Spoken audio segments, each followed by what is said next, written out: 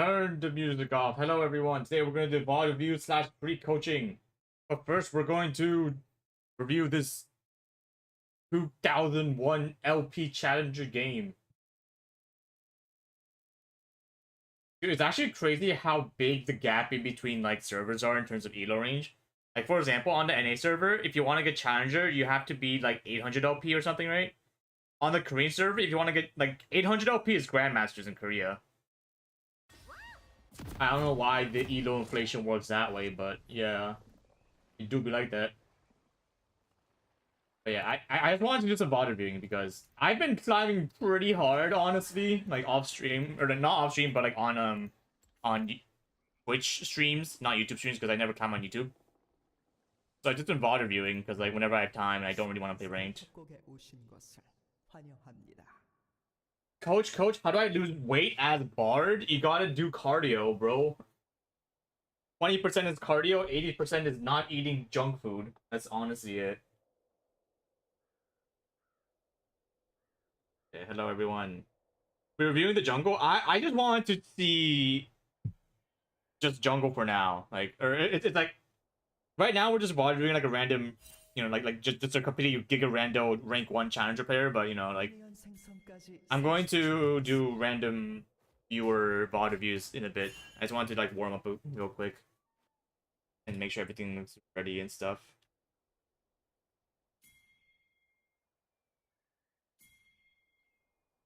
Wake up, DK Charvel, you rank 1 feeder. Okay. 미니언들이 생성되었습니다.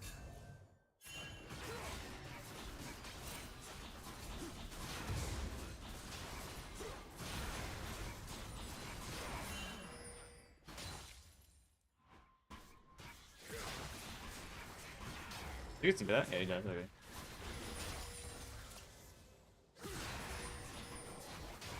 I've been trying to run jungle, so this would be helpful, I think. Okay, so right at the bat, right? So like here, because we're VOD being challenger player, like I'll pretty much just say exactly like everything I'm saying, right? Before we get into the actual VOD reviews. So right now we're VOD reviewing this guy. This guy's rank 1 right now, 2001 LP.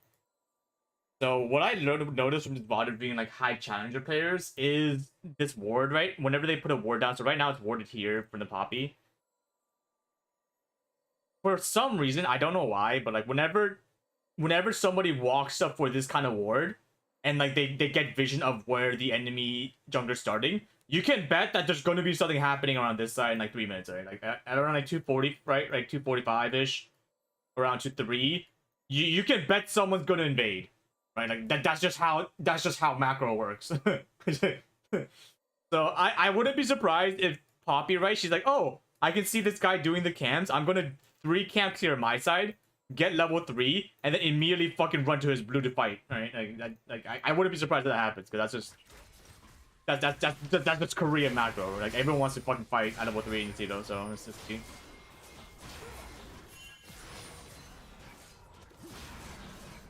Oh wait, okay, wait, hold on, wait. Oh, Poppy actually went the other way. Oh, whoa, what the fuck? Wait, Poppy actually didn't do that.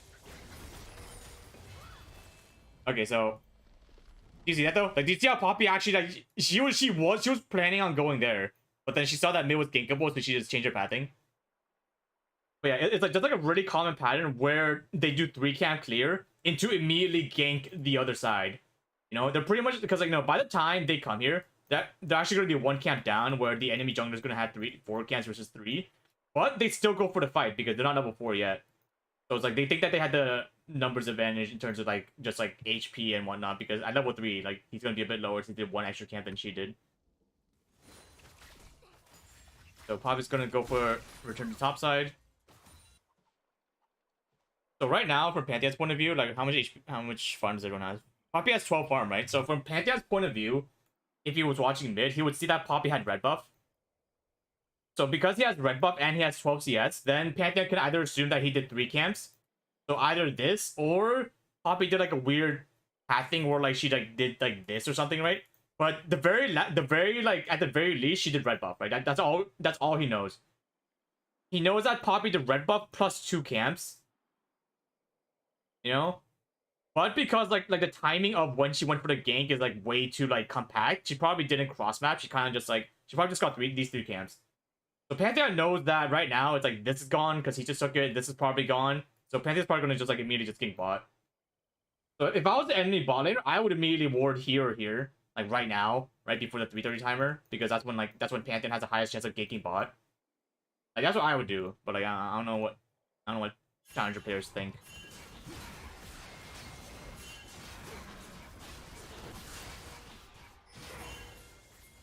Okay, he decides to go mid actually here. Is it death flash? Yeah, flash W. It's a good chase. Homer Q. Now the real question is Pantheon gonna go for? Oh wait, oh what the fuck? This guy here. Wait, this Bobby's kind of. Oh my god, Bobby's kind of trolling, no?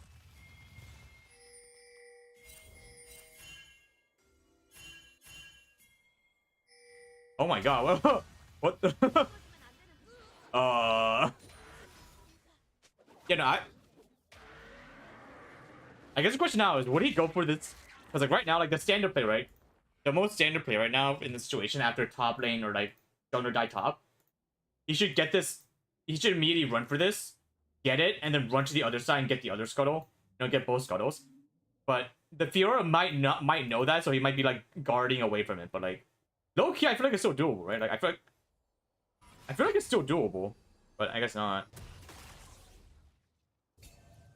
That Poppy was up to something. Well, it was a weird situation where like he either had to just like the moment that he even decided to go for that fight, right?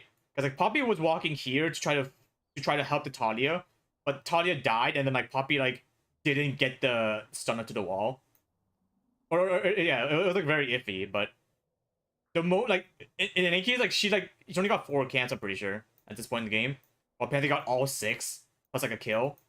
So like yeah, it was more like a Poppy shouldn't even have been here, but like she had to kind of go for a really dumb thing because you know Panther could just chase her down. So she's like, you know, if I'm gonna die, I might as well try to get something out of it, right? So I saw the vision, honestly. Like I can see why she went for that.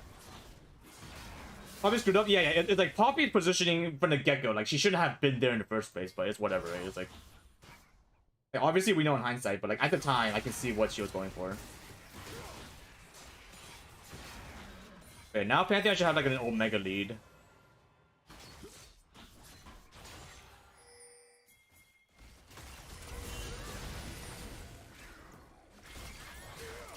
Oh, that's great.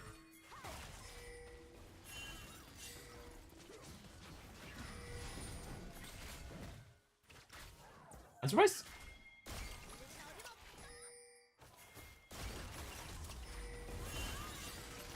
Okay, honestly, I feel like Pantheon actually messed up here. Yeah, no, Pantheon 100% messed up, right? Because like right now, Poppy has a little like counter dash thingy, so Pantheon can't W right now. But he actually like he was so focused on the Talia that he didn't actually even like he didn't try to stun the Poppy because like he was like, oh, like I can't stun Poppy right now, so I have to wait a bit. But I don't know. I feel like I would have waited for the stun to like you know like her anti stun to go through, and then the moment it goes down, then you just jump on it, right? But he didn't do that. Interestingly. And like by the time he realized that Talia was too far to get, like she was out of W range. And just definitely a kill. Pantheon just like immediately switch targets instead of like trying to go for the Talia that has movement speed from her passive with the walls. How does one apply the coaching? Well, it's like, you know, pretty much like if you want coaching, just type your IGN in chat. If you're on the Korean, NA, EU West, or Japan servers, because those are the 4 regions I have accounts for, so I can like download the replay for you. Then just type your IGN in chat, and I'll just like, yeah, I'll just go there. Then you have to respect the Talia. You can just wait, right? It's like here, here, okay. It's like, you know, it's like, yeah, but like, it's like, you know, he can walk here, right? Like, I would have either walked here, but like, he was like so focused on going for this angle that by the time he realized this angle was like not a possibility, this thing, like, this part was completely cut off, right? It's like, if he was like kind of indecisive, it actually would have been better because he would have been in the middle of this. But he kind of like, he overcommitted a little bit towards this side, which is why he lost that extra amount of distance that he could have went for the Poppy afterwards. So yeah, it wasn't really a skill issue. It was more like just like a positioning issue where, yeah, see, like if he was like even like a little bit closer to this side, Or if he warded faster, right? If he warded faster, he would have seen that Talia was farther away, which is why he would have like turned around faster. But like he didn't ward in time. You know, he warded way too slow to like get that information. So he could have warded from here, right? If he warded from here, saw that Talia was like a little bit far away and like he was out, then he could have turned around a little bit faster, and that would have been within range of hitting a W, because W range is like roughly like this big, right? So it was more like, yeah, it was more just a case of like he couldn't make the proper decision at that small amount of time. I see, like, do you see how close he is to that landing his W? Like, this is the part, this is the range right here, like, pretty much, right? For W click. If he was, like, even, like, 2 steps closer, he would have stunned him because he has no flash. He has no, like, you know, like, he has no whatever WE. He has nothing, so this would have been a kill, but... I know he did so much micro in higher ranks. Dude, it's, like... especially for, like, mid and top lane in the 1v1, you can see exactly how much, like, very small movements there are. Like, here, like, watch here, right? Because we actually saw this earlier, where like while we were looking at Pantheon, I was also watching mid. Look at like the side steps Victor does right here, right? Because if I remember correctly, Victor's like literally here, like he gets pushed, but then he like walks perfectly in between the Talia like fucking boulder attacks, you know? Like right here. Here, watch, ready? Look how many like very small micro movements he makes, right? Like trying to dodge all these things. Like Talia also mentions well, but like it's a good thing that he dodged the knockup, because he probably would have gone giga chunk there. So it's more like at the highest level, you're going to, everyone knows how to like space like very small things like that. But yeah, pretty much yeah, it's like, so for VOD reviews, right? If you want VOD review, like I'm trying to only VOD review or coach people that actually want to climb in ranked, right? Like I don't really want to coach people that like that don't really play ranked that much, that just want to just have their thing analyzed, right? I wanna actually help people climb. I don't really care about like, yeah. Yeah. NUE 17? Should we just switch? I feel like I kind of saw everything I need. Alright, yeah, let's switch, whatever. To the NA server. I want to climb rank? Okay. Let's do Onion for life first, because they typed it.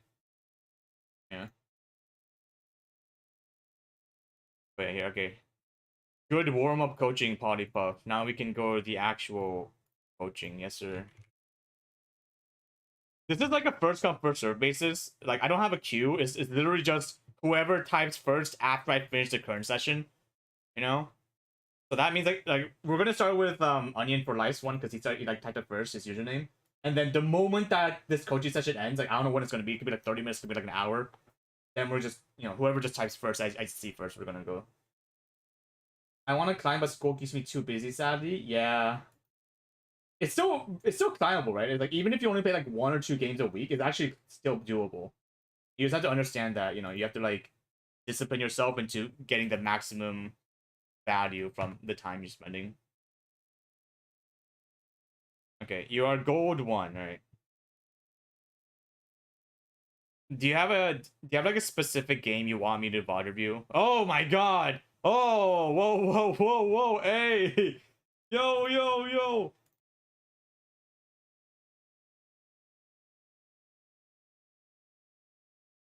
Probably the most recent Bard game, yes sir! Okay, alright, I'm down. What's your room page, actually? Spell book? Oh, bro. Oh, these are my runes? Oh, okay, number 1, don't go triple tonic. Never go this. This is really bad. Relentless Hunter's kind of bad too, honestly. Like from the get-go, I would recommend you not to go these 2 runes, just because like you don't really need them. Yeah, you really don't need them, honestly speaking. Like number 1, like Relentless Hunter, like you already have an insane amount of move speed, so it's actually much better to go something like Treasure Hunter, right? Because if you get Treasure Hunter, then you can, you know, like you can get your Iron Spikes way faster. And also, like, instead of like Triple Tonic, you don't need that extra level to get anything, right? Because like the only reason you want to go Triple Tonic is get that 1 extra level upgrade at like level 9 or something, right? But like you want biscuits, right? If you're going Spellbook, you have to get everything imaginable to speed up your mid game power spike, which is why you want to go like Ultimate Hunter and like biscuits, because then you can like survive even a bit longer. I forgot biscuits. Yeah. Like, yeah, I can understand. Like biscuits, like they got changed recently so that they, instead of giving mana, gives HP now. But yeah, understandable. All right, here we go. Wait, you're against Ploofy. What? Wait, I know that person, huh? What the heck? What? Wait.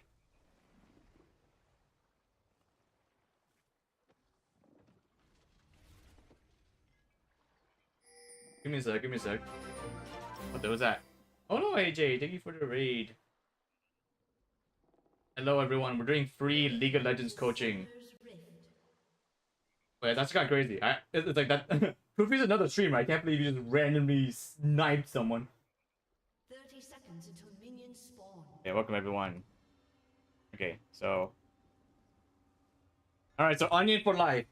Whenever I VOD review somebody, I always ask the question, do you want to climb or do you want to get better? Because those two are not the same. Like, for example, if you want to climb, I would tell you exactly what you have to do, but it's going to be like the same thing that works in every game. If you want to get better, you might not climb immediately, but if you learn the fundamentals early on, you're going to have a higher peak.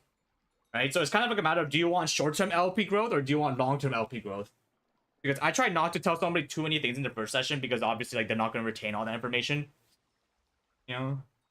I want to get better. All right, okay. So I'll tell you everything then. If I like pretty much if you said you want to climb LP, I'll just tell you like one or two things that I want you to focus on. But because you want to get better, I'll say literally everything on my mind. And then you can decide what you want to take from it, okay? But pretty much whenever you give somebody else in chat now.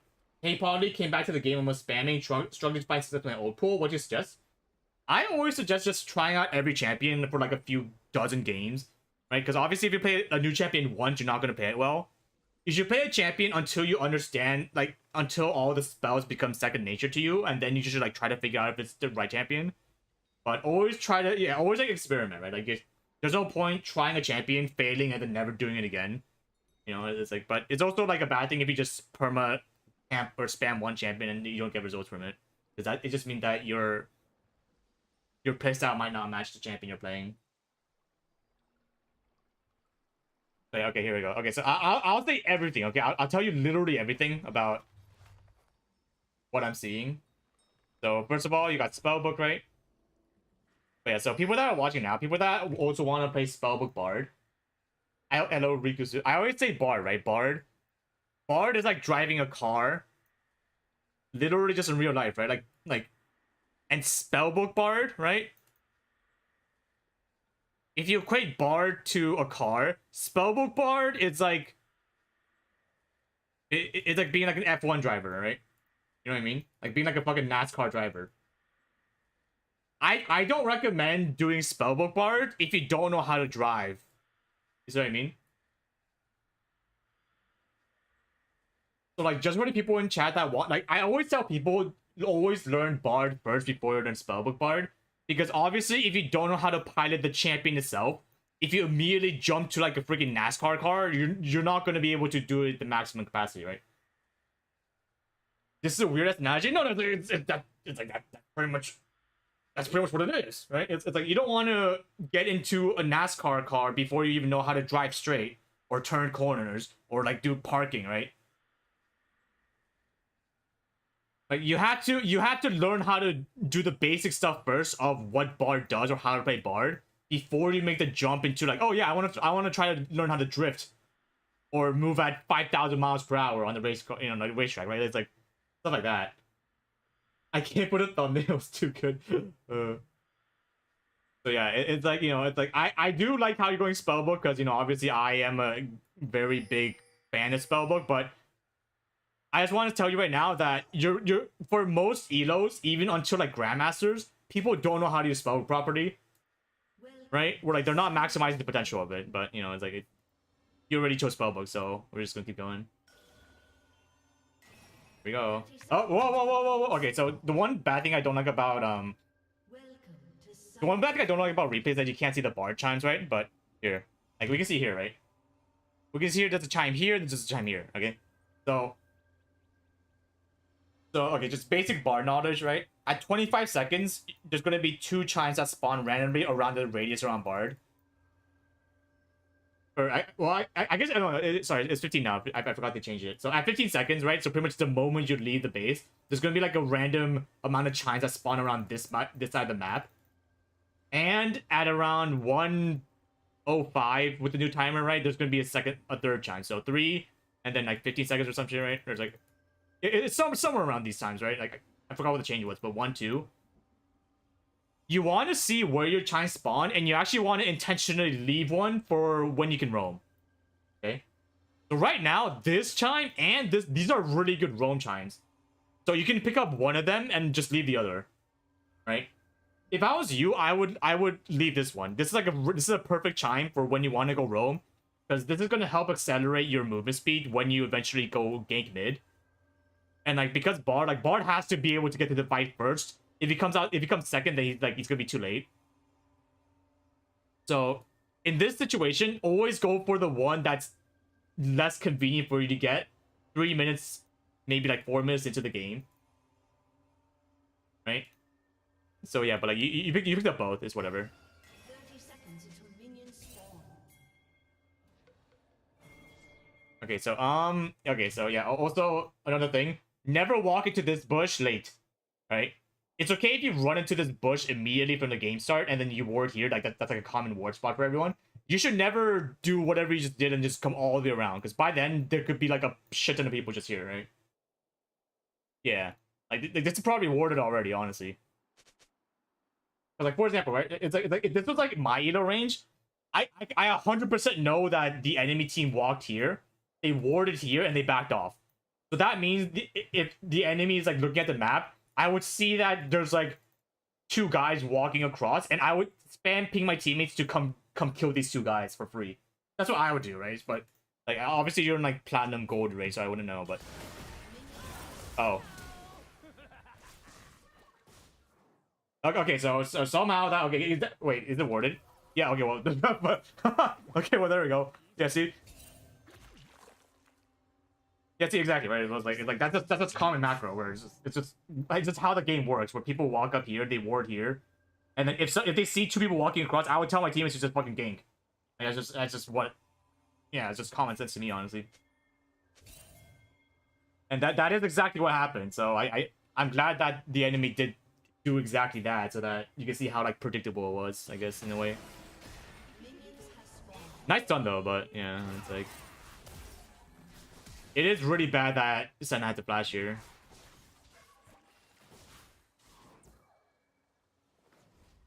Wait, what did Poofy start actually?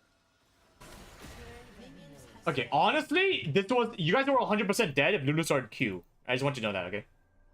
Whenever you VOD review, like look at your own gameplay, you want to see what you did wrong. If you got away with it, you have to understand that in some situations you wouldn't have gone away with it. So in this case, this was more of like an enemy support fucked up by not going Q and not holding their level up. Because if you get like if after Senna flashed, Lulu followed up with like a slow Q, Senna was 100% dead, right? Like 100%. So don't take the fact that you survived as like, oh my god, we got lucky. It was more the fact that the enemy support didn't have the hindsight to level up the proper ability to slow you guys to kill you, okay? So this was a death. Like, assume this is a death. You always want to assume the worst of situations that you get negative value out of. And this was a situation where like you guys were so dead if you just started Q, because that slow would have been enough for, you know, at the very least it would have gotten her berry as well, which then this lane's just over, right? Against like double ranged. So just keep that in mind. Also, wait, where's your 3rd chime actually? I really don't like how I can't like see that. Yeah, I don't know, I can't see it. Whatever. Hello, Deoxy crap bots. Hello. Okay, so she actually didn't go home. You guys are actually kind of ahead, honestly.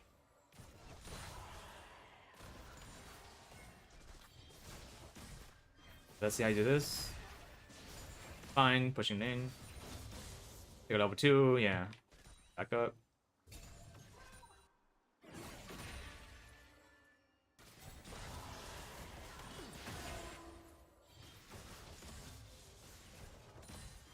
Auto, nice. Auto this. Oh yeah, no, okay, that's pretty good. Yeah, it's like it looks like you know how to like help your ADC farm, which is pretty good.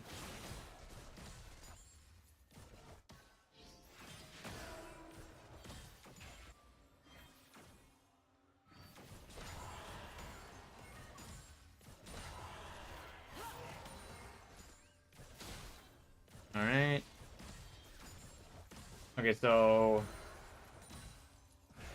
and then go back quick. So okay, so pretty much spellbook bar, right? This is even more for spellbook bar because you have no root page for 6 minutes. You want to time your trades with your meep auto, like passive auto attack. So like here, just watch this icon, right? Like watch this icon because that means that you have your empowered auto attack up. Whenever this is up, right? Whenever you see this icon like physically light up, that's when you want to go for the trade with auto attack into Q.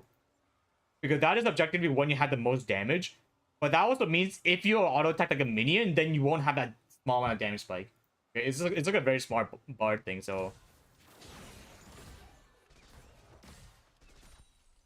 Yeah, right here, right? I would love it if you just like walked up and just literally just walk face first into them and auto attack as long as you don't like as long as you don't take 2 autos back from like both the enemies. If it's like a 1v1 isolated situation where like you're here and Lulu's here, if it's like a 1v1, then your empowered auto attack plus Q should always out trade. Just because you have pretty much 2 damage abilities at that point. But yeah, like this one, like for example, like now that you auto the minion with your empowered auto attack, you pretty much lost your small power spike for the next like few seconds until this comes up again. So like bar is like the definition of like a hit and run champion where you always want to go in, hit them when you're strongest, and then run away when you have nothing up. Like that's how you should play every champion, but it's a bit more of like a important case for Bard because he only has 1 damage ability with his Q, right? Until late game when he gets auto attacks. So yeah, auto attack, and then right here, you got it back. This is when you want to go trade, right? Now that you have your empowered auto attack back, you want to go in, but so go in. And just walk up. Don't be scared. Especially because you have minions with you. And right here, right? Like Lulu also sends out a preemptive Q. You want to bait out a bunch of abilities from any support champion you're playing against. So for Lulu, right? Like Lulu, the only damage she has is Q, and she has to be like within like very close range to hit your E. You know? But pretty much as Bard, like I like the spacing a lot. I like this like effective range where if this is like Lulu's range, then I want you to stand exactly outside the range so that you barely don't get hit. But you want to pressure the Lulu enough so that she thinks that you're hittable and then she just sends out a random skill shot for no reason. Okay. So I do like the like very close positioning. But it's like yeah, it's like I don't like you gotta stop autoing minions when you have your empowered passive up. You know, like for the first 9 minions right before you get level 2, when you're still level 1. Then like obviously you should just spam push the wave so you can get level 2 prio. But right now there's not really a rush to like push the wave right now. Like might as well just go for the trade. Especially because Lulu's 1 Q down. And she only has E to damage you, but you can out damage it with like your auto attack plus Q like combined damage. No, and you always want to make sure that like you get the maximum value of damage over time because these small things, right? Like that one small auto attack you didn't put on the Lulu or like 1 Q you didn't, that's gonna slowly stack over the course of the lane. And you like there's gonna be a lot of times, especially when you get higher loads, where you're like, dang, I really wish I landed that one ability sooner, because that would have killed, right? So, yeah. As it speeds up a bit. Oh, bad positioning. Oh, this is really bad positioning. Okay, so. Alright, so okay. Before I continue, Onion for life. What type of learner do you think you are? Like, let me just ask you quick, because what I say next is gonna depend on how you think. Like, for example, do you remember this game? Like, when did you play this game? You played this game like 2 days ago. Do you like, for example, if I just showed you this replay, can you remember what you were thinking or like how you were playing? If I asked you right now what you were thinking? Because there are people that that literally can't remember what I said 4 seconds ago. But there are people that like they can remember at least partially what they did like a week ago. So depending on what type of person you are, I'll have to like change the things I say. So yeah, so Onion for like depends on the moment I can remember. Okay, so what's like just say one thing I just said, like just as like a practice so I can like roughly see. So like in the last like 10 minutes of the VOD review, tell me like summarize the things I told you to do. Like just anything, right? Eves, okay, keep going, keep going. Timing, okay, keep going, keep going. Auto attack, okay. Oh no, that's pretty good. Okay, yeah. A plus Q, good. Okay, honestly, that's already way better than like some other people. Because dude, dude, just people that unironically, I tell them to do something, and I tell them like literally 2 seconds later after I say the sentence, I go like, all right, repeat back what I just said, and they literally can't say what I just said. So the fact that you even remember anything I just said is already really good. Okay, so the reason why I asked is because I can teach you how to teach yourself now, right? Where if you don't have anybody helping you out, like body viewing, you can kind of teach yourself how to do this. Pretty much whenever you take any amount of damage for free, you want to always go like wow. It's like, why did I take damage, right? Always ask yourself why something happened. So in this situation, right? In this spot right here. So watch the small trade, okay? Look how much damage you take for free. Where you take 1 auto, you take Lulu Q, you take 2 autos, 3 autos, okay? So you just took 3 auto attacks plus an ability. Or pretty much free. Okay? You took this amount of damage and they took no damage because like you missed or like they shielded, right? So whenever you take any free amount of damage, especially in the early game, you want to just scream at yourself like, what am I doing, right? And the entire point is you want to understand the mechanism for why you took damage, or you want to like understand why you were in that situation to begin with. Okay, so we're gonna keep replaying this over and over again until like we figure it out. So like here, like in your words, why do you think you took damage? Like what was your, like you have to work backwards. You want to think what you could have been thinking when this happened, because obviously like during the game it's going to be like a bit harder to like do these things in real time. But now that we have like the entire situation, like ask yourself, right, like what were you thinking, right? What were you thinking to have walked up there and taken that much damage? So yeah, I'll just play the clip again.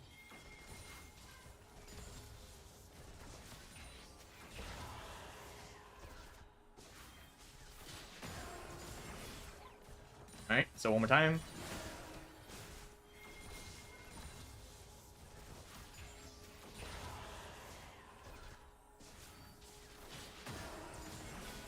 All right, so before I tell you what I think, in your words, why do you think you just like ran into that much damage?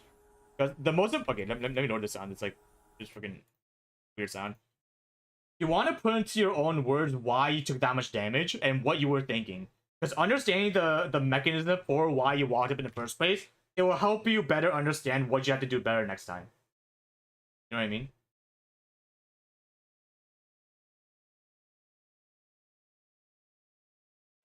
Take your time. I just stare at you really awkwardly until I see a message. I likely turn off my brain. No, you can't do that. I can't even justify it right. No, it's like that's the thing. It's like even if it's a bad justification, like try to understand what you were thinking, because I can see what you were thinking, but you have to understand what you were thinking yourself. Okay? Because here, I'll just give you the answer as an example, so you can like kind of like give yourself like the proper justification next time. But here, this is what I saw. Okay, where right here. Like, in my eyes, right? You were obviously focused on the Twitch. You wanted to focus on Twitch because he was closer, obviously, right? But then, the moment he walks back out of range, and you walk forward, you're like, oh, now I can't hit the Twitch anymore because he's out of range.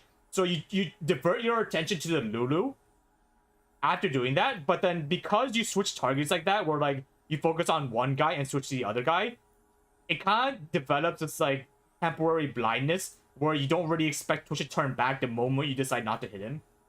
If that makes sense, so watch it, okay? You're gonna, like, you can very clearly see you're trying to hit the Twitch, but the moment that you see that he's kind of, like, a little bit too far away, then you're like, oh, now Lulu's closer. You can physically see your mouse clicks, okay?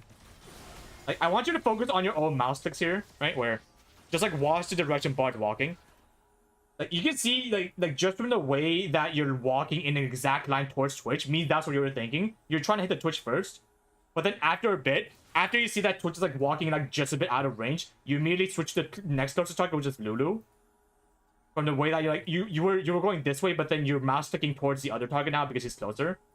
But because you developed that temporary blindness of, like, oh shit, Twitch is a bit too far, you didn't realize that by the time you, like, fully converted onto the Lulu pick, Twitch was already turning back to you. Right? See, and like by the time you realize that Twitch is actually still in range, then you're like, oh shit, Twitch didn't actually go all the way as I expected. Twitch is actually just like went like here and like went here. But because you're like you didn't process that fast enough, now this is the mechanism for why you do that much damage. Okay. And like that's why you took this amount of damage for free. But like the reason why you had to vocalize or think about these small interactions of where you're clicking and why you took damage is because you want to fix that, right? You want to always be like, why did I take a bunch of free damage for free? And then next time, you want to figure out what the solution is. So what do you think will fix this behavior, in your words? Because, you know, it's like, it's really good if you can find the answer yourself before I can tell you, because that means you have the capability of improving alone. Because obviously, if I tell you the answer, then you're gonna like probably assume that answer is gonna be the answer for every situation, which is not the case. Like, you want to work backwards at all points. We're like, okay, if I was in this situation again, how do I not make the same mistake? You know, you don't want to like, you know, you don't want to say that I should never be in this situation in the first place. Like, just think to yourself, what could I do better so that I don't have that situation again where I just lose like half my HP? You know? So yeah. What do you think? Give me your thoughts. I think either I try to do a risky movement of moving downwards to force switch away from hitting the wave, or play safer by moving slightly up, but focus on crashing wave for a timer. Okay, number one, so try not to think about like anything macro related, or like don't think about the big picture, think about just right now, okay? So like instead of like, this is a micro problem, honestly. Like this is less of an overall issue, this is more of just like a small isolated micro issue. So yeah, it's like although it's good, like that's also an answer. Like I think that's also an answer, but get more specific. Like narrow down the focus from there to a bit more like very, very personal, very specific from there. So yeah, expand on that fact. Like continue your yeah. So the sentence you just typed, like expand on that for a little bit, and what else do you think you can do within that that confine of a statement? Hello, Raccoona Matata. What is that name? Oh my god. Hope Paul and Chad's having a good day. Yeah, I'm doing good. In the moment I went forwards, I should move downwards or stop moving forward. Exactly. Okay, that's a good answer. I like the answer a lot. So here, so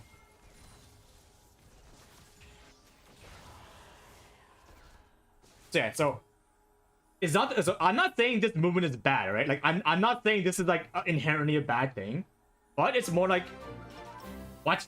Emily, what? Thank you for the raid, but I swear you only stream for like an hour. Oh. Thank you for the raid. Welcome everyone. We're doing free VOD reviews / coaching because I didn't really want to play ranked. Time to eat chili. Oh my god, what the hieroglyphics? Yeah, welcome everyone. We're doing free VOD reviews because I was kind of popping off in League. And I was like, you know what? I'm doing too well. I should take a break. So here, before continuing, this is my current match history. I've been kind of on the fucking burner of win rate. You know it's not my fault when I lose games when I have this shiny purple mark on my OPGG. Yeah, it's not my fault. It's literally my team, I swear to god. Yeah, we've been slowly climbing back to the elo we belong, and I swear. Okay, back to the thing. Back to the VOD review. So pretty much yeah, it's like when you said in the moment I should went towards, so it's like this movement isn't the worst. It's more like you have to make the decision immediately, assuming that Twitch will do damage to you. Yeah, moving down is also a good answer, because like you also have to understand that like, you know, you shouldn't move down just because like it's, you know, like it's what you think, but you want to go away from the Lulu potential damage, because like you're kind of like already under the assumption that you're going to be finding the Twitch. So it is good that you thought moving down is good, because then you get out of the effective range of the Lulu range. Or just stopping, right? Because that also just prevents the Lulu from being that close to you when she turns. So yeah. The only situation you take that much damage for free is if you walk literally into the range of both these guys. Like that's a mechanism you have to understand. Where this is like the effective range of Lulu and Twitch. Where you pretty much made a perfect intersection into the range at the same time, which is why it took half your HP damage for pretty much nothing. So yeah, especially the higher elo you go, you're going to really wish you didn't take like even one extra auto attack of damage in the early game, which is why it's so crucial that you bait out abilities, you dodge abilities, and like you make micro decisions that like everything you do should lead to some like a better trade or like a way that you can waste the enemy spells. Okay. Yeah. Yeah, we'll just continue.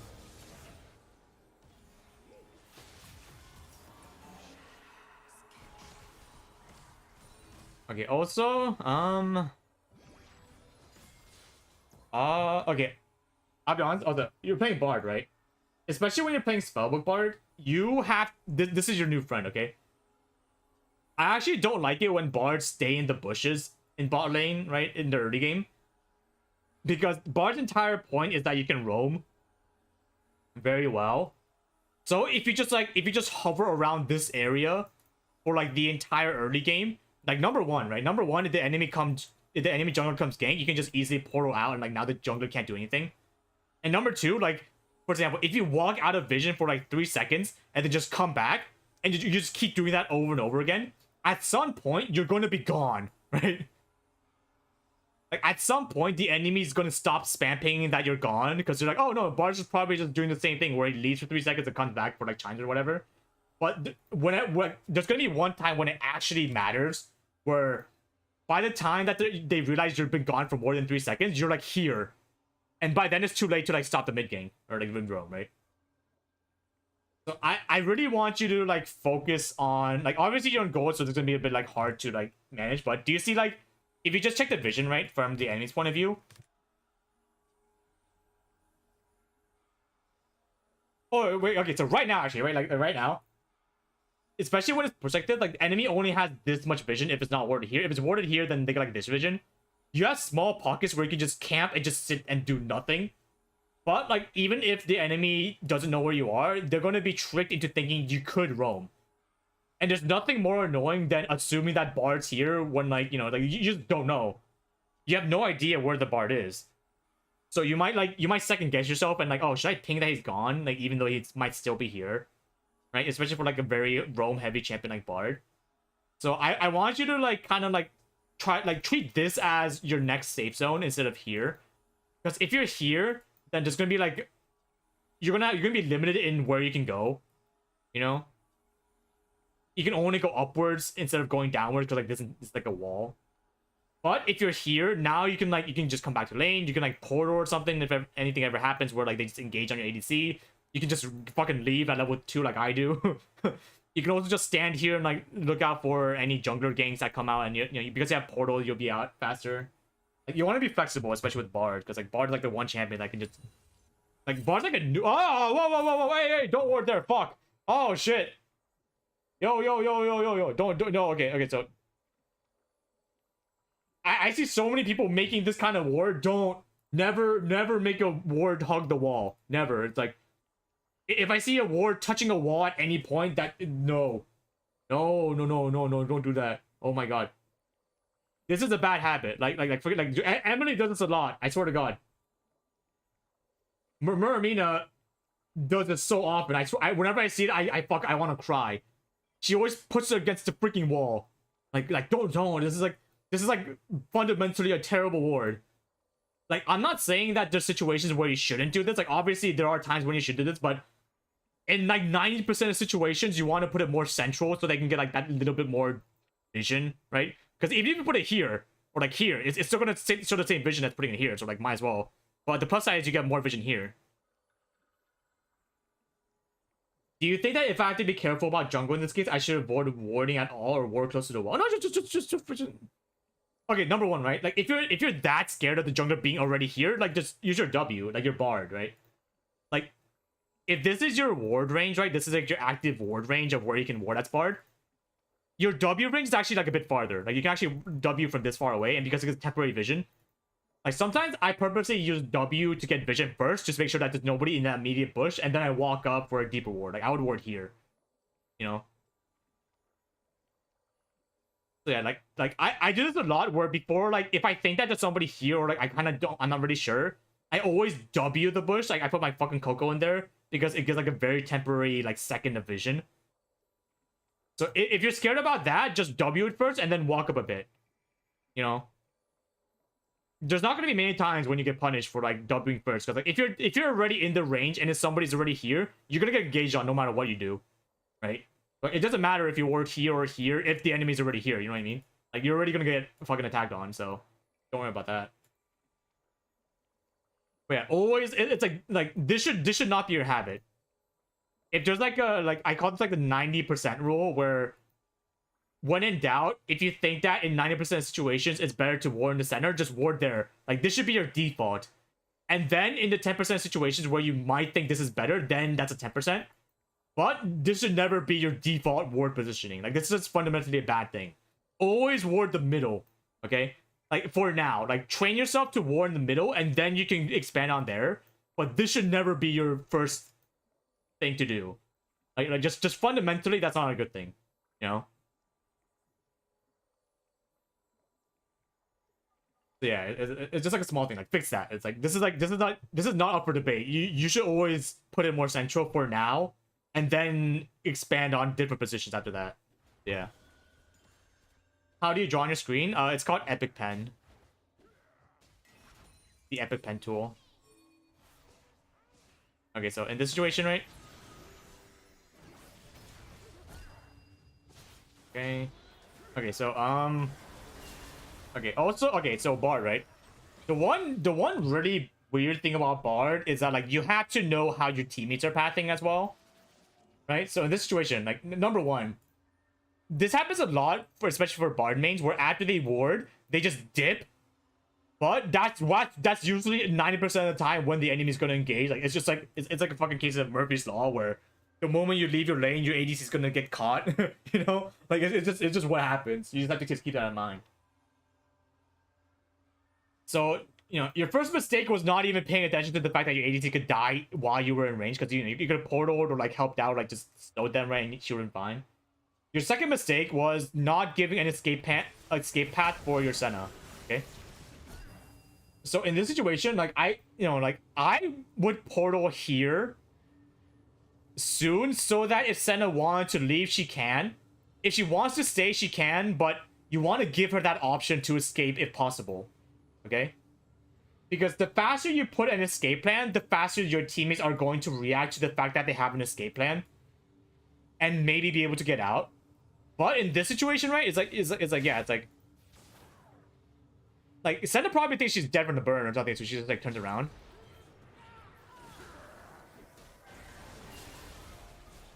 Yeah, see, like okay, you saw exactly what I just said in action, right? Where here, watch this, okay? Watch the Olaf. Where, especially as Bard, you want to be cognizant of where your teammates are clicking. That's the biggest thing, okay? Like, you have to have an idea of where your teammates are clicking so that you can figure out what your next move is. Like, that's what I do, but this concept is really hard, especially if you don't know how to play your own champion. Okay, so here, watch, okay? Here, watch, okay, just watch, okay? Like, ignore everything else happening, and for now, watch how your Olaf clicks. Watch the time frame of when he realizes you even portaled in the first place to escape. So watch, okay, just watch closely. You portal here. And like, do you see like he almost actually walked past the portal because he couldn't recognize the fact that there was a portal until that much time passed? You know? Because you also have to take into account your teammates' reaction time. Pretty much the higher elo you get, the faster this reaction time will be. But in your elo where it's like gold, platinum, you have to give them time to react to what you're doing, right? Like, you can't spam ping that the enemy is somewhere and expect them to understand literally within 2 seconds of what you just said. Like, you have to give them maybe 3 seconds maximum, right, to understand the information that came in. Because they could be in the middle of a fight, they could be focused on something else. But you have to give them that benefit of time to get that information through. Okay, so here. The reason why I say that, right, is like, if you portaled sooner, then Olaf would have seen it faster, and he would have taken the portal sooner if he wanted to. Okay? But because you portaled at pretty much the last second before you had to run, right? Like right now, Olaf doesn't even know there's a portal, right? Olaf doesn't even he doesn't even understand the existence of this thing because he didn't play Bard, obviously. But because you put it so late, now Olaf has to spend like a few moments like even registering the fact that this is like a possible escape, you know. And like you can see 100% his thought process because he just walks past it, right? Where he just walks past it, and like only when he gets to like a little bit past it, that you're like, oh shit, wait, I can take the portal. Because you had to give him that benefit of time to understand that this is even here in the first place. It's why I like to put like if I think my teammates need an escape plan, I put it sooner than later, because that gives your teammates an extra option to escape if they want to. But if you put it literally right before they're about to die, obviously they're not going to expect to get out, right? Because like, you know, they're not going to see that this is a possible angle until they're fucking dead, you know. So it's like another thing where, yeah, it's like there's no world he actually would have died here if he didn't like register this in time. But yeah, you always want to plan ahead. Like Bard's like a really hard champion because to maximize the skills he has, you have to like understand the game 2 seconds before it happens, which is why it's like I really don't recommend Bard, especially with Spellbook, until like later elos when you can understand the macro. But this is kind of whoa, yo, what the fuck? Don't do that. Yo, never. Okay, this is a useless portal. Okay, your E is probably the most valuable spell you have, honestly, right? In terms of mobility. Dude, this doesn't. What does this do? Like you get in range for one minion that you probably could just walk that's still been in range for, right? Like yeah, don't waste your E like this. Dude, I see so many people that play Bard that they do useless ass fucking shit portals. We're like, oh yeah, it's like, even instead of walking here, they just portal here when, you know, they save like 0.3 seconds of time. I'm like, dude, like, what are you doing? Like, now you don't have a potential escape for 15 seconds, right? It's like, what are you doing? Yeah, no, this is a useless portal. Don't just spam your portal for no reason, right? Because what, like, you're gonna portal? Like, what if you just recall immediately? Now you don't have a portal to leave your base with, right? And then now it's like, yeah, it's just a waste of everything. Don't do that.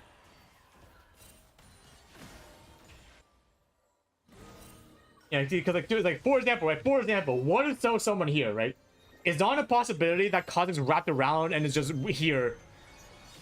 Because if, dude, okay, right? Because here, just the situation, right? If this was my elo and I was the enemy jungler, you guys are dead, 100%. Because watch, okay? Okay, because here, right? In this situation, right? You just killed the ADC, and the enemy jungler's low. If I was the Kha'Zix, I would have sprinted to your jungle. 100%, I would have ran to your jungle and tried to counter jungle. And because you're so low, and because like you're playing fucking ball with Spellbook, I have nothing to fear. Alright? So like, you know, it's like I'm more surprised that Kha'Zix didn't just fucking sprint to the jungle either, is what I'm surprised about, actually. Like, where is he? Like, why is he recalling? Just going to the jungle, right? Because this is free. This is free. This is potentially free if it comes up by the time I'm done. Like, I'll probably just get this or maybe just this and leave. But like, you know.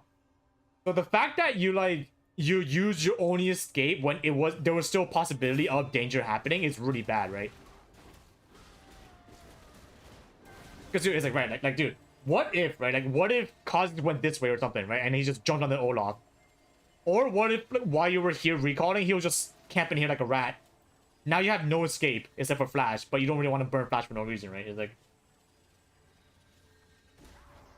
like the reason why I say fundamentally you shouldn't waste portal like this is because if you just like drill into your head that this is a fundamental thing, you're gonna be caught in less situations where it actually matters. Okay? So the reason why like fundamentals in general are taught, right? You have to learn the basics before you can break them, is because these are going to apply in pretty much most situations. And then in the situations that like deviate from this fact, then you can do more special things. But the reason why I teach you fundamentally don't waste portal is because in 95% of situations you shouldn't waste portal. You know? Like that's just how it goes, right? Like you wanna learn the basics before you focus on other things, because you don't want to, you know, like you don't want to put yourself in a situation that you can only get punished in. If that makes sense. Yeah, alright, okay. Okay, this is good. Like I do like this a lot, where before you recall, always put down all your Coco or Chimes, whatever, or like your health packs as much as you can. Like this is a good habit. Good habit. +1 for you. Alright? Like if this portal's like a -1, you earn it back by putting a fucking bunch of Coco +1. Whenever you're recalling, you always want to use all of your abilities or resources so that, you know, by the time you come back, you're gonna have full HP anyways, right? So this is good. Like, because like now, like if you decide to like leave your house for like a year, then your ADC will at least have like 2 health packs, right, behind them. So yeah, always like if you have 1 health pack before you recall, just fucking put it down and recall. Like there's no reason not to, you know. So yeah, this is good. +1. Okay, let's see. What item do you go here? Okay, also, okay, so I changed this recently. Also, like, here, let me just show you my room page, okay? Because this is like a recent change I made, so it's probably not going to align with what you think my room page is, but this is my current room page for Spellbook Bard, where I go boots now instead of Hex Flash, because going boots gives you pretty much plus 300 gold for free at a point in the game. You know? I feel like going this Hex Flash is only good if you know for a fact you're gonna go Moby boots, right? So you need that early boots to like stack your Mobies. But because Mobies got nerfed like this patch or something, or like last patch, it's not worth going Mobies now on Bard. It's actually better to just go boots and then go like, you know, like going like CDR boots, like, you know, like play steel caps, Mercury treads. Like you want to go this usually, especially if you have feats. But yeah, usually you want to go boots and then you want to go your support item, and don't go any pods. Don't go pods, right? Because here, let me show you why. Okay, let me just talk about itemization real quick. So right now, right, like the standard start is going your support item plus 2 pods, okay? But the more you think about it, the amount of times you actually use your 2 pods for like actual value is not that much. So in return, if you actually don't buy the 2 pods, you have plus 100 gold of value that you can hit your power spike in. And if you go magical footwear, then you're gonna get plus 300 gold. You know, this is why I go tax evasion bar now, the one that Lathi recommended, where you don't go pots, you don't go boots, because now by the time you get your first item, you'll be able to buy your first item 400 gold faster, which is fucking insane, no? Like, you pretty much mitigate the fact that you're gonna reach your first item slowly of Deadman simply by the fact that you just didn't buy anything for the first like 20 minutes of the game. So yeah, it's like it's gonna take some time to get used to, because obviously if you like get chunked down the lane and you don't have pots, it's gonna be hard to like not die. But that's where you have to learn how to space better, right? Like the more perilous situation you practice in, the better you're gonna be when you know the risk is high, I guess. The boss never buys potions, dude. I'll be honest, I feel like refillable pot, right? Like fucking the 150 green item, right? Like, I feel like this, like, 150 item, this is fucking useless. That's my opinion. Literally, it's like, I just think this is fucking useless. Whenever I see people, like, you know, like, people buy refillable potion the moment they go back, I'm just like, why? You know? You can sell, oh, no, never sell biscuits. Like, don't. Just wait 5 seconds. No, dude, you literally get, like, 5 gold in 2 seconds. Don't sell it. Like, what the fuck? Just wait, dude. Like, dude, I swear to God, I see Emily do this, like, all the time. Like, I don't know if she changed this, but, like, whenever I swear to God, whenever I watch her stream, I see her buy this stupid-ass item. I'm like, why? You just wasted, you just, like, fucking, you went minus 150 gold. For no reason. Like, just don't get hit. If you just dodge 1 skill shot, then that's pretty much the value of 1 refillable pot. You know, like, just dodge forehead. Like, don't do that. Don't, like, Emily, don't do this shit. But yeah, okay, that's what happens after. But yeah, okay, I'm gonna, yeah, okay, honestly, it's like, I think I can end the VOD review pretty soon, because, like, I think I already see things you have to work on, right? You just have to work on understanding where your team is positioned and where you're positioned. But the biggest thing that you have to understand is where the enemy's clicking, okay? This is really hard, okay? Like, even I can't do this, even professional players can't do this properly. But it's like, if you can do this to a certain level where, like, okay, where do I think the enemy support's clicking? Like, should I match her movement and then move backwards? Or should I, like, you know, like, fight? Or, like, the moment you can understand clicks better is when you're going to be able to, like, outplay your enemies way more often, right? Where it's like, okay, if I was the enemy, where would I click? If I was the enemy, where would I skill shot? If I was the enemy, would I walk up or walk back? If I see the enemy support walking towards me for a trade, you know, there's like a lot of things. Holly's pro tip of the day: just don't get hit. No, that's actually the entire point. Yeah. Okay. Oh yeah. Also here. Yeah, scanner. I hope you went scanner. No, you should go scanner. Yeah. Also, like, yeah, there's something. Like, I'll be honest, I don't like this pathing in general, right? Especially when nothing's happening. Bard, yeah, like I said, Bard should always be more central located because then he can roam faster.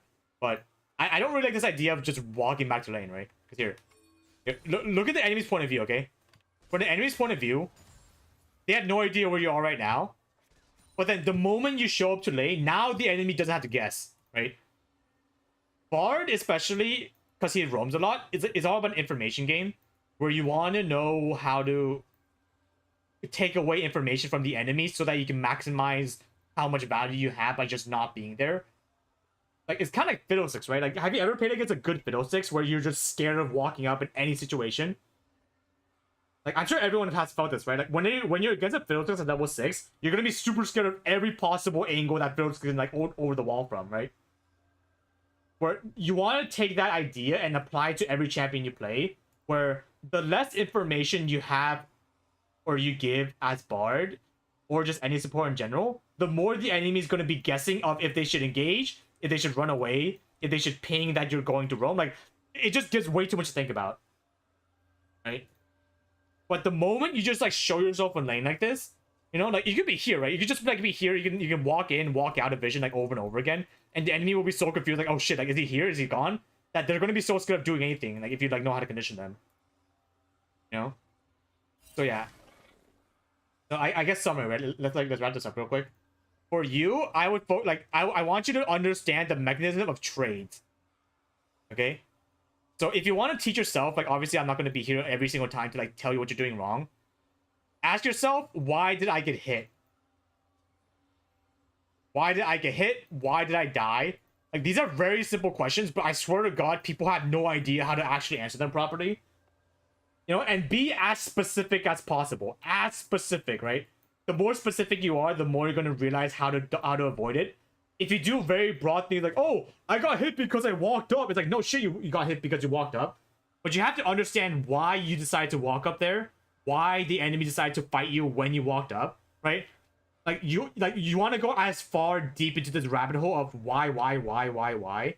And the more specific you get, the more you'll be able to understand to a full extent, right? The more you understand the mechanism for why you're taking these bad trades, the more you're going to learn, right? And this is hard, right? Like, you can't do this in the first game, right? It's why I asked at the start of the VOD review why, like, what I asked, do you want to climb or do you want to get better? Because this is going to take, like, a few dozen games at least to, like, fully understand the concept of. But I guarantee you, the moment you, like, it's going to click. One game, you're going to play out of your freaking mind with spacing. Like, you're going to space so well because you, like, understand exactly why the enemy's walking up and why they're walking away, that the moment you reach this moment, you're going to be like, holy shit. Like, the game's going to be so much more fun, I swear to God. Because now it's not a matter of how well you play, now it's a matter of how well you outplay your enemies. Which, like, the game just gets so much more fun when you realize this kind of stuff. Here the fist instinctually all as a minion from this moment on, I knew this name was exactly, right? It's so much fun trying to outplay the enemy than trying to outplay yourself. And a lot of people get stuck on trying to outplay themselves, which sounds weird, but, like, you know, if you understand, then you definitely understand what I'm talking about. So yeah, like, that's just you, right? Like, this is the main thing. Like, always ask yourself, you know, like, the best thing you can do is ask yourself this during the game when it's fresh in your mind, you know. But, like, this depends on how you learn it as a person, right? Like, personality wise, it depends. But if you can do it during the game, like, literally after a bad trade, you ask yourself immediately, what did I do wrong? And you figure out the answer immediately, then it's going to be really good, because, like, then you lower the time it takes for you to analyze your own mistake. But it's, like, it's okay to just, like, play the game first and then VOD review yourself and then, like, look at from, like, a bird's eye point of view, like, right now. It's like, oh shit, why did I walk up here, right? And then you just understand your own gameplay and your own play style and stuff. Can I ask what your thoughts are on buying control wards? So pink wards, right? Number one, you have to understand your reaction time of information. Because this is case by case. like for example, right? Like let's say you warded here, right? So earlier when the I had to ask you this specific thing because you know you might not remember this, but here. When this fight happened, right? When this fight happened, do you remember if you saw the Kha'Zix walking over this ward? You know? Or were you so focused on the fight that you didn't see him walk here? Because depending on your answer, it would change the answer I give you, because that just means personally you might be a bit different in terms of like learning. I don't think I noticed. Okay, so that means... Okay, so number one, you have to understand your current range, okay? Because like, it's not a good thing, it's not a bad thing. You just have to understand your limits. Where if this is your current amount of vision that you can give in a high pressure situation, that means no matter what you do, no matter how much you ward outside this range, you're not going to understand that information. Okay? Like that's just fact. It's not even it's not speculation. Wait, give me a second. I didn't change the fucking scene. You have to understand your limits to better understand yourself. So in this situation, if you didn't see Kha'Zix, even though he was literally walking over a ward, that means the amount of value you get from your pink ward is going to be way less than if someone had like an insane dynamic view. You know what I mean? So honestly, if you put a pink ward down and you're like, whenever you buy pink ward, you want to ask yourself why. Like same thing, right? Same thing with the trade thing earlier. Why? What's the point of you buying a pink ward that you can't accomplish with a regular ward? Right? Ask yourself that whenever you want to buy a pink ward. Because if your answer is like, oh, I want to get vision of an objective or deny vision, I think, I'll be honest, I think the only time you should actually even get a pink ward is to deny objective vision, right? Because even if that pink ward doesn't actually do anything, I would definitely trade 75 gold for an objective, right? That's just way better value. But, you know, like in most situations, like especially because you're support, you're going to be able to do everything properly with just your regular support item wards and a scanner, right? There's not going to be many situations you actually need pink ward that you can't do with these two things. I generally don't, because yeah, don't. You don't have to. It's like, if you don't think you need a pink ward, then just don't. Because obviously the more pink wards you buy, the more you're going to giga grief yourself in terms of item tempo. Yeah, just don't. Like, if you don't think you have to, just don't. A lot of people, they buy like 2 pink wards for literally no reason, and now they're minus 150 gold. And they don't even get much value. They put a pink ward down, and then they put their second pink ward down when the first one's still up. Like it's just a waste of fucking time, man. Don't do that.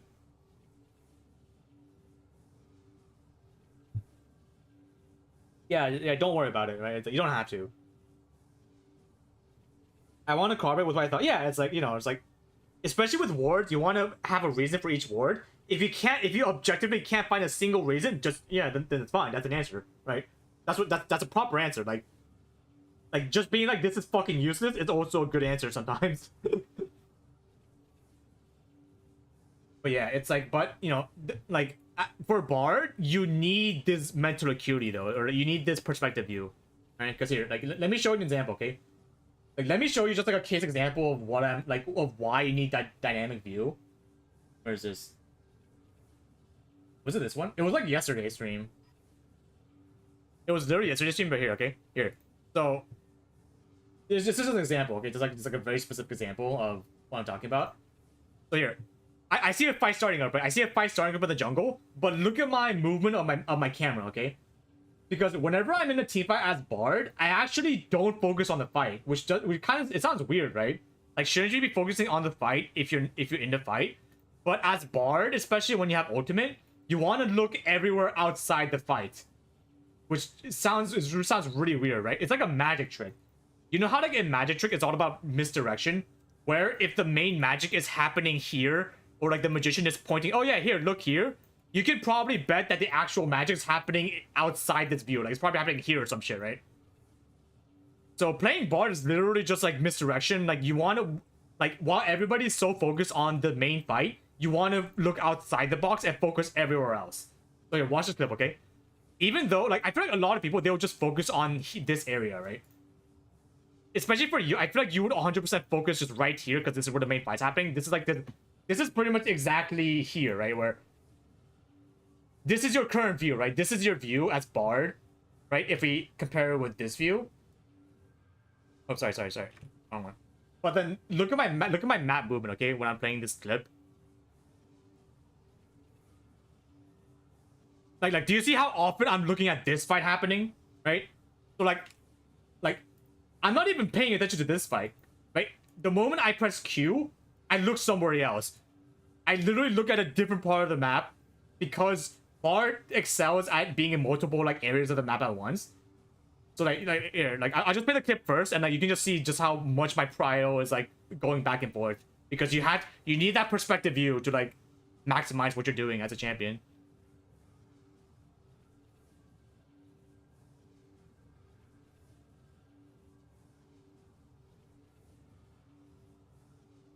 Yeah, you see, it's like because I was paying attention more to the other fight, we get the free pick, and then now like the game's won, right? Like we just won the fight because I was in 2 fights at once. But like this comes more of an experience where you have to like understand just how flexible you have to be in terms of like the faster you get information, the more you can react. But in this case, right? Like I do this a lot, right? Like the moment I press, oh wow, what the fuck's happening with that screen? Where the moment I press Q on Bard, right? Because Bard only has one ability that I can really do in a fight is Q. The instant I press Q, I'm looking at my map. Right? It's kind of like a habit where the moment I use my only skill shot, I take a glance at the map because before your Q comes up in 5 seconds in this time frame, right? You have time. It's kind of like driving where you should look in the rearview mirror every now and then. Hello, Mr. Lathy. We're doing Bard VOD reviews. We're currently talking about where you have to see because right now, like in this VOD review, the person on VOD review, they said they didn't see the causes walking over. But you need to develop this like perspective view of what's happening outside the fight. I'm just showing like a clip of me just demonstrating where I'm focused on. So, okay, like, after I get my like a few auto attacks off, I'm immediately looking at the other fight, right? Like I'm not even paying attention to this fight anymore because I did all I could already. But because I'm looking at I'm paying attention to this fight where I'm seeing like how fast this fight's going down, I can make the faster decision to turn around if I need to. Right, so like after I like do everything, now instead of chasing more and not seeing that my team was fucking dying, I immediately turn on the Annie because like, you know, it's like you have to be flexible in where you're paying attention to, especially when you're Bard that can like, you know, get to fights and stuff way faster. But you have to understand that this comes with you have to know what your limit is. Okay, so it's not a bad thing that you did see the causes. Obviously, like. In this situation, you're gonna be more focused on here.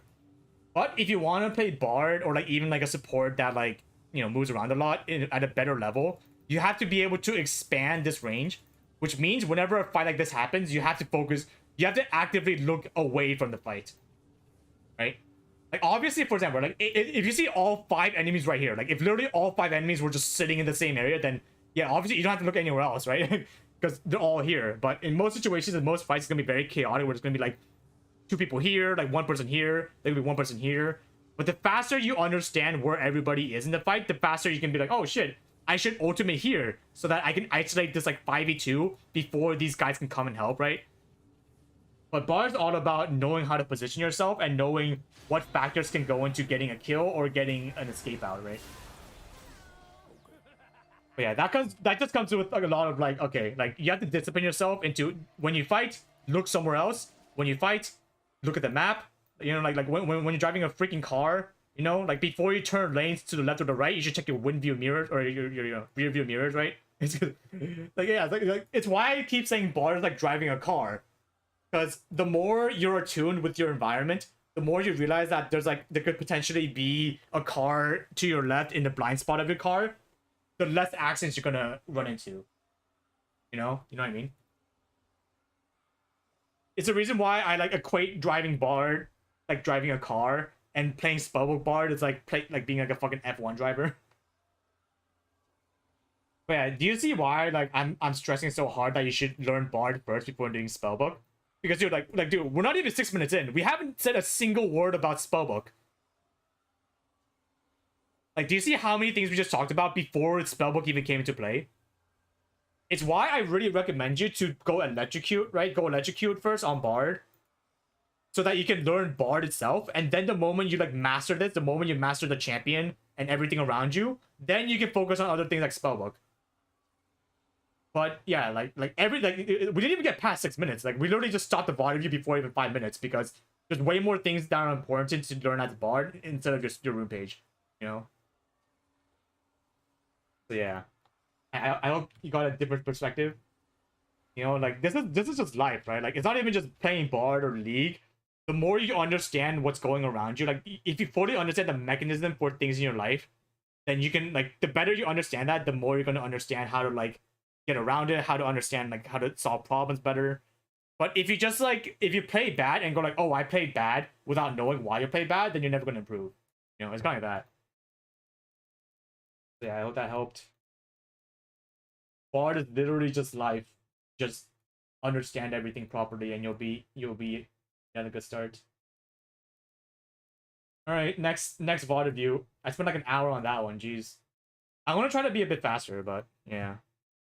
If you're on the NA server or the EUS server or the Korean server or Japan server, and you want a VOD reviewed or like a rank game reviewed, I only do rank games, no normal games, because normal games skews the skill level way too much. First time hearing what's going on. We're doing free VOD reviews, that's coaching. So yeah.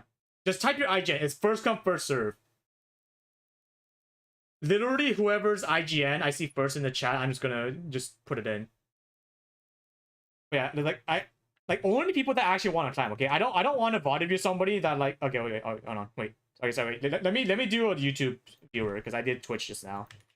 I don't want YouTube to think that I'm just hating on their website. Sorry. Let me do a YouTube viewer. All right.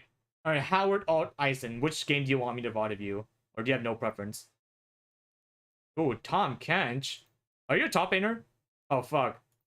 Okay, so right now, right? Okay, so honestly, like, I can VOD review / coach people that are jungle and support very well. I could do mid lane and ADC to a certain extent. Top lane is probably by far my worst role because like you know like I don't really like top lane, but I can do like very basic stuff, I guess. Like I can play top lane at like a probably like a diamond level at most. Maybe master tier if I'm on a good day, but yeah. Oh my god, yo, thanks for the $100 Enzo. Oh my, what the frick? I need to study on Steve. Thanks for all the content you provide. The way you explain your thoughts has helped me improve it. Oh my god. God damn. You're single-handedly carrying my rent money this month. Jesus. Do you only VOD review bars? No, I VOD review every champion, every role. It's just obviously depending on my current knowledge, it just might not be like as efficient.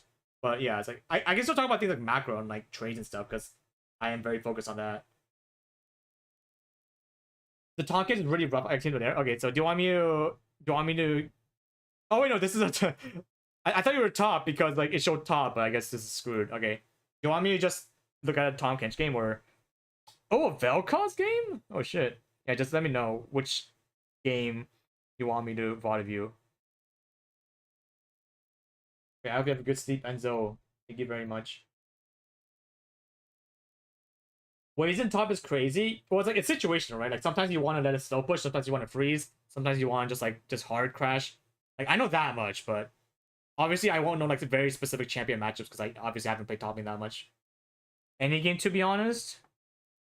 You know what's a good one? You know what? Let's do this one. Let's do the Xerath one. The reason why I like Xerath is because Xerath VOD reviews are really good because it's all about positioning. You know, the better you know how to position yourself, like if you fundamentally understand positioning, then no matter what champion you play, you'll play good, right? Because positioning is all about understanding your range and the effective range of the enemy. So if you get that down, then like it's gonna be freaking amazing how far you can go. Yeah, we're actually just like we're like in the exact same elo range, surprisingly. Imagine you guys play together and you guys just don't realize it. That'd be really funny, actually. Hello, Jack. Are you in? All right, here we go. So your Ashe Xerath versus a Twitch Karma. Wow, that's a really weird combination of stuff, actually. All right, here we go. Wake up! Never AFK the start. Welcome to Summoner's Rift. Okay. Oh, okay. No, okay. 30 seconds until What are you doing? What are you doing? I like how you're AFK, right? Like either like walk here, ward here, or just like you know like walk here, help out. You should never stand at turret. Just you know just in general. Wait, is this the right person? Hang on. Oh, hang on. Okay. I for some reason thought it was a different person that I was VOD viewing for some reason. Yeah, because you know it's like instead of just AFKing, right? You could have gone in for a team. You could have like, you could have like walked here. Like even just being in a spot that could get information is good. If you're at the tower, you're getting nothing. You're getting no value, right? Like I honestly don't understand why people AFK at the start of a game. I really don't understand this. This is such a bad thing to do. Because yeah, it's like the game starts at 0-0. It doesn't start at 15 seconds. It doesn't start at 1 minute 30. It starts at 0-0. Be here, right? Like, that's fundamentally what you should be doing, right? Because right, like what if they just fucking walked here, or they just walked through here after Lee Sin went here, right? It's like you could have been here. You could have been like, you could have been like here, like seeing if they walked in the bush, like you could have been just doing anything else. But yeah, okay. So I was the same question to you, Howard. Do you want to get better or do you want to climb? I always ask this because like the advice I give will depend on what they want, right? Where depending on if they want to climb, I'll give them like a specific like a type of advice. If they want to just like get better, that they might not necessarily climb if they want to get better because it takes time to get better. If you want to climb, then I'll just tell you like exactly what to do. Like, oh yeah, just die less or like do more damage. Or, it's gonna be very like generic stuff, but it's gonna be like very broad, I guess, of a sense. But if you want to get better, I just comment on literally everything you could do because then you get like a different perspective. Stuff. So yeah, what do you want, Howard? Your choice. Do you want very like do you want like one or two things, like one or two main things you can work on, or do you want everything? Because if I teach you everything, you're gonna have to like digest it in your own time, but it's gonna give you a better perspective of what people think about in like higher levels. So it might help you out in the long run. I've been to Emerald, but I'm trying to figure out what I need to do to actually get better. I feel like I've been spinning my wheels and not really improving much, and I'm not 100% sure what to focus on. Okay. All right. Okay. I know what you're talking about. So okay, part 2 question. I'll ask you this now. Where do you remember what you do? Like for example, right? Let's say you're in a fight. Do you remember exactly what happened in the fight after it's done? Like 10 seconds after, like 10 minutes after, like 10 hours after, right? Like how far can you remember? So this game happened on the 18th, I believe, when I checked, right? And today's the 21st or 20th, depending on your time frame. So do you remember, like for example, if you saw a play happening, can you like roughly describe what you were thinking or your positioning or like like what happened at the very least in that fight? Because depending on how far you can remember, it will change the advice I give. Because like obviously depending on what you remember, it's going to depend on how much you can teach yourself in that small amount of time frame until you forget. Because like for example, if you only remember what happens like 10 seconds after and then you just forget, it's going to be really hard to retain information. Like it's a waste of time if I tell you what to do at the exact situation because you're going to forget. But if this is you, if you have like a lower attention span, which isn't a bad thing, it's just some people have better or worse attention spans, then I'm going to have to like write down what like the most general thing to do that works in most situations that you can like follow. But yeah, like, it really depends on you. Like, what do you think your current attention span level is? Or do you think you can remember to like a good amount how far, like, can you remember a game that happened a few days ago? Or do you think you can like, do you remember on the day or like stuff like that? I'm pretty sure I can roughly remember what all I was thinking. Okay, all right, yeah. We'll just figure that out because like pretty much the faster you understand yourself, because everyone learns differently. Like this is just like a life advice, not really a league advice, but the faster you understand how you play the game or how you understand how to learn, then you can kind of gaslight yourself into doing specific things that will improve the speed at which you improve. But if you don't know how you even learn, then you're just going to be wasting time, right? Because for example, right, if you go to college or like school, some people work really good in a group environment where they learn better talking to people. Some people learn better by themselves in their like room, just alone, looking up stuff on the internet and like testing themselves. But the faster you understand your own personal way of learning, you're going to be able to see what works for you.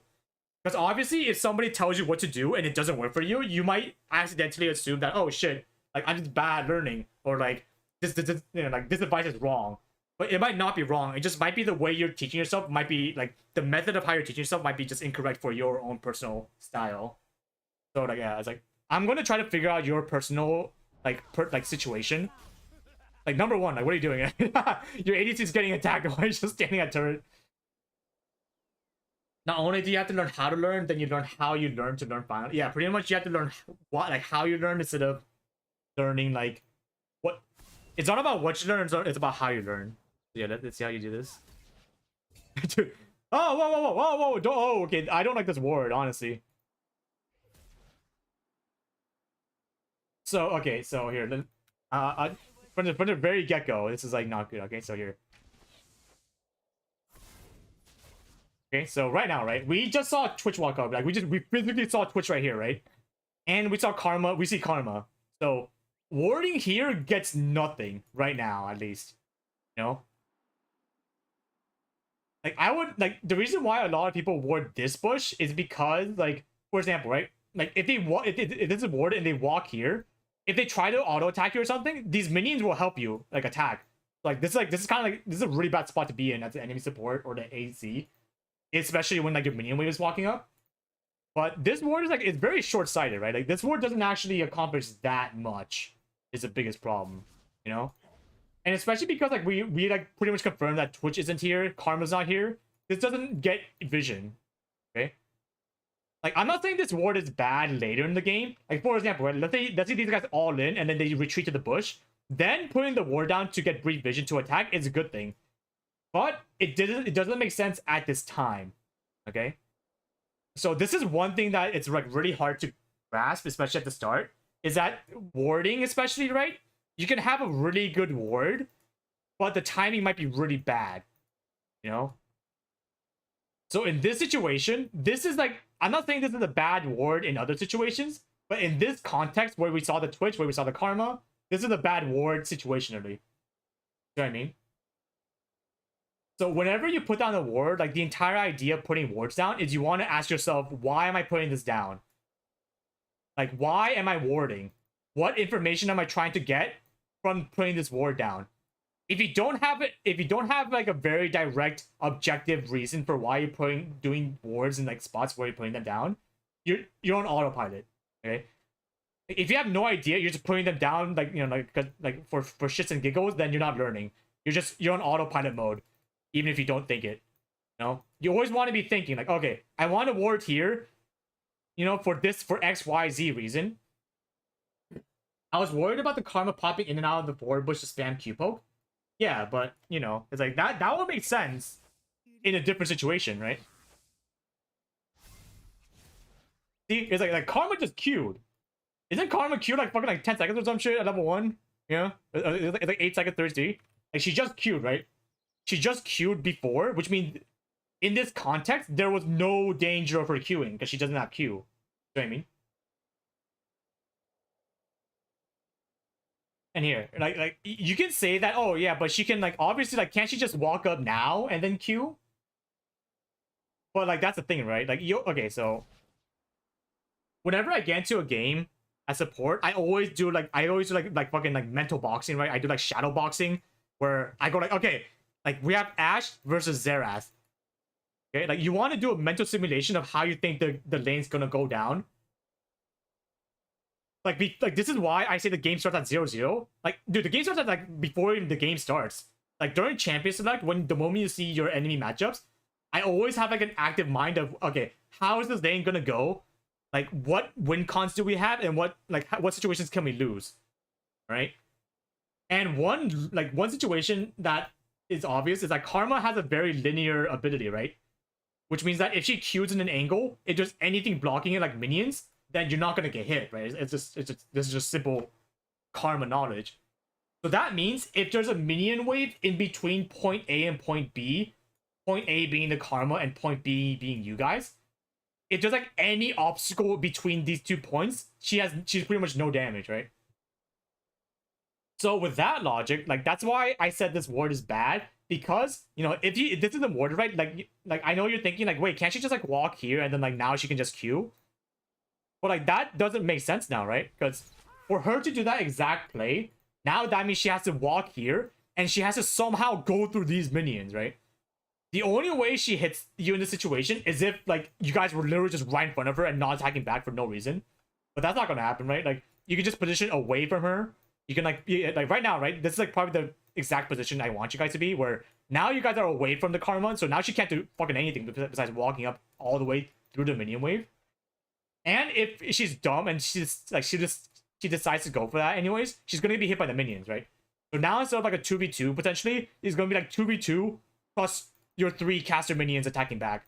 So there's not gonna be a situation where she actually takes a spot in this current situation, like in the current spot. You know?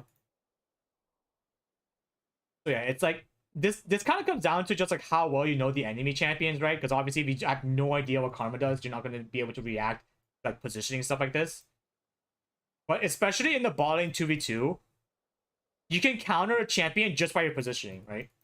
Where I feel like a lot of times people, when they see matchups, they're like, oh, like X champion counters Y champion because of their kit, you know, because of like an ability. But there are times when you can actually counter a champion just by the way you stand. Like just standing in the spot will counter the champion, right?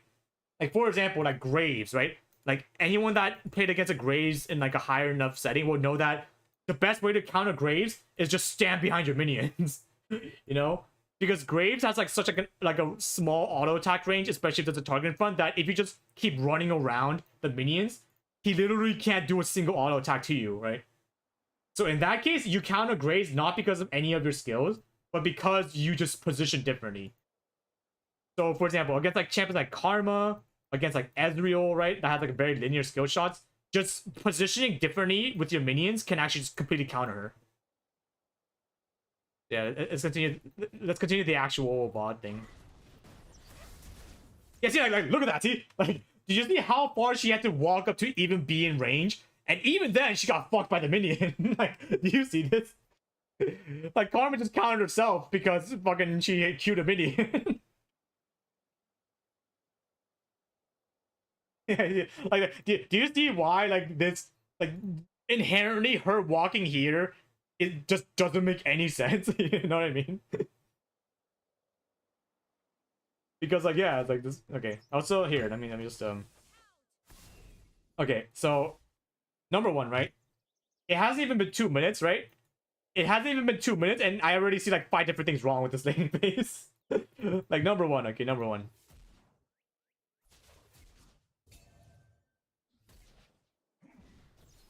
Okay, so here, right? So right now in this bot, this is free damage, honestly. Where here, like here's what I think. Okay, like this is what I would have thought the moment this happened. Where like obviously Twitch is invisible, so you can't react fast enough. So the moment I see Twitch coming out of Fog of War, so walking back here is 100% good. I think this was good, but the moment you come to the same line as the Ashe relative to where Twitch is, like the moment you come here and Ashe comes here, right? She's walking up probably because he saw the Twitch. You should immediately turn, because now you're both at the same range, and now Twitch is like, oh shit, I'm gonna get engaged on by 2 guys. You know?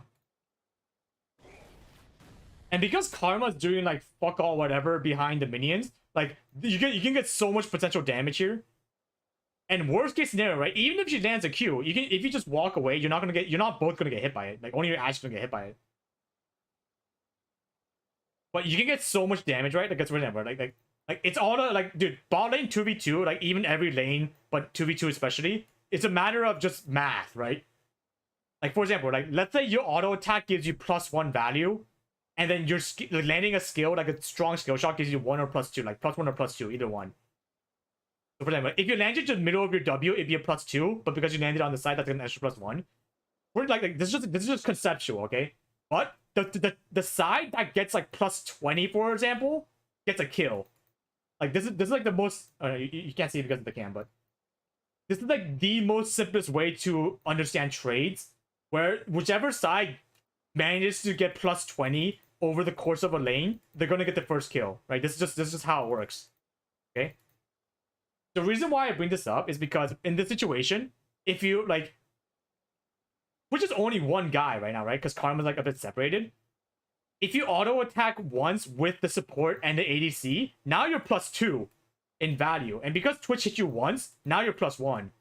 Like this guy's +1. And because you also hit your ability, you're +1. So like now you're +3. And over the course of like an extended engage, you see how much just like can change. Like, you see how fast your team can get to +20 if you keep doing +2, while the enemy only has time to keep doing +1, +1, +1. If the enemy, like, if this guy's just doing bumfuck nothing. Like, you see what I mean? Like, this is like the simplest way to understand lane matchups in 2v2. Like, even like mid lane, right? Even mid lane, you know, you can follow this like +1, +1, +1. Top lane is the same, jungle is the same. Like, it's the same fucking shit. It's just simple math. But that means you want to be in situations where you can get +2 while the enemy can only get +1 or even +0. You see what I mean? This is the fundamental way trades work in the most simplest way. So watch, okay, here. Like watch how much value you get just from this situation, okay? So +1, +1.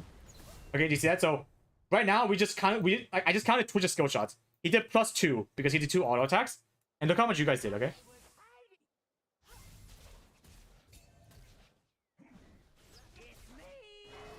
So 1, 2, 3. So you guys got +3. Okay. But honestly, like the comment is fucking trolling, okay? So okay, so we're gonna continue, okay? So 1, 1, 2. So do you see that? So Karma only got +1 value from an auto attack, and Ash got +2. Alright, so that means in total, you guys got +5 value in terms of like just raw stats, the rough amount of times you got hit, and the enemy just got +3. Okay, but it's kind of weird, right? Like that means you're only up in plus. Like even though it looks like you guys like should have been a bit farther ahead, you guys only really got +2 of value.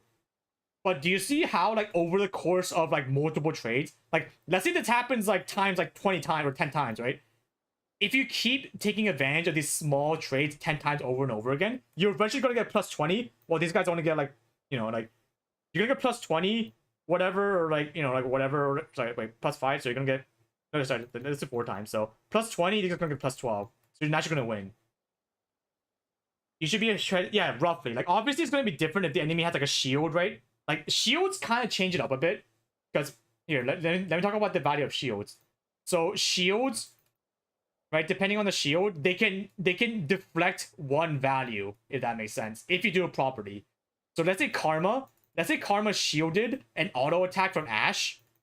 You know, if Ashe gets +1 on the auto, this kind of cancels out this, where like the extra +1 for the Karma shield kind of negates itself. So this like now it's 0, where Ashe got 0 and Karma got 0. And also like healing is also like, I guess, like a +1 for the team. Like, just keep that in mind, right? Like, so there's gonna be a lot of different things that go into like a trade, but just keep in mind that that's why you want to get the maximum value of these. Like, even getting 1 extra auto attack is gonna lead to so many things. And the reason why I bring this up, like, is because here. So from this spot, right? Especially because like W slowed the Twitch, I really wish you just kept walking at him. You know, because even though you got +2 value and you guys got +3, like if you just keep finding the Twitch like over and over and over again, you guys are gonna keep getting +2 value. He's like only gonna get +1 if he decides to turn around auto attack. And if you keep like, even if you traded 2 more autos like this, you're gonna be, instead of being up like +1 in the overall like whatever here. Like, do you see how like over time now you have +7 and over here it's only +4? You know, so instead of being +1 value, now you're up +3 in that short time frame. It's actually card counting in blackjack. Yeah, exactly, right? Like, League is literally just gambling where, you know, like, there's not going to be a hand that wins 100% of the time. But if you're constantly in situations where you get 60% value or whatever, then obviously, eventually, that's going to keep stacking up and up and up, you know? It's the same thing, right? It's like just... But yeah, I don't like how scared you got here, right? I don't like how like you just immediately ran away, and the fact that Ashe also ran away. Because in this spot, right, like, because here, the only way you also have to understand, the only way Karma hits you is if she walks past the minions and queues literally like this.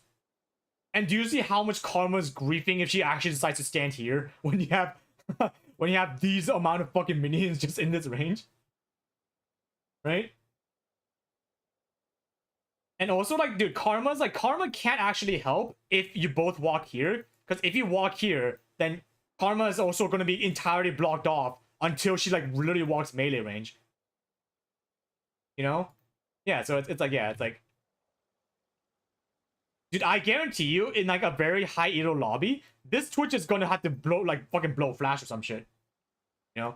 Like, this guy's gonna have to, like, lose half of his HP because, like, both these guys know that because Karma's griefing her positioning, or like, Twitch is also griefing by engaging here, that you guys could have gotten, like, one extra auto attack even after this trade, maybe even two. You know, and Twitch can't really turn around to auto because he's already fucked because he started Q, and he doesn't have any abilities to, like, continue attacking. And Karma has to literally either walk here or just, like, walk through the minions to get Q damage, right? So yeah, it's like these small things matter a ton. The faster you realize that these very small micro things stack up over time, the more you're going to, like, understand that the higher level you go, it's going to be the same shit. It's going to be the same shit, but now the enemy's going to know a bit. Like, they're going to know as much as you do. But it's really easy to abuse the lower elos, especially, like, in this elo range, because the enemies get very scared. Okay, so here, like I said with the previous video, I can tell how a player thinks based on the way they click. So from your point of view, right, like I can see what you were thinking when you were walking up here, right, where you were like this, and like I can see that you were so concerned with the Twitch damage for some reason. Like obviously he, like, showed up out of fucking nowhere that you were immediately going back, you know, where like just from the way that you clicked and you just, like, you made, like, a beeline away from the Twitch, like I already know that you didn't even assume that was an option, right? Yeah, it's like I can see how scared you were of the potential damage, but, you know, like, the fastest way to get better and to win these lanes is to understand the limits of every champion. Like, you can't get scared because of, like, a burst champion did burst. You have to know that a burst champion, you know, like, they only win if they can burst you over time. But if they burst you and you immediately engage back before they get the burst back, you actually just might win from, like, the war of attrition. You know? It's why you have this, right? Like, there's like a fucking graph of all in. Like, you know, like, these are different types of comps where you have, like, all in comps. You have, like, poke comps. You know, you have, like, sustain comps and shit, right? Like, these are, like, I think these are the main three. There could be more, but, like, these are just the main things. You have to understand when each comp kills each other. So pretty much the all-in comps, like, so for example, like, fucking, like, Samira Leona, right? This is just theory, but the all-in comp they will shit on poke comps if they get into range to land all their abilities, right? Like, obviously, because they're all in. So let's say Hero gets, like, a fucking, like, I don't know, like Jin Zerath or some shit. I don't know. You know, or like here, like, actually no, here. Let's do a more just, like, common thing. I don't know, like Varus, I think, right? Varus. What's a good poke champ with Varus? Like Varus Karma. Oh no, sorry. Let's do Ezreal Karma. Ezreal Karma. That's, like, probably a more indicator of stuff. Yeah, Ezreal Karma. This is definitely a more standard thing nowadays. Ezreal Karma. So let's just start with this, okay? So Samira Leona shits on Ezreal Karma if they get into range. But Ezreal Karma can win if they just outspace these two guys for the entire game. Okay? So it's not that one counts the other. It's more like both comps have very clear win cons and lose cons. That if the player knows what to do, then it's like they're gonna know how to maximize the efficiency of their lane. And same thing with sustain, right? Like what's a fucking sustain comp? Like, I don't know, like, what's a sustain ADC? Like, what's a champion that just sustains the entire fucking time? So sustain would be like healing champions, right? Like champions that just heal over time or some shit. I'm trying to think, like, a combo of the bot lane that just, like, sustains, or, you know. Maybe sustain doesn't actually matter here. Yeah, no, okay, never mind. That's not the sustain. Let's just remove this part. Nyla Soraka? Yeah, but Nyla is kind of like an all-in champion too, it's the thing. Nyla, Karma, Loki, or Pyke. No, Pyke is all-in, because, like, he has to just go fucking in. Smolder Raka? Haha, fuck. Nyla, maybe? Yeah, fuck it. Let's do Nyla. But yeah, it's like, sustain wins if they stall the game out and dodge the poke, right?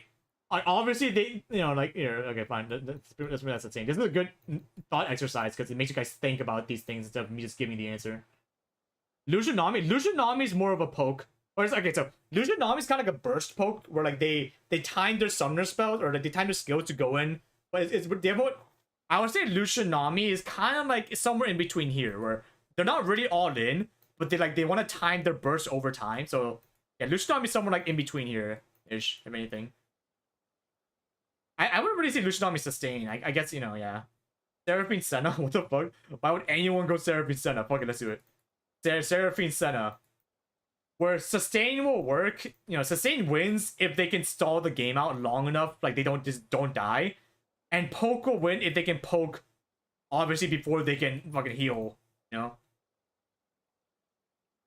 It's not really a triangle, right? Like I don't want to say like this counters this counters this counters this. Like that's not what I'm saying. But depending on how, like, you want to think about the strong points of every champion in 2v2. So going back to this, right? Going back to this, Ashe is like the definition of like kind of like she kind of just keeps fucking auto attacking, where she's like a chase champion, right? Where Ashe chases and Xerath is 100% poke. You know, where you kind of have like a very similar situation where like Twitch is more burst, I say. You know, like he doesn't really chase as much, where he just kind of like gets as many stacks as possible on his, you know, poison and before he bursts people. And Karma's 100% poke, right? Like, she does have sustain with, like, shield and stuff, but her main damage utility is poke. So, yeah. You want to think about the strong points of every champion, especially with what spells they went. So, for example, if Twitch starts Q, right? If Twitch starts Q, like, what's the advantage Twitch has if he goes Q start? You know? The only really a big advantage he has if he starts Q at level 1 is that he gets the first hit on you, right? He literally gets first hit because he's invisible. But then what next, right? Like what else does he have? You know? He has nothing. You know what I mean? So it's kind of like, you know, like if you're in a situation where you get attacked by the Twitch like this, don't be scared. Especially if your ADC is literally next to you. Like obviously if she's like fucking over here, then you should just dip because your ADC is trolling. But in the situation where you're both very close to the guy that you started Q, you have there's absolutely no danger against this Karma, right? Because Karma's a poke champion where she's gonna Q and then fucking run away, you know? She's like you, where like you just W and fucking run away, right? So you have to assume that you only lose if you let them engage on their own terms and run away. But because you know they're going to run away, like both the champions have a habit of running in, doing damage, and running out. You want to catch them when they're running out, because that's when they're going to be the weakest, right? Like, why are you finding them when they're at the strongest and not when they're the weakest? Like, that's the question you have to ask yourself. You know what I mean? And especially because you have an Ashe that, like, she excels amazingly at chasing champions with her slow, her auto attacks, and her W. Like, you're pretty much getting rid of her Ashe's strongest point by letting them just walk out after a trade. You know? Yeah, it's why I'm like, it's like we're not even 2 minutes in, and we just talked about like 30 minutes about just a small interaction here. But it's because I have to really stress how you could have gone way more value from this Twitch, and also the fact that Karma's just fucking AFK over here doing whatever, right? But yeah, here we can finally continue. We can finally continue the fucking the fucking VOD view.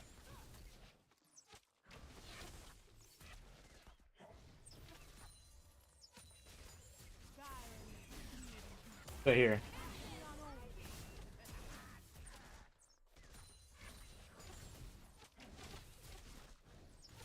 So here, right? So here, okay, in this situation, right? I would say warding here now is okay.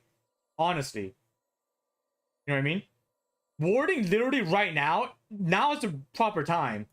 But because you put it earlier, you lost like 16 seconds off this. You know? You lost 16 seconds of this ward. So like, even though you're like, oh, it's only 16 seconds, right? Like, no, like this is gonna matter a lot. Like fundamentally, just basics wise, this is gonna be so much value if you actually know how much value you get from this amount of time. Yeah, it's like, yeah, same thing. Yeah, it's like never. Yeah, so here, same situation as earlier, right? We're here, so. So here, Karma's very obviously walking up for a Q. Here, so the instant your Ashe gets hit, you have to turn around. Because I do understand why you walk back. Like, obviously, like, you know, I can see your thought process here, where you're like, oh shit, like, if I stay too close to the Ashe, we're gonna get hit by the double Karma empowered Q. But the instant that Karma Qs, because, you know, you have vision, like even if it's a bad ward, might as well utilize the vision you have, because, you know, might as well. The moment the Q comes out, you have to understand the range of it. We're like, oh shit, like, if she Qs right now, I'm not gonna get hit. And in that time, you have to help your Ashe, right? Because you're... Here, the instant this happened, I would already be like acting like this, because right now, right, you're like similar to earlier, you're allowing Karma stack up her +1/+1/+1/+1, and because Ashe can only do so much, right, because she only has like, she's in that W right now, you have to make up for this difference by also attacking her back, right? But right now, because like you let Karma just walk up and just keep like attacking Ashe by herself, you're like so far away from the fight. Like, you didn't even W. You didn't even use your W that you had up. You pretty much just gave her 2+2 value, right? And do you see how, like, over time, like, this definitely stacks where, you know, like, why didn't you W, right? Like, even if you just W'd, you would have gone the same amount of value back, like, probably more. Like, you're 100% in range to W right now. But now, your Ashe took a bunch of damage. You know, like, taking damage isn't bad, alright? There are times when you actually want to take damage, but if you're not doing damage back, then it's a problem. You know, it's like a fucking zero-sum equation where, like, it's like you always want to hit them as much as they hit you in the worst case scenario. Because if you're just in a situation where you're just getting fucking pounded and beat up, then it's like, yeah, obviously you're just gonna get bullied the entire time. Couple seconds later, the response, yeah. So this is where the biggest question comes. So now I have to ask you, why did you take damage? Or like, why was that a bad trade, right? So I'm gonna ask you this as well. Why was the trade bad? All right, what's your answer? Because the answer you give would change the solution you give yourself. And sometimes the answer you give yourself might not lead to the solution you need. So yeah, here, like why do you think the trade was bad? So be as specific as possible, because I need you to get to the answer here. Because I can tell you, right? Like, I obviously know what the answer is, but if you can't reach that yourself, it's going to be very hard for you to, like, reproduce the solution the farther you climb up. Yeah, give me your thoughts. Because Ashe didn't dodge the Q, that's a terrible answer. No. What? No, the trade wasn't bad because Ashe didn't dodge the Q. Okay. That's a case of a terrible answer, right? That should never be the answer of, oh, I got hit. You know, like, shit happens. Like, that should never be it. Here. Okay, so here. Okay, in this spot, right? It's like, let's do it. It's like, obviously, Ashe got hit by the Q, but that's not the problem. Like I said now, getting hit by damage is fine. The problem is not doing damage back. You know what I mean? Like, for example, if I take like, no, that's a bad number. If I take 100 HP of damage, I would take this any time of the week if I could do 200 damage back. Right? In most situations, right? Like, obviously, like, you know, you shouldn't do this if you have 0 HP and they have 100 HP, but in like an isolated, like, especially in the early game when you all have, like, all HP, I would gladly take this much damage if I can do this much damage back. Like, do you see how, like, you know, like, even if you might think that way, that like, oh yeah, the problem is Ashe didn't dodge the Q, it's like, do you really think Ashe could have dodged the Q here, right? Like, if any Karma knows how to play Karma, they're gonna land this Q on somebody. Is saying great being reviewed? No. So Howard Alt Ison in my YouTube chat's being reviewed. I'm like going back and forth between the two channels for VOD reviews, yeah. Instead of dodging back, I should have dodged down instead, so I could have gone into a better range to attack back. Okay, so that's the solution. Alright, so I do like how you got to the solution, but that's not the answer. Or like that's not the answer to this question of why was the trade bad. If that makes sense here. So here, let me just go over this real quick. Here, right now, right? So right now the two answers was Ashe didn't dodge Q. So Ashe didn't dodge Q, okay? That was the first answer you give. So this is one, okay? This is like, I'm not saying like, okay, this is right? Like, I'm not saying that Ashe couldn't have dodged it, but this is fine. And you also say like, I should have dodged down. you know, should have dodged down, right? And then I can trade back. Like that's the end. All right. So right now, like it is good that you got 1 and 3, but you're missing the 2. This is honestly the biggest problem I feel like a lot of people have in terms of like VODing themselves, where they very easily know what happened to start the problem.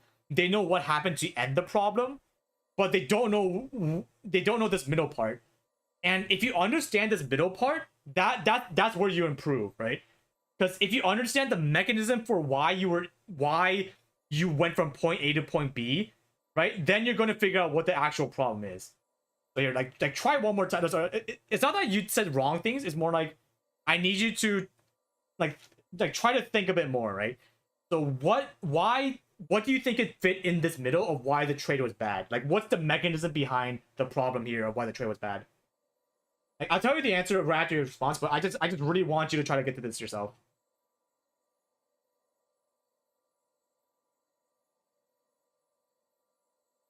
I guess we go to YouTube. No, I'm going to go back to Twitch. So like right now, I'm choosing viewers from both Twitch and YouTube. So next, after this review, I'm going to choose somebody from Twitch and then go to YouTube. I just really hope somebody doesn't like keep switching back and forth, like just so that they can get their thing reviewed, because I'm trying to be fair. Yeah, I'll give you like 20 more seconds. You know, like, it's okay if you don't know the answer. Like honestly, it's okay if you don't know, but you have to understand why I give you the answer I give you, right? If you don't know it, you can also just say I don't know. Like saying I don't know is fine.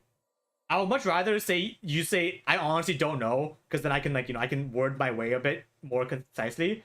But like instead of giving like a wrong answer, right? Like don't give me a wrong answer because I asked you for an answer.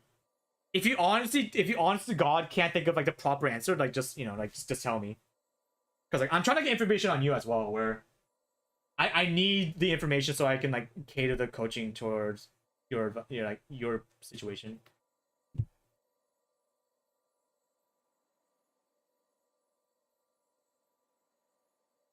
My approach to the 2v2. So I'll give you a hint. I actually told you the answer. The answer is already like it's the same answer for when you were trying to when you ran away from the Twitch.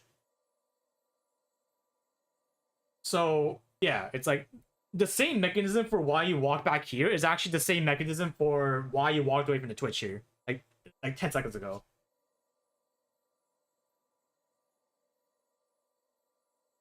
Give me a sec. I got invited to a game. Let me.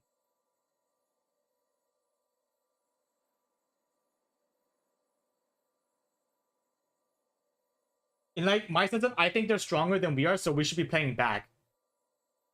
That's part of the answer. You're so close. You're so close. Like I think you're on the right track. We're like I think they're stronger than we are. Sorry, my typing is really bad. I'm kind of like, yeah. I'm just typing on mouse right now.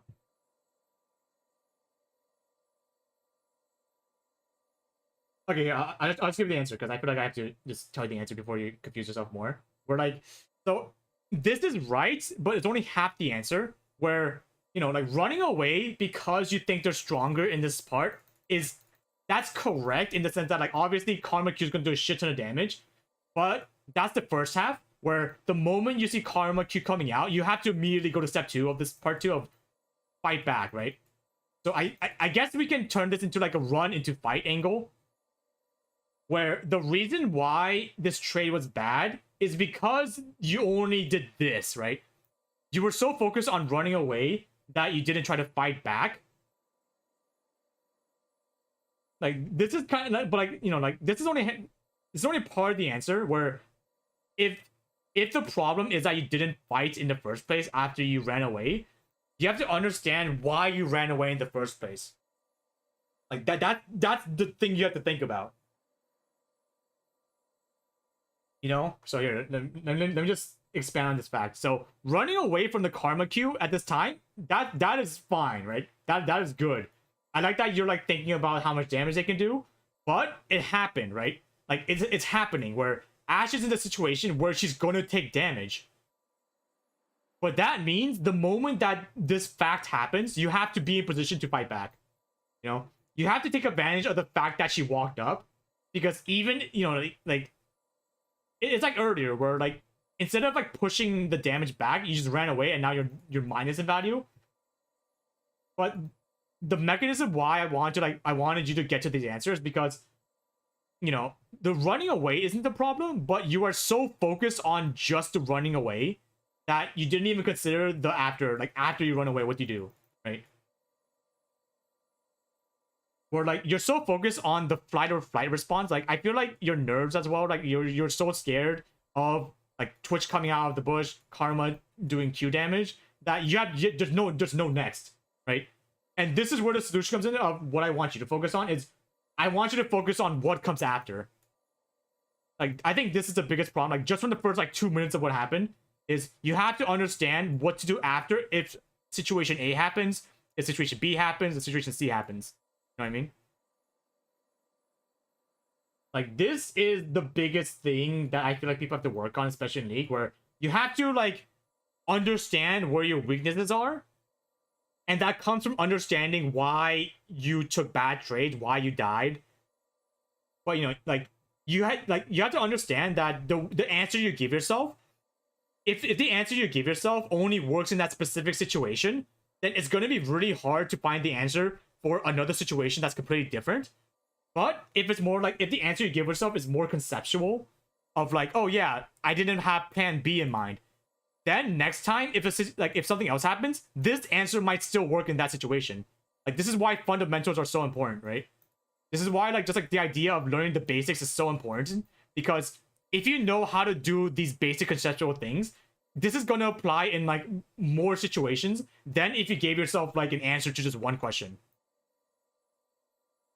Like okay, so here, like here's a real life example. Okay, let's say you take like a fucking math test, because I might have gone way too like philosophical here. If you're taking a math test, you have two choices. Okay, you can either you can either study, you know, like you can study like, you know, like the equations, you know, like you can study the fucking, like, you know, you can do practice problems, right? Practice problems and shit. You can like make up your own questions. You can think what the questions could be. This is really good, right? Because you account for everything that could happen. Or you could cheat, you know? You could just look, you could just find the answer sheet that says, oh yeah, just do A, B, C, B, A, right? And obviously, if you cheat, then like you're not, you know, like someone that learned, that takes time to understand the actual meaning of why these equations, like, you know, like why are we using these equations? Like, you know, like you're fully understanding the material. These people are going to get way farther in terms of what they can do with the information they have than if someone just like had like the answer for one question in like a very short time frame. Like, oh yeah, no, I like even though both people might get 100% on the test, you know, that's only for that one test. So this applies for games where, like, you know, if in game one, like you fully understand why everything happened, you might win the game or lose, but in the next game, it's going to be the same, right? You have you have like an equal chance of doing correct in the next game because you understand the basic concepts. But the problem is, oh yo, thanks for the raid, Riker. Hello, we're doing free VOD reviews. Yeah, like if like in the, you know, like for this person over here, you can get 100% in game one, but if game two doesn't happen literally the exact same way as game one, you're gonna fucking lose, right? You're gonna get like 0% because you didn't actually study up the fucking material.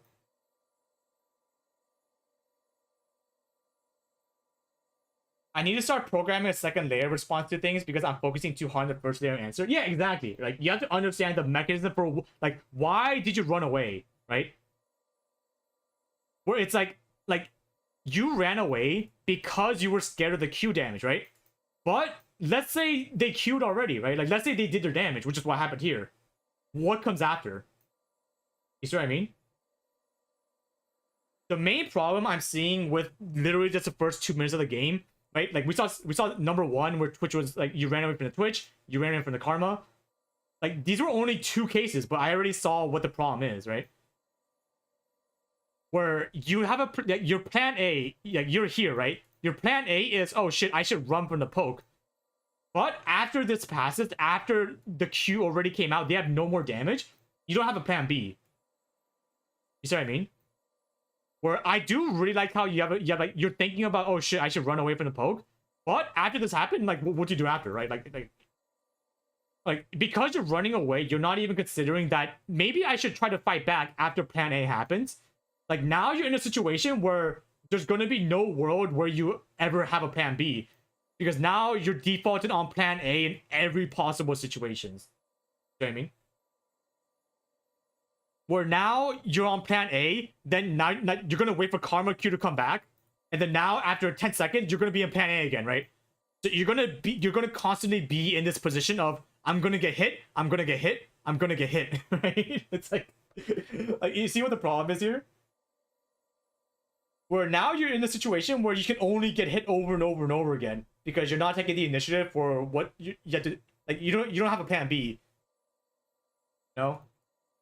And I saw from here where your plan A, you didn't, like, your plan A was running from the Twitch that came out, right? That was your plan A, but then, like, if you were thinking about what could have happened, you would have been ready for plan B. Like, plan B could have been, oh, if Twitch comes out, like, if my Ashe is nearby, then let's just fucking jump the guy, right?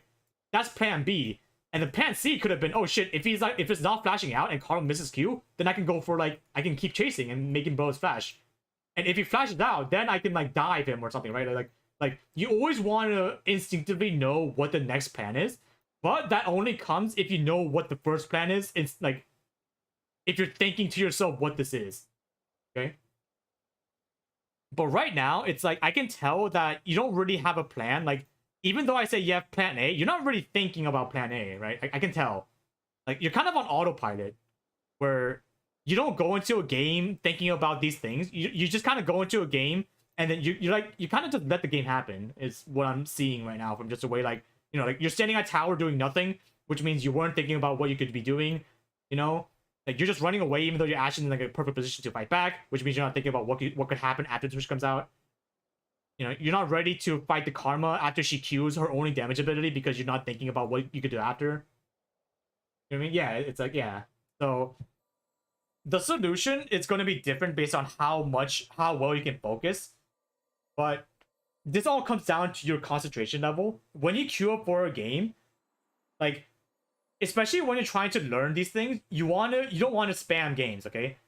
Like, it's way better to go into a game fully expecting to do one specific thing than to go into 20 games thinking about nothing.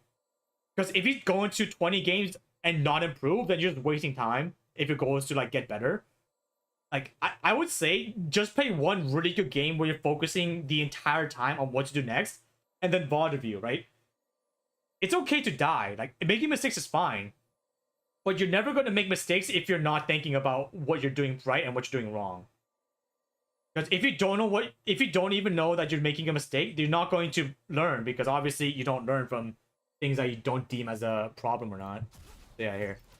Like, anyways, like, I know I spent like 30 minutes on literally 2 minutes of the game, so we're gonna see the actual laning, but from just those two interactions, I can kind of tell that, like, I don't want to say to think more, but you have to be more proactive, okay? You have to be more proactive in what you do after something happens, you know? And, like, you know, like, experiment, right? Like, you can experiment where, like, you know, like it's okay to just all in, like just fucking all in, and if you die, don't be like, wow, I fucking suck. Be like, why did I die? And what can I do differently next time to make sure that doesn't happen, right? Because it's all about, like, learning from your experiences. Because a lot of people, they just die and they just go like, ah, fuck my jungler. You know? They always go like, oh, my ADC is trolling, or like, oh my god, my jungler's trolling. But, you know, you have to kind of understand that, like, it's okay, right? It's like, everyone, like don't get me wrong, I also say, wow, my ADC fucking sucks. But, like, I also know that, you know, maybe I wouldn't even have been in a position to die if I didn't trust my ADC, right? It's like, like, I should have taken into account my ADC skill level. I should have taken into account, like, my ADC wasn't as active as I was, you know? Like, I have, like, an entire, like 5 videos talking about this, of how you have to react to your ADC and not react to yourself. But yeah, it all comes down to how fast you can react to these changes happening in the game. Can we get a red circle for my expand here? Yeah, sure. I did that as good as I could with my mouse, but there we go.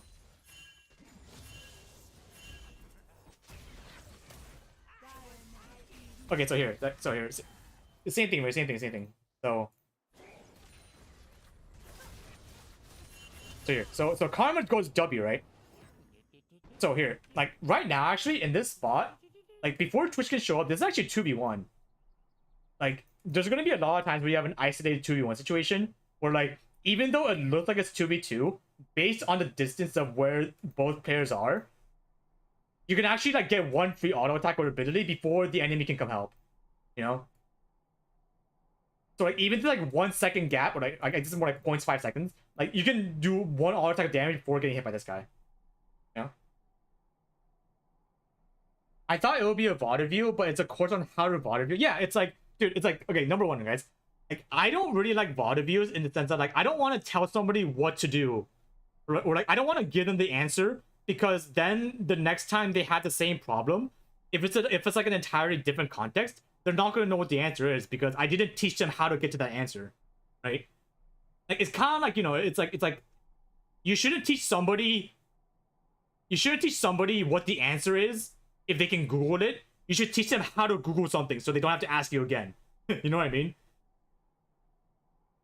So like, if somebody asks me a question that they can easily Google like faster than they can get the response, I'll teach them how to Google it themselves, right? Like how to find that information by themselves so they don't have to rely on me.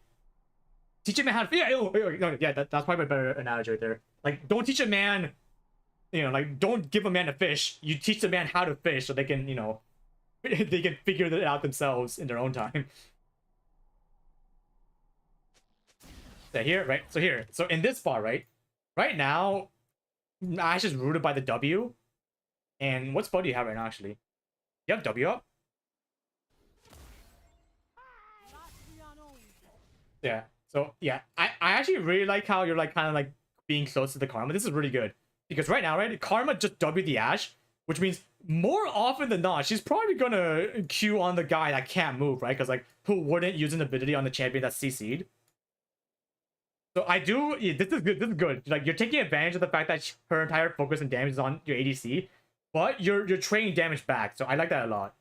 Like, this is what you should be doing at all times, where it's okay if your ADC takes damage as long as you're doing damage back. Like, that's just natural, right? Okay, that was a terrible W, honestly, but, you know.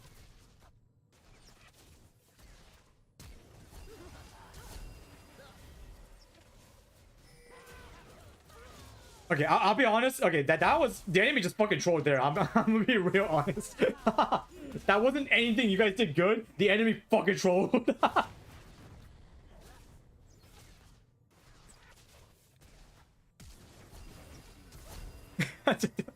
Dude, yeah. Oh my god, the enemy trolled so hard. Okay, so here, okay. So this is another case of like, you didn't win here because you did good. I want you to know you won here because the enemy played fucking terribly.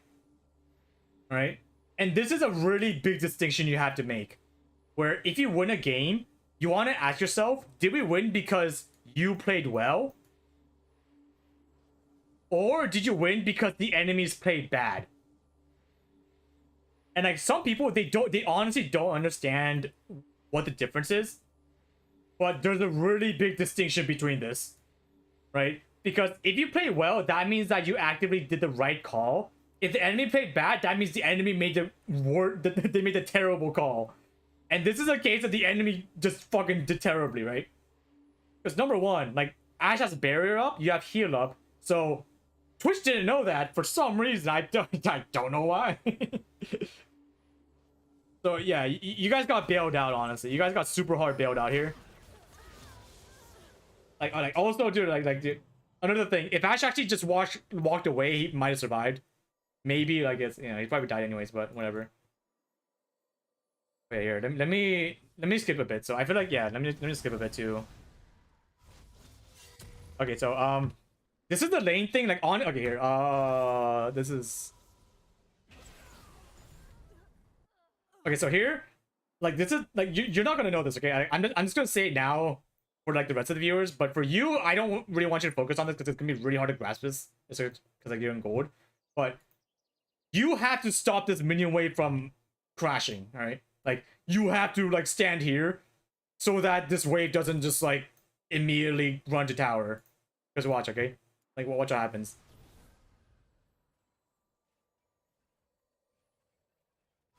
Like right now, right? Like, so because the tower took 2 of the minions, like, you know, like, this is gonna slow push no matter what, okay? I just want you to know that no matter what you do, this is gonna slow push because, like, you have 6 minions here versus, like, 6 minions coming, and, like, it's a little bit fast, so your minions are gonna have faster backup than if the enemy minions come. But you want to make the slow push as like, low as possible, which is, yeah, right? So here.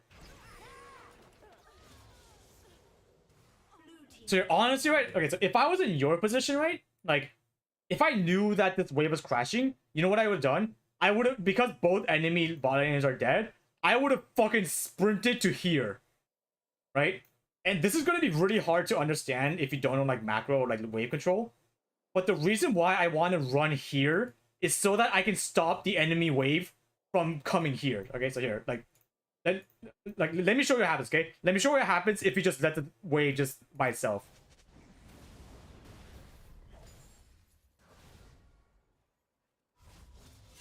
Okay, so like here, like this, right now, like there's nothing, like there's no champions, there's nothing happening. It's just natural wave push. So if this continued, right? If this continued, because you have a bunch of more, like you have like 9 minions versus 6, this is gonna slow push into their tower. And the one thing you don't want is for your wave to be slow pushing towards their side when you're coming back, because that means your ADT has a high chance of dying because it's gonna be farther ahead than where he wants to be. Like, honestly, dude, if this was higher elo, I guarantee you the enemy bot lane would freeze this wave around here. And now, because you and your Ashe have to walk up a little bit farther forward to, like, make sure it's not frozen, there's way more time for the enemy jungler to come flank you, and now you just might die. You know? So the reason, like, it's like this is really hard to grasp. Like, I'll be honest, for you, Howard, I wouldn't even think about this. Okay, do not even think about lane states, because you're not going to understand the entire reasoning behind this. But this is more for just, like, higher level viewers. But the reason why I would have actually, if it was with me, right? Because, like, obviously I just want you to get a different perspective. I would have ran here. So ignore whatever the fuck's happening here. Run here. Keep these minions right around here, so that you just hold the wave until your minions catch up to here. Because now, because you're pretty much doing exactly what happened to your side, except on their side by holding the minions here. And now, because the enemy minions are going to reach here faster, they're going to have a faster push. And this is actually going to slow push back to your side, which is what you want. So now the enemies are going to have to walk up here to clear the freeze, which will lead your jungler to have more time to gank them. You know? Like, that's what I would have done, right? But this is only, like, this only works because both bot lanes are dead. And, like, you know, it's like, because it's only 230, there's a good chance that the Viego is not going to be, like, around here, right? Because in this position, I wouldn't even try to dive, right? Like, what idiot would try to dive a Xerath with half HP in the spot? So, like, I wouldn't expect the enemy support to just be here. So I'll just be, like, clearing. So, yeah. So I wouldn't do this. Like, don't do this, okay? Like, please don't do this because I told you to. Like, I would do it in this position because I know the conditions for when it's doable. But in your case, you're not going to know everything I thought, right? Like, you're not going to realize that, oh, shit, right? It's like I have a good thought process of maybe Viego's not here. Like, both bot lanes are dead, so they can't punish me for just freezing here, right? It's like, I have good enough time to still recall after holding it here before the enemy comes, because, you know, it takes me like 10 seconds to walk to lane or something, like 10 to 15 seconds or some shit. And if I hold it here for like 8 seconds, I have 8 seconds recall. So even if I fuck around here for 10 seconds, it's not going to come back in time, right? Like, I'm thinking about way more things than a gold pair would. So I'm just saying it for the sake of, like, the stream. But for you, do not think about this, okay? Do not think about this. But yeah, like, just for the other viewers, like, just know that that's a possibility of that I could do. Because, you know, like, okay, dude, I'll be honest, like, you know, if I stayed here, right? If I stayed here and the enemy jungler actually came to gank me, you know what could happen? So here, like, so plan B, okay, so here, like, here's a real case example of plan A, plan B, plan C, okay? That I'm gonna show you what I think and why I'm always thinking ahead, right? So plan A, right? Like, plan A was, you know, this just happened, right? Where everyone died. My plan B is, like, I'm already thinking what I do next. And my plan B will be to camp it here, right? So what's plan C? Like, this isn't my last thing I do. Plan C is, what if the jungler came? You know? Because I'm sure people are thinking about this. Like, oh shit, what if Viego like knew that I was gonna freeze here somehow and he came to gank? Okay? So this is where plan C comes in, where my plan C is this. Where let's say I'm here, right? And Viego comes to gank. So what I do will heavily depend on where I think Viego is going to gank from. Okay? So in this spot, right? So like just ignore everything, like ignore whatever the fuck's happened here. Let's say you're here, okay? So Howard, this is a test for you to test what you think you should do. If you're here, right? Or sorry, let me change the colors. So let's say you're Xerath here, and there's a shit ton of minions, which means you're gonna be taking a lot of damage. So you're probably gonna be at that point after freezing, you're gonna be maybe like 1/4 HP, okay? Because you had 50% HP before. It's gonna go down to 25 HP after taking these for like 5 seconds for the minions to walk up. What if you saw Viego ganking, and because by 230 he'll probably be level 3, he might have this shroud thing, right? His fucking shroud thingy.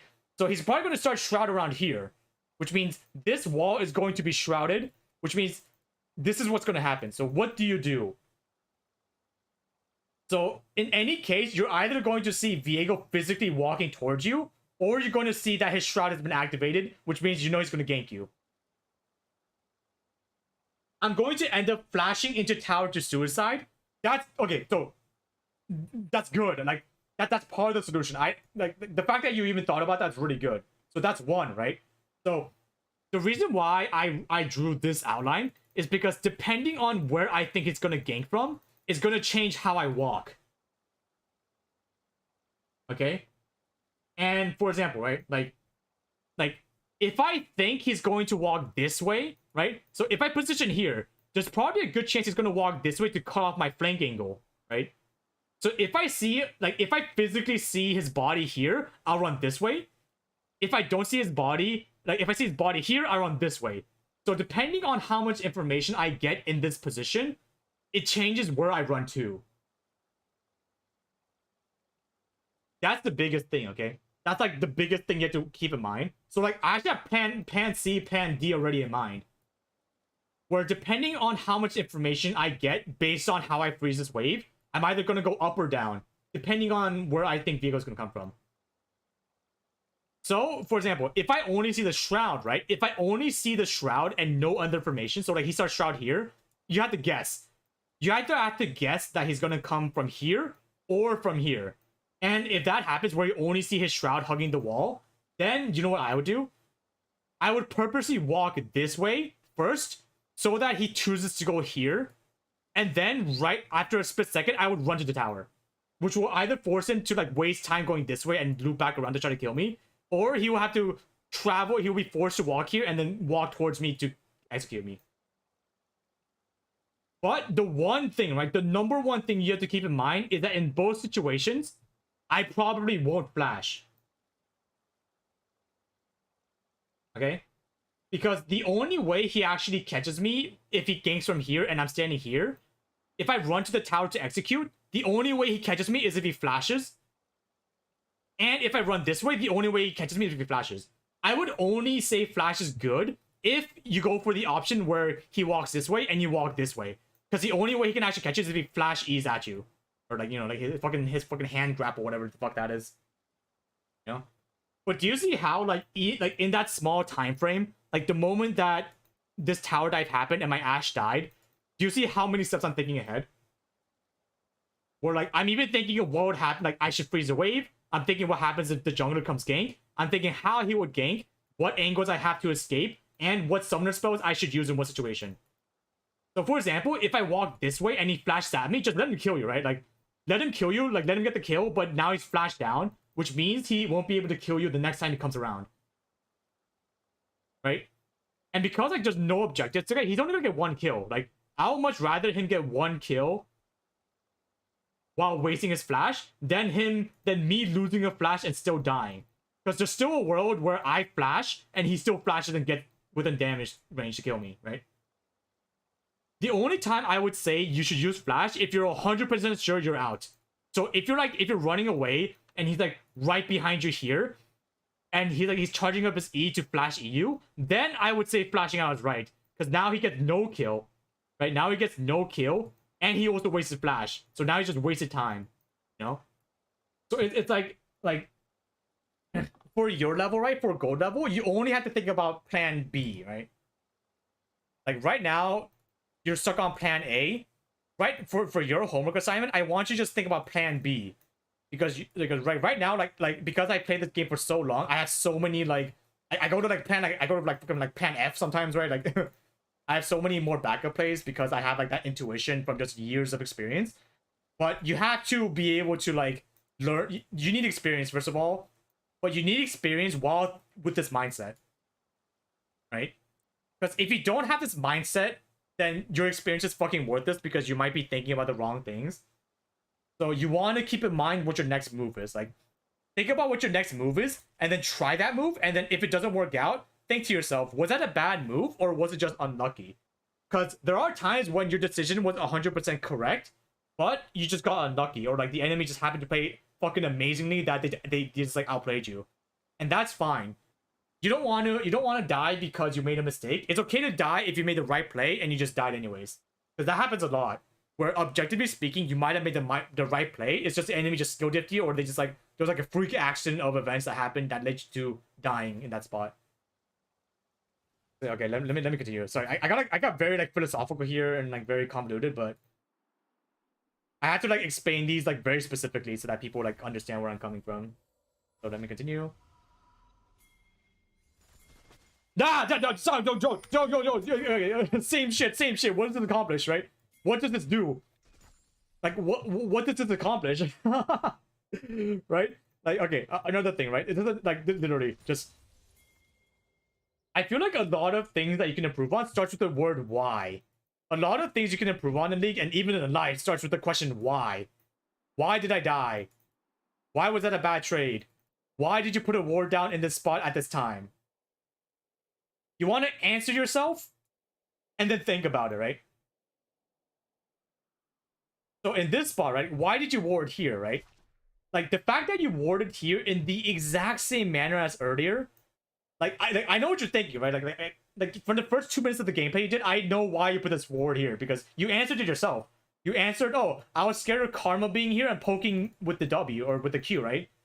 But we just saw Karma walking this way. Like, we saw the minions seeing Karma walking into the bush.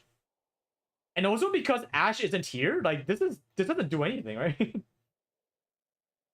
like until Ashe comes, this is a waste of a ward, because like you're probably not even going to be here for this ward to even be useful. So yeah, it's another case of like it's an okay ward. It's just the timing just might not be good, you know.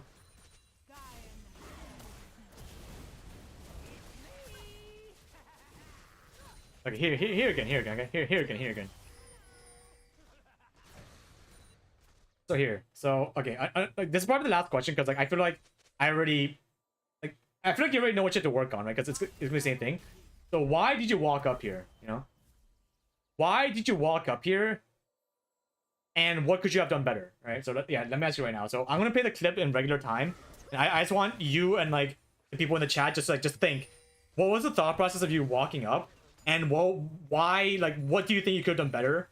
Or like why? Yeah, it's like just think, right? Just use your brain and figure out what you could have done better.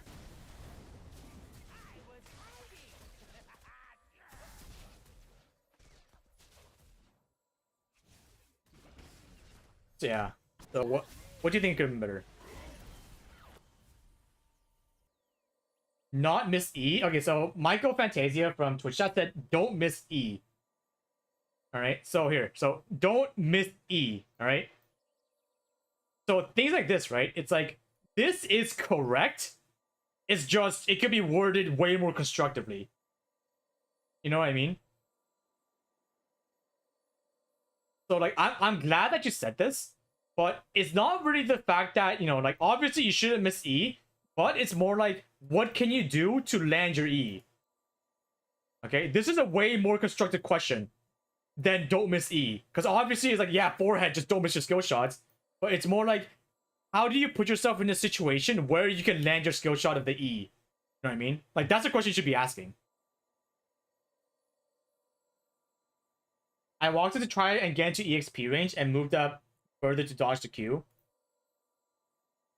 But probably better to just take the Q rather than be further from tower. Well, it's like, you know, it's like it's a number one. Like the biggest question, the biggest problem actually comes up here, right? Where like, okay, so number one, the biggest problem is you didn't, I don't think you saw this Karma. Like we physically saw the Karma walk into this bush because of the minions.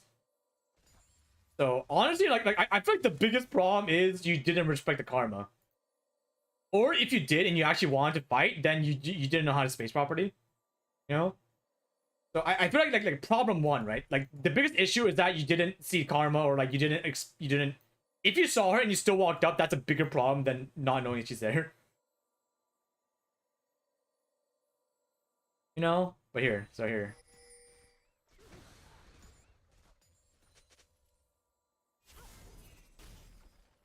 W first, so karma dodges, and then E. So okay, so I'm gonna kind of just see what everyone's typing in chat and like give an answer for each one. So Michael Fantasia also said W first. So karma dodges E. Dodges and then E, right? This I would argue is wrong. This is not the answer. It's number one, right? Number one, like just think, right? Just think what spells everyone has. Karma has Q and W right now. She's level 2. Twitch has probably all 3 of his abilities, and she's very far away. The moment Karma uses Q, she's gonna W. You know what I mean? And when you said you should W first to Karma, that means that by definition you're going to W first, wait for her to see what direction she goes in, and then E. But by the time she does that, she's gonna be in range to W in the first place. And because Karma's W is already tethered onto you, even if you stun the Karma, you're gonna get rooted. You know what I mean? You see what I mean? So that answer is inherently wrong, because like the stun of the E doesn't, like in that context, it doesn't actually stop the root from happening.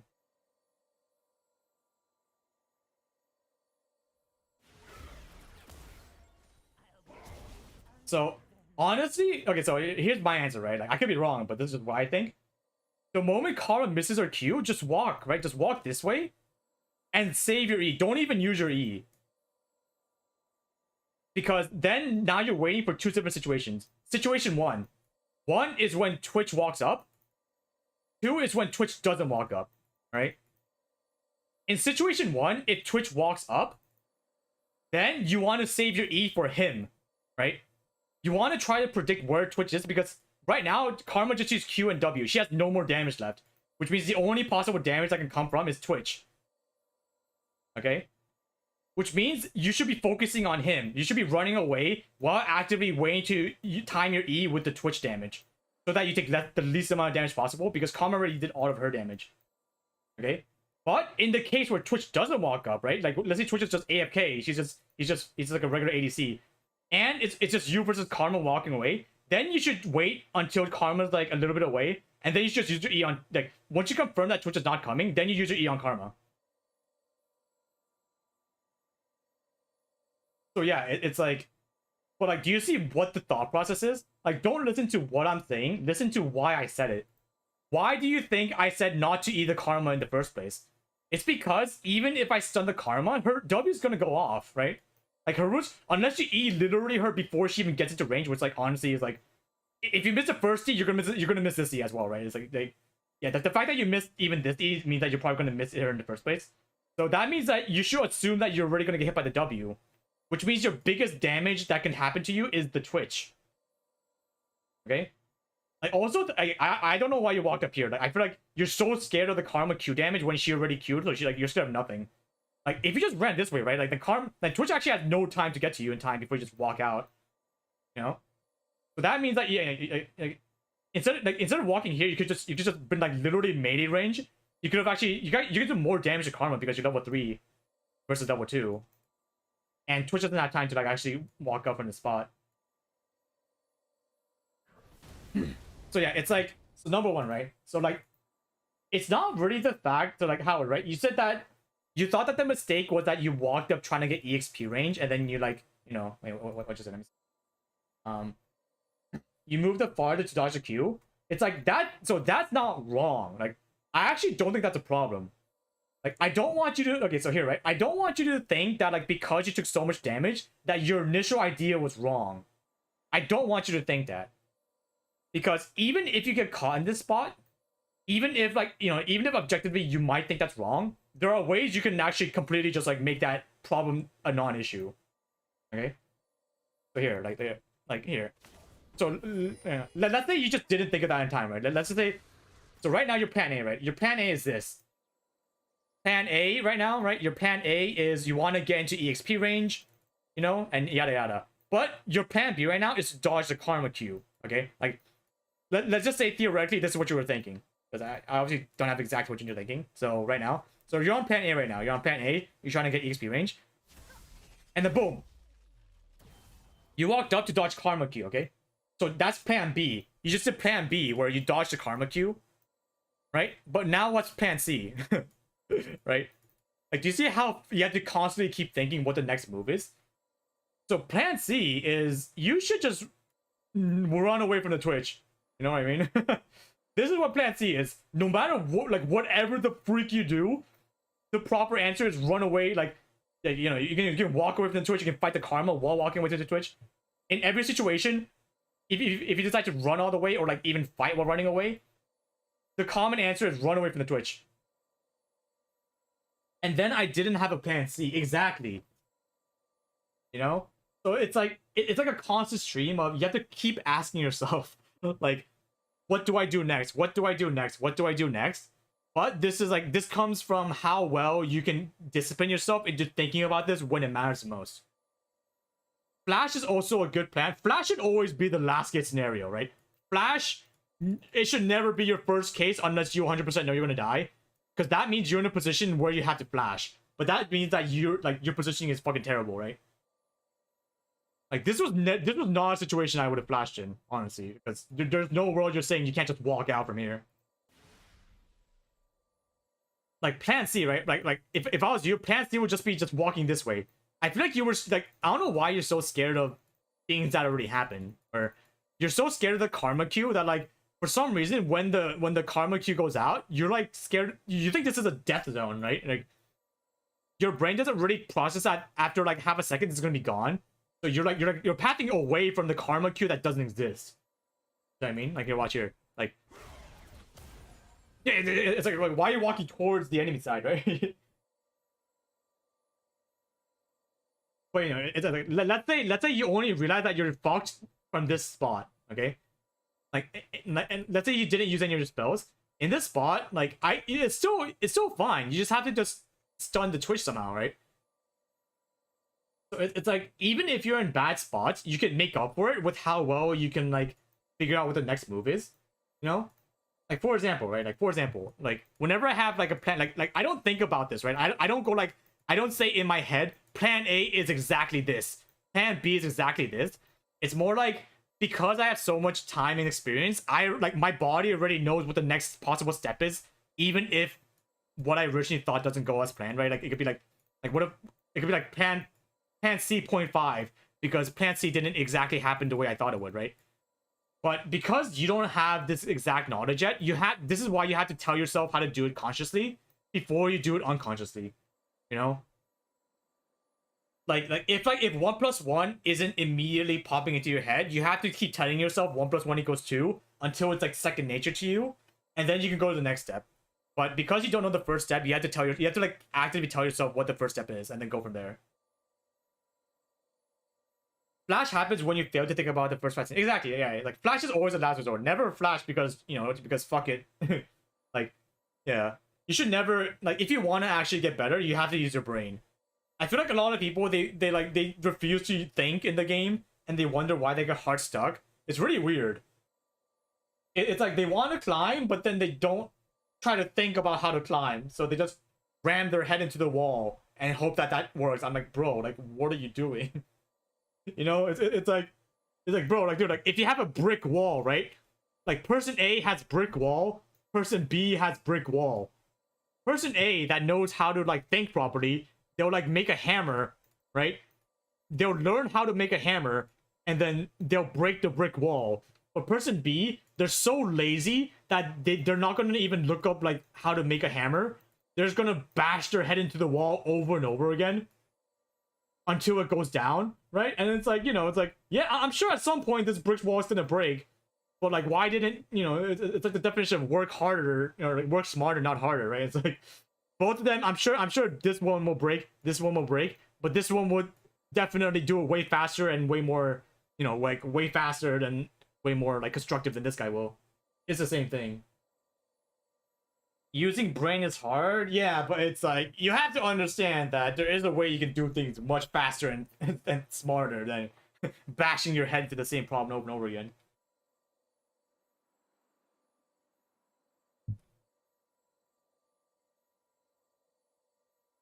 Using brain hard, just gotta develop hands. Yeah, but if you want to develop hands, you have to understand. Like you have to think when you're using a hand as well. It's why a lot of people, right? A lot of coaches, right? Like, I feel like the number one thing that everybody, like that, like that actually knows how to climb, they always say, no matter what, focus on yourself, right? Focus yourself and not your teammates, because like, yeah, obviously, right? It's like it makes sense if you think about it, but people like, especially league players, they have no idea. Like they don't understand this concept.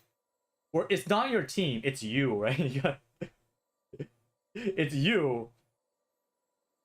Person B is using his head more, yeah, but you have to understand. Every time they bash their head, they lose like one brain cell. You know, like they're causing brain damage the more they bash their head. So like it's like they're actually using their head. They're using their head more physically, but then they lose the ability to focus on their brain more. The Yuimo is so cute. Yeah, I love this cat. Yeah, it's like, yeah, I'll be honest, Howard. It's like, it's like I don't really think I have to watch the rest of your VOD. I feel like, yeah, I feel like I kind of overloaded too much information for you. Let me summarize, okay? Let me just summarize what I want from you, okay? Like, what next? Okay, this is literally the only thing I want you to focus on. What do I do next?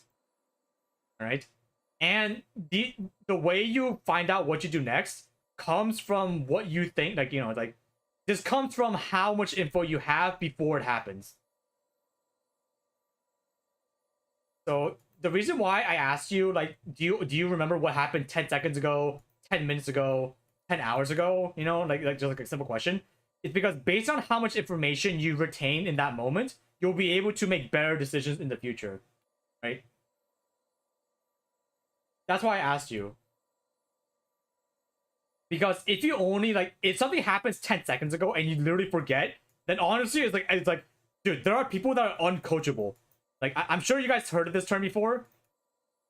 Like, when people are uncoachable, like, this has nothing to do with game skill. This has nothing to do with the game itself. It just means fundamentally the way the person lived their life, you can't, there's no way you can, like, teach them. It's like, because they don't have to, like, they don't have, like, the mental capacity, or, like, they don't have, like, the, like, they don't have, the attention span to understand what you're saying sometimes. But for you, Howard, you are 100% not part of this category. So you're already way farther ahead than like the people I've tried to coach before in the past. You just have to like absorb information, okay?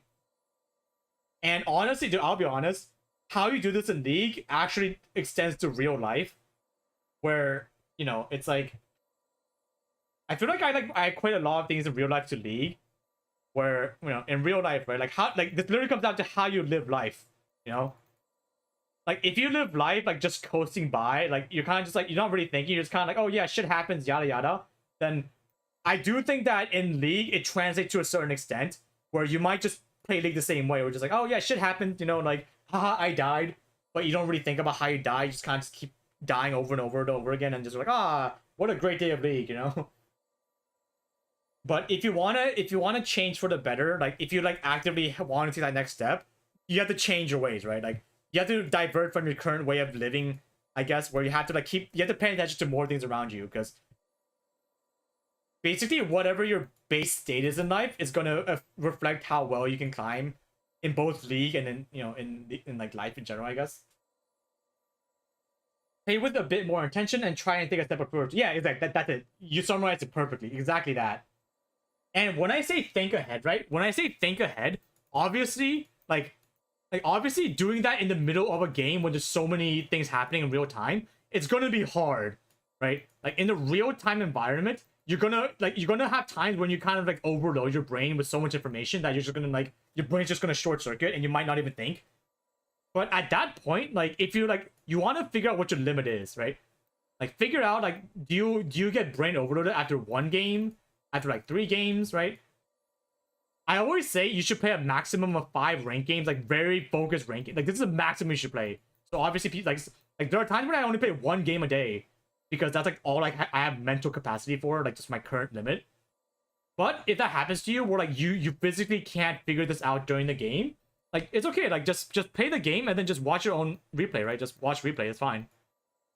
Like watch your own VOD, and then think about like while you're looking at your own self play, think about what can I do better next time, and then when you queue up again, keep that in mind. That's it. That's literally it. Keep that in mind. Like focus on one thing you want to improve on that you learned from the previous game, and just focus on that. You don't want to focus on so many things because you're not going to remember. You want to focus on literally one thing you want to improve on. Then you want to play as many games as it takes to improve that one specific thing. And then you go to the next thing when it's second nature. And over time, you improve on one thing. You play a few games, figure out if even your answer is correct or not. And once you realize, oh yeah, this is like I'm dying less, I'm taking better trades, then you go on to the next step, right? And it's like a process of, you want to keep doing like process of elimination. You want to be like, oh yeah, that worked. Oh, that didn't work. You know, like ask some people, like, you know, you can ask me as well, like if I'm ever free, just like, hey, can you give me your opinion on this? But the biggest thing is you want to have something to ask in particular, right? You want to have questions. You should never let the coach ask you questions if you have questions you want to ask yourself. You know what I mean? Like obviously, if you don't know what to improve on, then you should just ask me. Like you should just tell me, like earlier, that you have no idea what to improve on. But you want to get to a point where you know exactly what you have to improve on, because then you know what to improve, right? It's like obviously that sounds five head, but you have to like know your limits. You have to know what questions you're asking yourself so that you can do this yourself. Like it's way faster if you do it yourself, right? Because obviously I don't do this all the time. Like you shouldn't wait like a month for my response. You should do yourself and you should get your own answer, make your own inferences from literally like 20 seconds after it happens, and then it'll be fine. Don't be self-deprecating. Exactly, right? There's also a way you talk to yourself, right? Like when you die, don't be like, wow, I suck. Like don't do that. Like that's so inefficient and like counterintuitive. Literally nobody nobody ever improved after saying, wow, you suck. You want to ask yourself, what can I do better? Like just word it differently, right? It's the same thing. These two sentences are the exact same thing. It's just the way you ask it can actually like change how you look at it. The same exact problem. Wow, they suck. Yeah, but you know, it's like even asking how do they suck? Like why did that suck? Even that's better than just saying like, wow, you fucking suck. You know what I mean? Like just gotta think about it. Yeah, I hope it works out for you, Howard. Like, I just want you to know, right? Like even though I tell you to do this stuff, you might not improve immediately, right? Because obviously the best change happens over a long period of time. The most influential change in life in general happens in a long time frame. It's not going to happen immediately. If something changes your life immediately, that means you probably like it's either a scam or you just like something fucking traumatic happened for you to think that way, right? You know what I mean? Like unless you got hit by a fucking car, it's probably more healthy to have slow changes over time instead of having a drastic personality change. You won the lottery? Yeah, no, don't do that. Like you want to keep doing it, and then what? I guarantee you, if you keep at it, like if you like constantly discipline yourself and keep like testing your limits and thinking, one day it's gonna click. And the moment that day clicks, you're gonna be like, holy shit! Like life is gonna change for you. I swear to God. Where like all of a sudden, like everything, like you're gonna start equating things you learn, like concepts in League or like stuff you do, to other things in your life. You're gonna learn things faster because you learn the basics of how to teach yourself properly. Like I swear this can only help. Where if you learn, you know, like for example, right, like if you know, like I have the mindset, right, like you guys know the earlier analogy where you shouldn't give a man a fish, you should teach them how to fish. Like I want to take it a step further where instead of teaching somebody how to fish, like teach them how to like fucking like teach them like everything about marine life or something, right? Like I don't know, like go to the next step where like obviously it's good if you know how to fish, but what if you teach somebody how to fish and like how to like make a business with the fish, how to like, you know, how to like drive a boat and some shit, like I don't know, like teach them so many things, but conceptually a lot of things so that it will help them in other parts of their life, because like a lot of concepts carry over, especially like how you learn and how you work and stuff. The question in life is why. Exactly. Like people don't ask why. People don't want to learn because they don't know how to learn. But it all starts with the question why. Like why did my ADC walk up? Why did I die there? Why did this guy try to run me over with the car, right? Like once you like truly understand why these things happen, and like don't get me wrong, sometimes things happen for no reason. Like they just happen, but you have to understand that those are freak accidents. Most things in life are explainable. It's just how much your brain like can expand to understand that level of detail, I guess.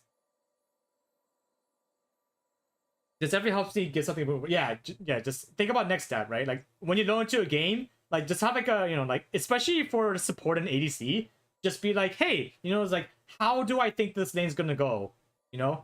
Like just like try to think 3 minutes ahead. Like, oh, like I'll win this lane if I dodge one of Karma's Qs, or I'll win this lane if we all in after Karma misses Q. Like it doesn't have to be so detailed. Just like very broadly. Oh, like I just have to dodge the enemy's Karma, and then it like let's say you want to implement that idea too, right? You want to go into the fight dodging Karma Q, but let's say you died anyways, right? Let's say you dodged every skill shot, but you still died. Then you update that info, right? Don't immediately go like, wow, my idea was wrong. You want to change one thing of what you thought the answer was until you get to a proper answer, right? It's like a science experiment.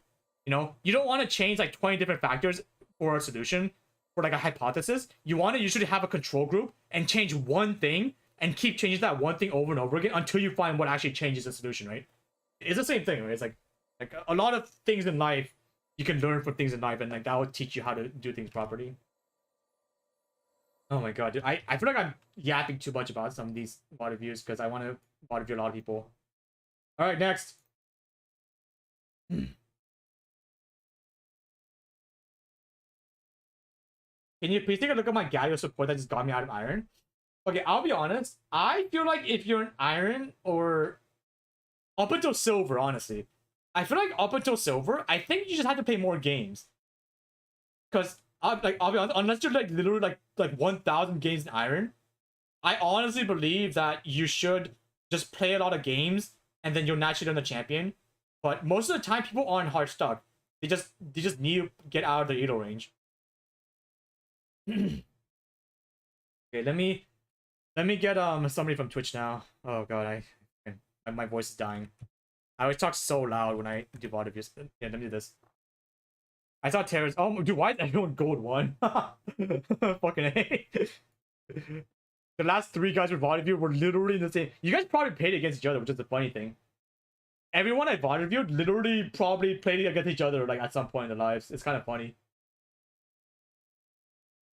Okay, yeah. So I started with Twitch, I went to YouTube, and now I'm back to Twitch. So I'm kind of just hopping around between chats so that I can like get VOD reviews from both sides. So we're gonna do Terra Melon next. Do you have any games you want me to watch, Terra? These Nami games looks pretty good. But if you want like any specific, maybe not the Bard game. I don't know. I don't really want to, unless you want me to. Like, I want to VOD review your best champion on it. Yeah, on a champion you're comfortable on. I just want general stuff. Okay, I'll just do the most recent one then. Sounds good to me.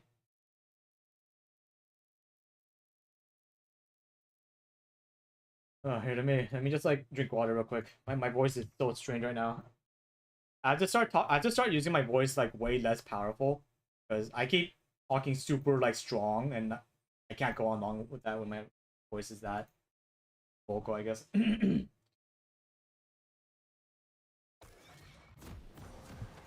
gonna take a break after this or something. Okay, here we go. Okay, so Terra, do you want?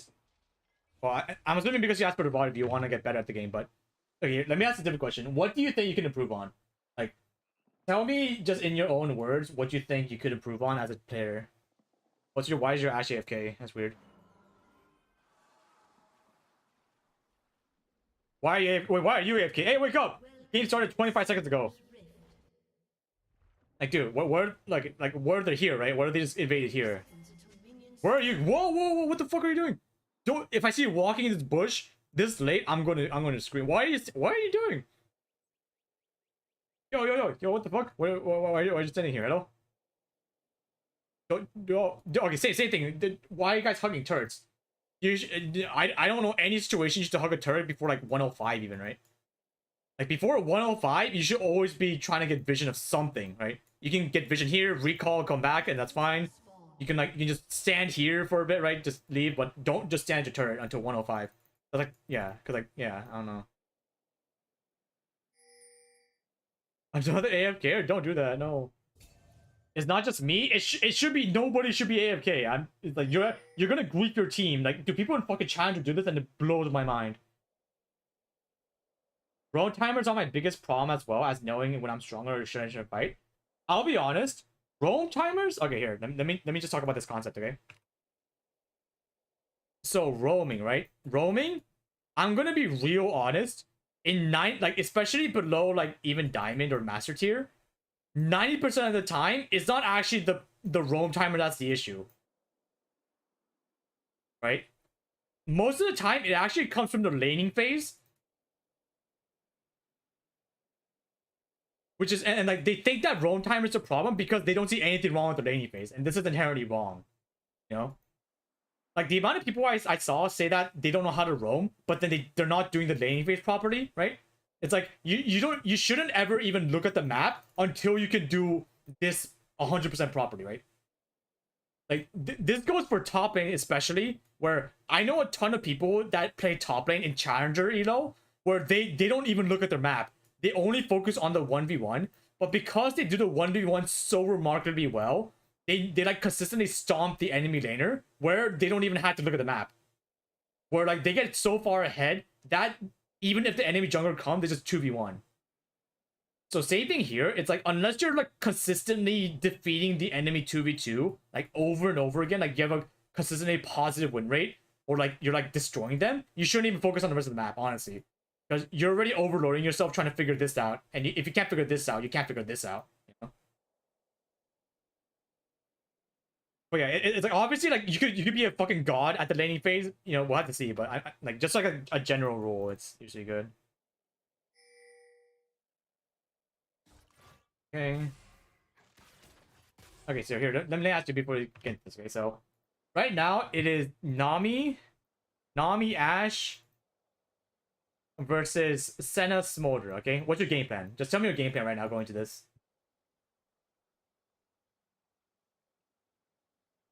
Like, the moment that you saw this lane matchup, are you thinking about it, or do you not think about it? Like tell me what you were thinking at the time, not right now, but give me your honest answer if you were thinking about anything at the time. If your answer is no, then I'll ask you what you think now. But yeah, obviously I just need what's your first impression. Aggressive, going for all in, so they might actually engage first, so I can guarantee hitting the bubble. It's like, okay, so here. So all in, right? So I'm not against the idea of all inning, but I'll be honest, I feel like with your, like, especially because you're Nami, instead of doing all in, you should like do like burst ins, if that makes sense, right? Like, you want to do small isolated skirmishes, and then once you get them to a low enough HP, then you all in, right? Like, you should all in when they're maybe at like half HP, but I wouldn't say all in from the start, honestly, yeah. Because they can actually, like, depending on how they play, they can actually like out damage you, right? Yeah, it's like, okay. Let's just see how you play this, first of all. Okay. Number one, biggest problem, you should get level 2 prio, right? You should always try to get level 2 prio. Like, getting level 2 prio is so important, like, especially nowadays, right? It's because nobody leashes. That, especially because it's double range, you know, like 2 range versus 2 range. You have to be helping your ADC clear this ASAP, okay? Like, yeah, it's like, I really don't like how you're just doing nothing. Like, do you see this? Like, because the Senna, like, the Senna was actively helping his Smolder attack, like, these two are still alive while it's 3v5 right now, which means they're going to probably hit level 2 first. And whenever the enemy hits level 2 first, that means they have a faster chance of doing damage to you, because you'll be level 1. Like, you'll be level 1 with like 3 minions alive. Like, you'll probably finish like, you know, like probably like 6 to 7 minions. And because they already hit their 9th minion of getting the second wave, they're gonna be able to do that much more damage to you in that small time frame. So yeah. Can I not sub? There's no Twitch Korea, so yeah. Okay, so here. So Howard, if you're here right now, So this is a good time to ward, okay? Honestly. So I'm glad that we have a situation where this happens, where it's good to ward now because the guy is already in this bush, right? He's physically in this bush and we know it's pushing. So the timing of this ward now, it's good. The reason why Howard's Zerath ward earlier was bad is because there was nobody in this bush and there was no immediate indication that there was anybody going to walk into this bush, okay? So yeah, now is a good time because if you ward the bush now, you're gonna be able to auto attack him one extra time, which is like fucking insane. So yeah, it's like this is a case of this ward being perfectly fine, honestly. Is there ever a reason not to hit the minions for the level prio? Situational, but in like 90% of games, you probably just want to get level 2 prio. Like, there are times when you know for a fact that you're gonna get engaged on by like level 2 gank or something, or like, there's a chance. But in most cases, you still want to get level 2 prio and then go from there. You know, but yeah, most of the time you just want to just fucking send it. Yeah, see, it's like, oh, do you see this? Like, do you see Howard? Like, do you see how much damage she took because of the timing of this ward? So like this ward was amazing because the time, you know, like because you guys were already in position to auto attack, then you got so much value out of it. But earlier, like you shouldn't ward in a situation like this because there's a chance that somebody might walk here and maybe Q here, right? Like you shouldn't do that, especially early game. Like early game, because your wards are like very like you only have pretty much 1 or 2 wards per early game laning phase, right? Until you start warding the river. This is gonna be very crucial where you decide to put early wards. And also to Terra, I'll be honest. Okay, I'll be honest. Like I'm a Giga Chad. I always go Ignite. I'm gonna be real honest. So here, right? If you had Ignite here, she was dead, right? So here, okay. I don't like how you're running away. Like this guy's 100% fucking dead, no? Like same thing. I don't know what you're scared of, right? Because here, this is a screenshot, okay? If I gave you the screenshot right now, no context, do you think running away as Nami is the right play here? Right?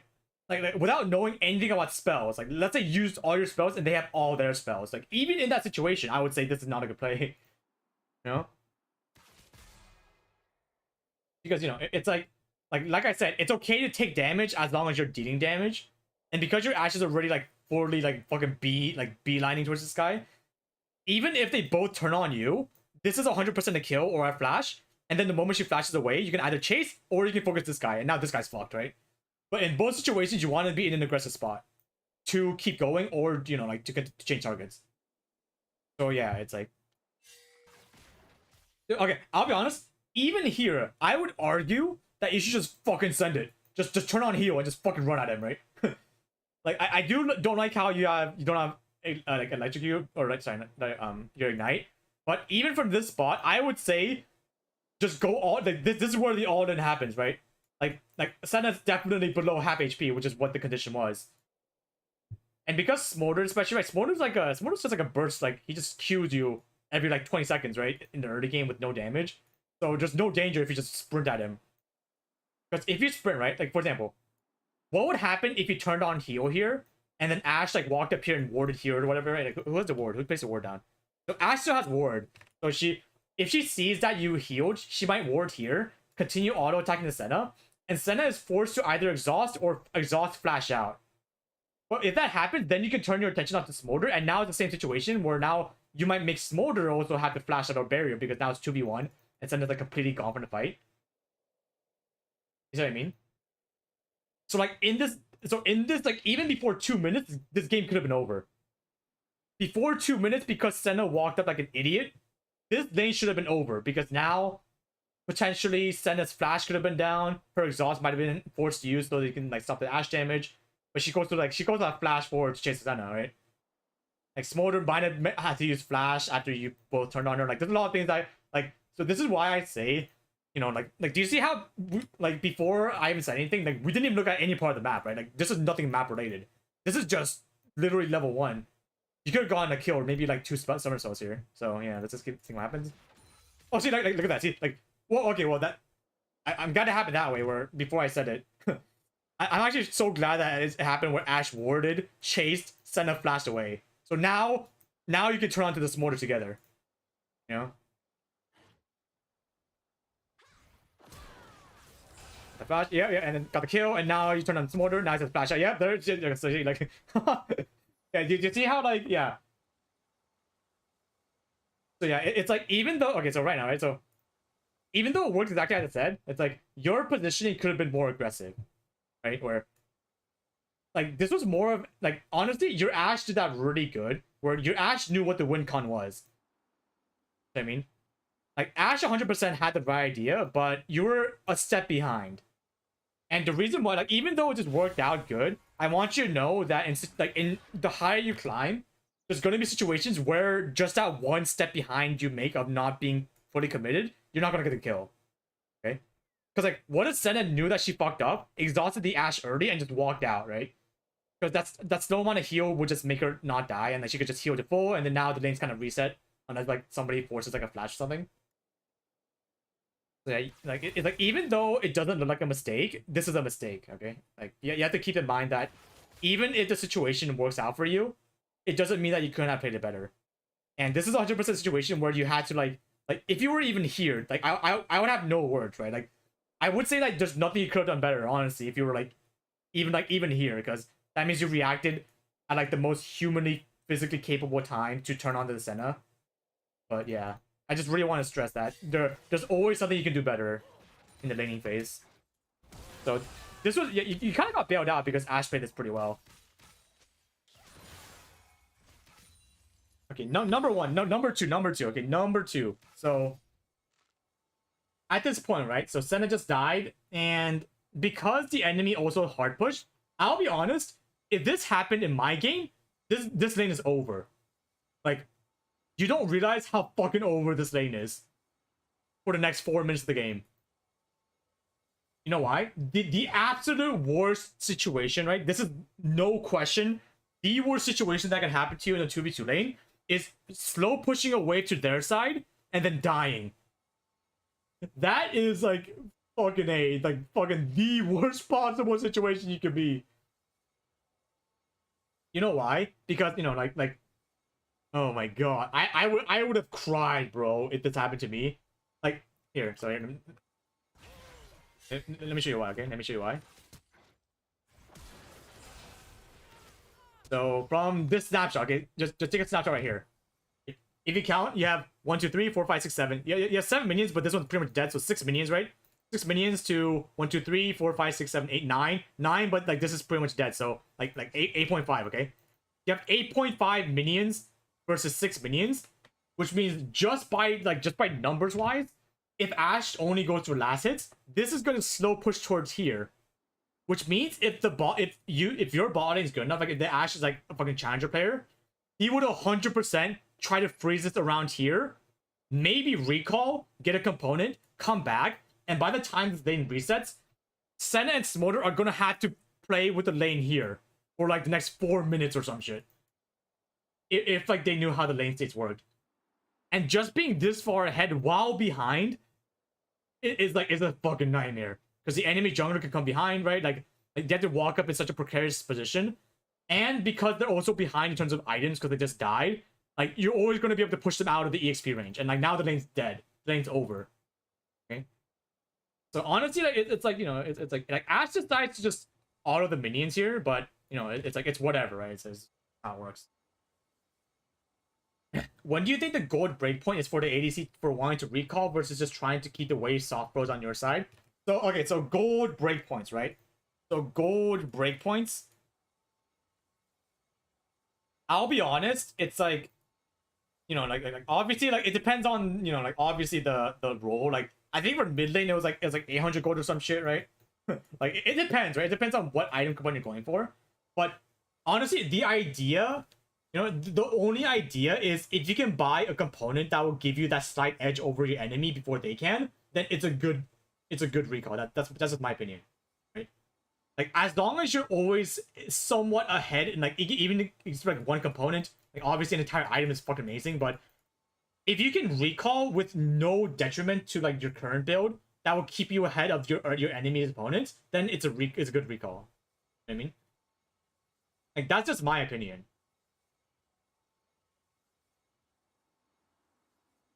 Because here, okay, here, like here, let me show you the reverse, okay? You want to work backwards in this questions where when do you think it's a bad recall, okay? Like ask yourself that.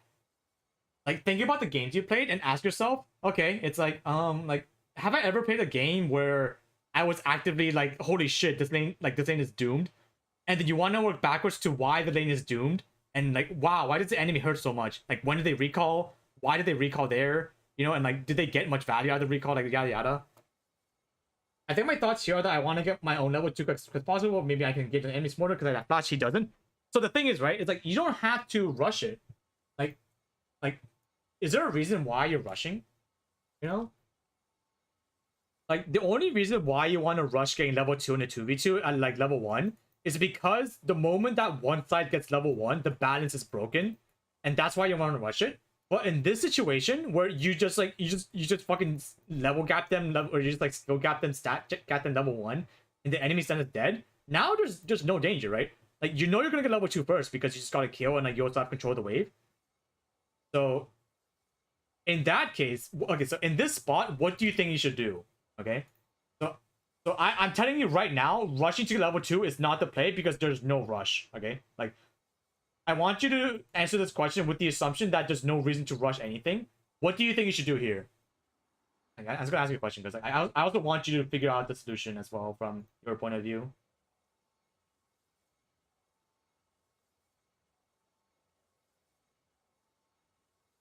I'll give you some time while I take a sip of my water. Also, people in chat, like, whenever I ask a question, I want people in my chat to also answer so that they can also like, especially people around this elo range. I want you guys to kind of like learn as well, because you know, might as well everyone learn instead of just one person.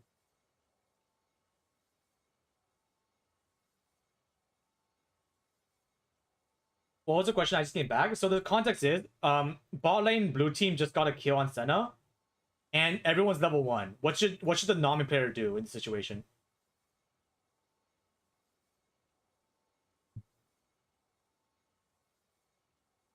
Let the wave push into us so we can have full control over the wave, and either wait for the jungler or just allow us to run them down with slow since the enemy lane is longer for them. So that is the late. So that's like that's part of the answer, right? That's the overall goal. So like, you got that correct, where the overall goal is correct. But what should be doing right now? So you have the overall like idea in mind. That's good. You got the overall concept in mind. What's the like? But what do you do before then? Before you can get to a state where the lane's pushed to your side, what do you do in like that like 20 seconds before that happens? Somebody on my YouTube actually answered the question, but poke just last in, try to zone, walk against motor. Yeah, you guys got it. So the answer is zoning, right? So yeah, everyone that said zoning is perfectly correct. So here, right? So after the wave pushes up, right now Smolder is fully zoned from the wave, right? Like, he has no flash. That means he can't walk up, which means this is the idea of snowballing, right? Like, I'm sure everyone heard, like, everyone knows the term, right? The idea of snowballing your advantage, where they heard that, oh yeah, he's snowballing, or like, I'm snowballing, but they were never told how to snowball. This is how you snowball, where you want to extend the advantage you have. Right now, until Senna comes back, because Smolder's flashed down, and he's also like low HP, and because you have a champion that excels at 1v1 trades because you have heal, where you can do damage to the enemy and also heal yourself at the same time.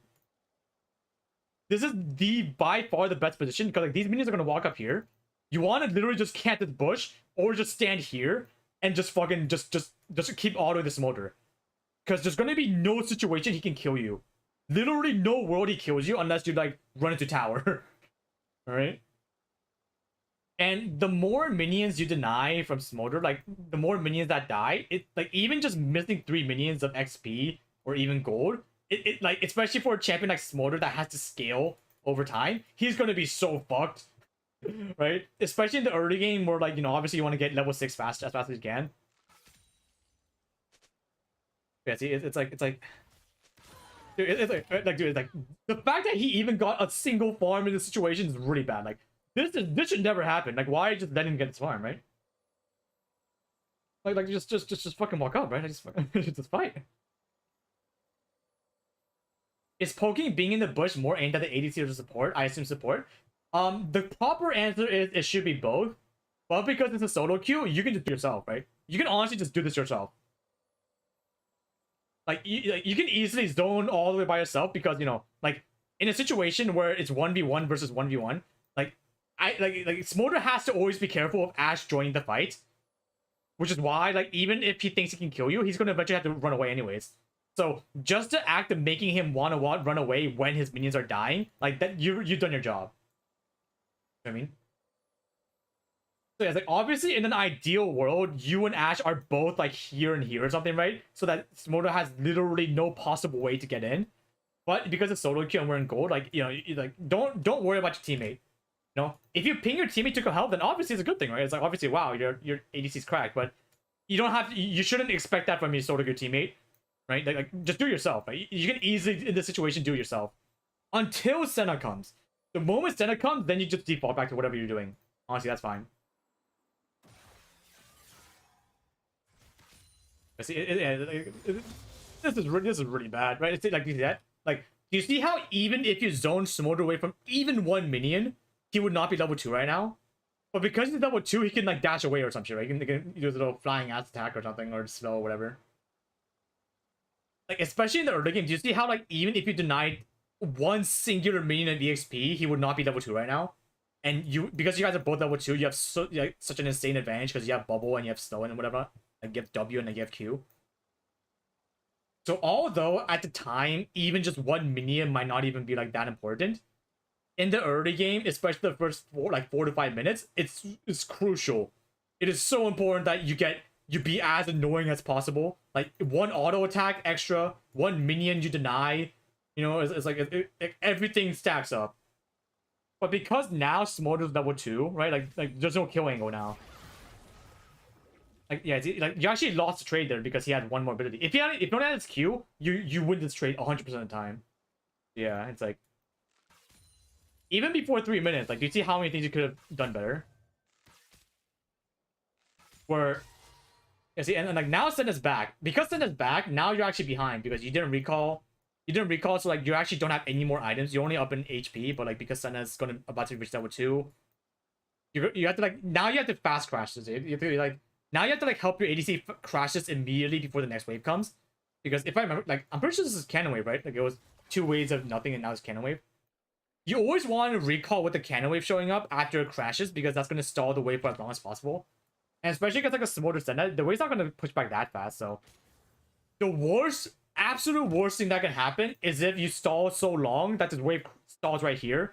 And now, yeah, like now it's just frozen here. That's the worst thing you want to happen. So you have to crash this now, you know? Even though in an ideal world, Ashe doesn't fast push this, you know, like in solo queue, that's fact, right? Like the fact is she did decide to crash this. So you always have to go along with whatever your ADC is doing. That's the #1 rule. Even if you know it's bad, even if you know what the play is, just do what your ADC is doing. If you start spamming if you start spamming auto attacks on the minions, you do that yourself. If you start not hitting the minions at all, you don't hit the minions at all. Right? That's simple. That's just simple. Just like that's solo queue practice where you never want to be in a situation where you're just doing whatever you want to do because you think it's right. Right? Like this is kind of like a relationship where like you don't care if your partner's right or not. You just do whatever they tell you to do, and that will lead to wait, but you know, it's not, just listen to whatever they're saying and just be like, yeah, okay. It's like there's not really a reason to grief your teammate or say something just for the sake of saying something. It's better to be wrong together than right alone. Exactly. Yeah. Like don't get me wrong, right? Like obviously you shouldn't just do everything your ADC is doing. Like you know, if your ADC is doing the wrong play over and over and over and over again, you know, the one good thing about support is you can just fucking leave, right? Just ditch him, like break the relationship and like go fucking mid or something. But it's like just didn't, you know, like just until they catastrophically make 20 mistakes in a row, like, you know, just trust them, right? Like give them some time to figure out what the fuck they're doing. Yeah, it's like trust them, right? Like they're your team. They're your team until they start flaming you, and then they're not your team anymore. But it's fine. Nice. Nice. Holy shit! This lane's over. Push, push, push, push. Crash this, crash this, crash this. Yeah. Yeah. Okay, nice. Call. Honestly, you're actually doing amazing. Okay, what do you buy first? Wait, how much gold do you have? The fact that you bought this means that you have 550 gold, right? 550 goldish. It's X. Yeah, 600 gold. Here, let me think about this real quick. Yeah, no, like I guess Lucidity boots are kind of broken right now. Okay, wait. So do you guys know the trick right now? So right now, like until Riot nerfs this, like Lucidity boots, right? Like CDR boots, whatever it's called. If you know you're gonna get feats, right? If you know you're gonna get the empowered feats, always buy Lucidity boots. 100% of games. If you're not sure, then you don't want to, you know, like you can do whatever the fuck you want, right? If you don't get the feats, right? If you know you're not gonna get the upgrade, just buy whatever the shoes you want, like buy Adidas or Nikes or whatever. But if you know, like if it looks like you're gonna get the feats, like it's like a pretty good chance to get the feats, just get Lucidity boots no matter what the fuck champion you're on. I swear to God, it's actually OP right now, at least until Riot nerfs it. Just keep that in mind.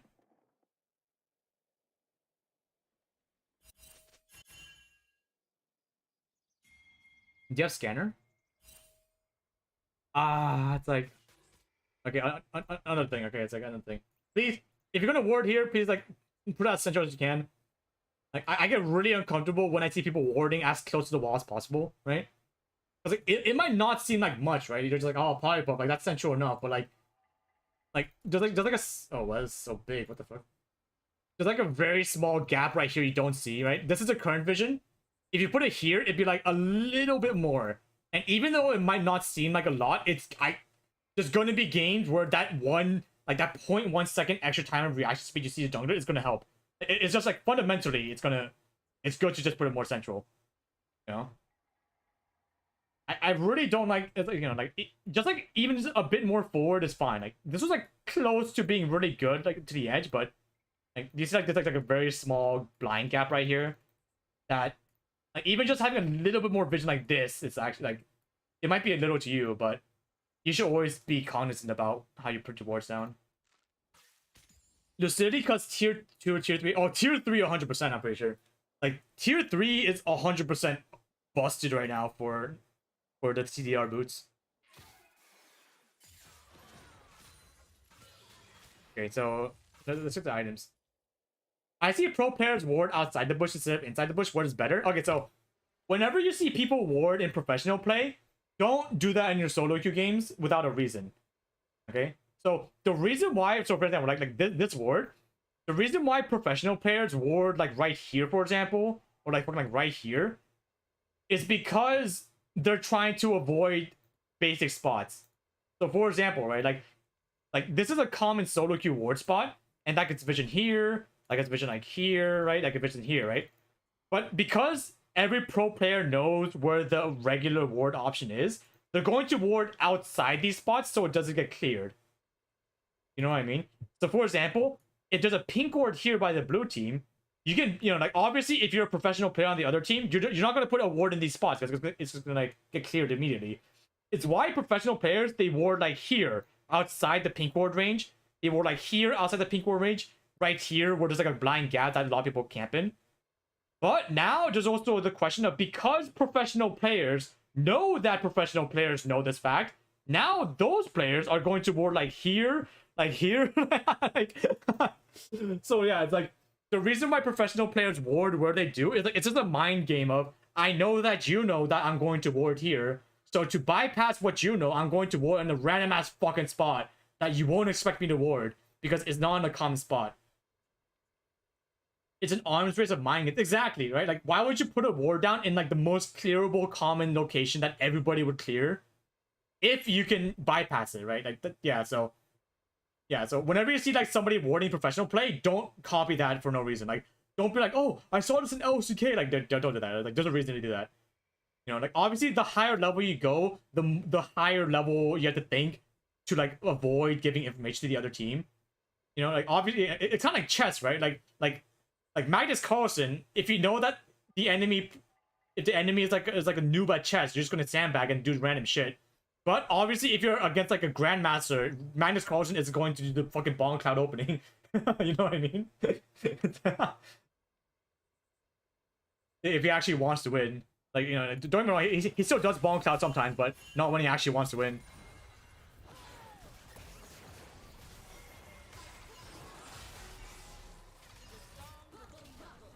Nice bubble. Oh, okay. I see vision out of pink.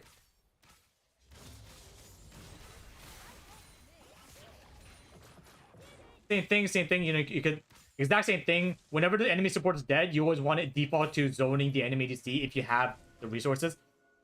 Okay, so okay,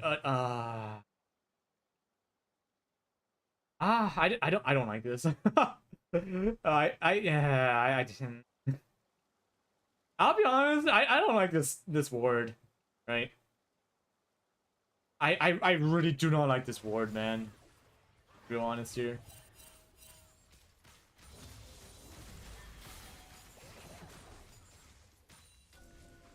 Because like it's like, so okay, I'll just say the reason why, okay? Like, I think it's fine because you probably ward here so you don't get invaded by the Evelyn. But it's like you also have to kind of understand when you think your ADC is gonna recall. You know, because honestly, in this spot, I'll probably, like, if I was the ADC, I'd probably get a tower plating and then recall, right? Because you just gotta kill. And also like yeah, it's like I would recall in the spot, which is why I say this ward is bad. Because, you know, because if you're both planning on recall, like, if you think you're both gonna recon this spot, then this ward, it can only get taken. You see what I mean? Like, you don't really get info because number one, right? Like, number one, like, Evelyn is not going to gank a lane that's not there, so she's not even going to probably walk over this area. And like, you know, like, even if she does, right, she's gonna probably see this pink ward and then clear it, which means you just lost 75 gold for pretty much nothing. Because like, if your goal is to recall in the first place, then I don't know. I just don't agree with this, you know? Like people can argue that, hey, you know, it's like, no. Like, I'm sure, like, if Evelyn comes right now, then it's a good ward, but I feel like the timing, I don't know, it's like the timing is kind of awkward, honestly speaking. Like, I can see a reason for and against this ward in the first place. But it really depends on how you play this out. Okay, you went so deep here. You got to flash, yeah.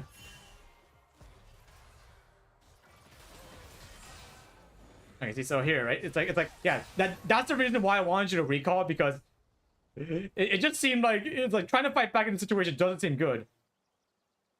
Because I feel like the biggest problem people have in 2v2s especially is that, you know, let's say it's like Ashe, Nami, whatever, like Soldier, Senna. Like, this happens a lot on top end actually, but like, you know, we're obviously talking about just bot lane, where people think that if they get a kill, they're stronger. But like, a lot of people don't understand that until they go back home to use that extra gold they got to buy an iron component, they're actually not stronger at all. Most of the time, they're the exact same strength, but because somebody on the enemy team died, they probably went home and got an iron component, which means if they come back, like, if both lanes don't recall and like the person that died comes back with an extra item, now all of a sudden they're stronger just mathematically. Like, you understand this concept? So it's like, it's really weird because people think that they're stronger because they got a kill, but mathematically they can only be weaker if that happens, because the enemy will come back with an item component. It's why I always, like, you know, it's why I thought you guys would recall after like getting maybe a turret plane. Because, you know, if you recall, then you'll be able to recall and spend that extra gold you just got from a kill, and also the turret plating, and also however the fuck many minions you just got. But right now you're sitting on like what, like I feel like Ash is on like 600 gold at least. You're on like 300 gold, right? That's just like, yeah. See, it's like you have 600 gold. Ash has almost 800 if he goes back, right? That means that until you go back, you're 1200 gold like behind, basically, right? Like, compared to what you could be at. Like, obviously, like, they are too, but because Senna just came back from, like, here, like...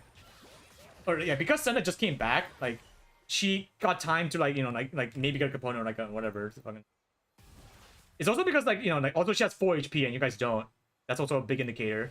Especially when, like, in a close fight, right? If you guys are, like, in a very close fight where you're, like, going down below 50 HP, like, just recall, you know? Like, you're not in any danger. Like, you don't have to rush anything. if you guys are like 4 HP or like 75% HP, like that, then I just fight, right? Like there's not really much of a reason to go back. But if you're in a situation where like you have no mana, you're at half HP, Ashe is like fucking about to on her last legs, and the enemy team has like pretty much everything up, like that's when you should be a bit careful about trying to commit too much. It's like okay, I'll be honest, like I don't think this was actually a bad play, but the timing was off.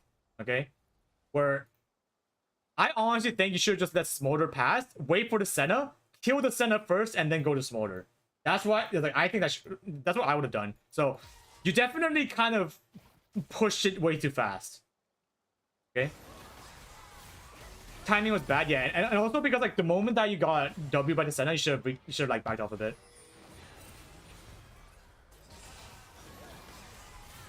Yeah, it's like here, right? Because you're also running into the entire minimum wave.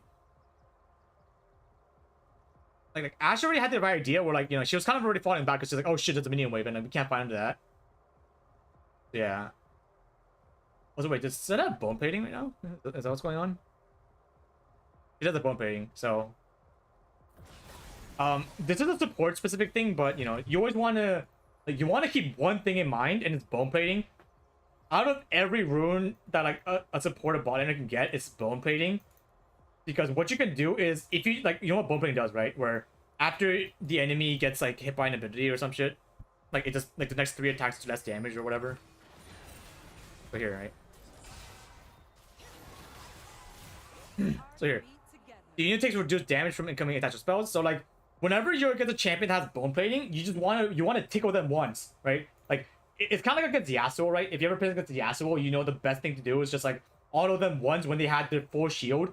Wait for the shield to go down and then do your burst after that, right? That's a simple Yasuo counterplay. It works the same with bone plating, where there's not really a reason to auto somebody with bone plating unless you can like have the damage for it, especially in the early game, because you can just like you can walk up, auto her once, wait for the bone plating to go away, and then you can fight. And now she has no reduced damage from the bone plating. It's like a small thing, but keep that in mind. So here, like, you couldn't kill Senna or anyone because like she had like the extra like tankiness, but just keep that in mind. Yeah, it is unfortunate that your Ashe like barely died. Like, it's actually very unfortunate that happened. Why are you autoing the wave? Why are you autoing the wave? No. Oh shit! What the fuck?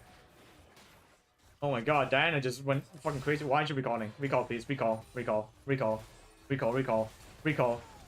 don't know why you're not recalling.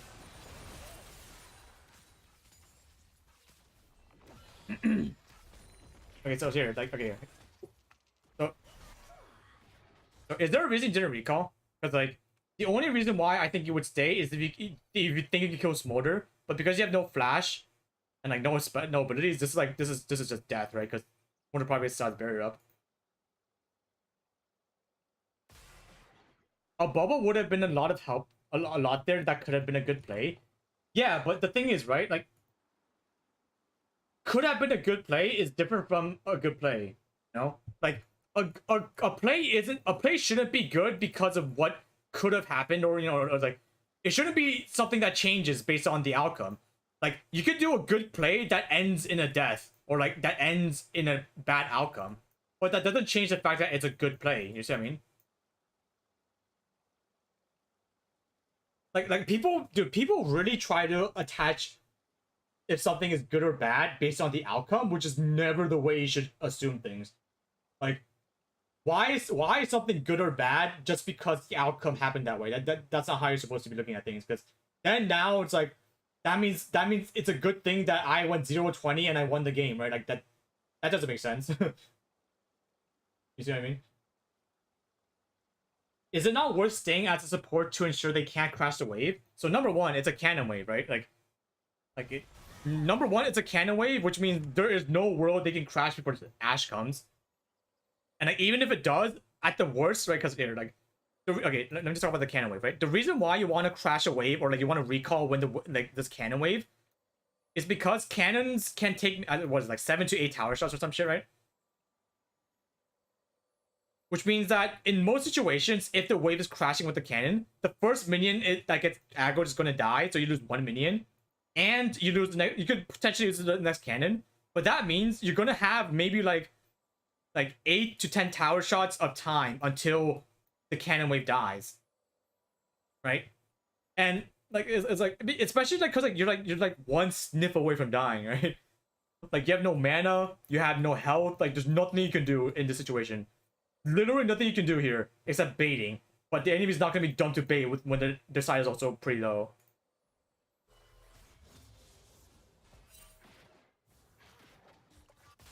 So here, okay, so so Tara, you said like, okay, so this is the only time I'm gonna talk about roaming, where you talked about when I should roam and when I shouldn't roam, right?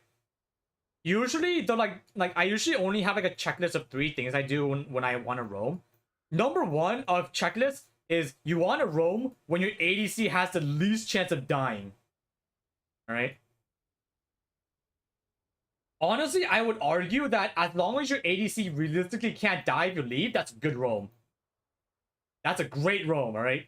Because the worst thing that can happen is if you roam when your ADC's fucked, and then they die, and then now they're like, why is my support roaming? And then they AFK. Okay? Like, do you guys know the idea of mental boom?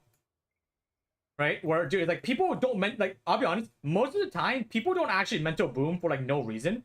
They actually mental boom for, like, a specific thing that happens in the game.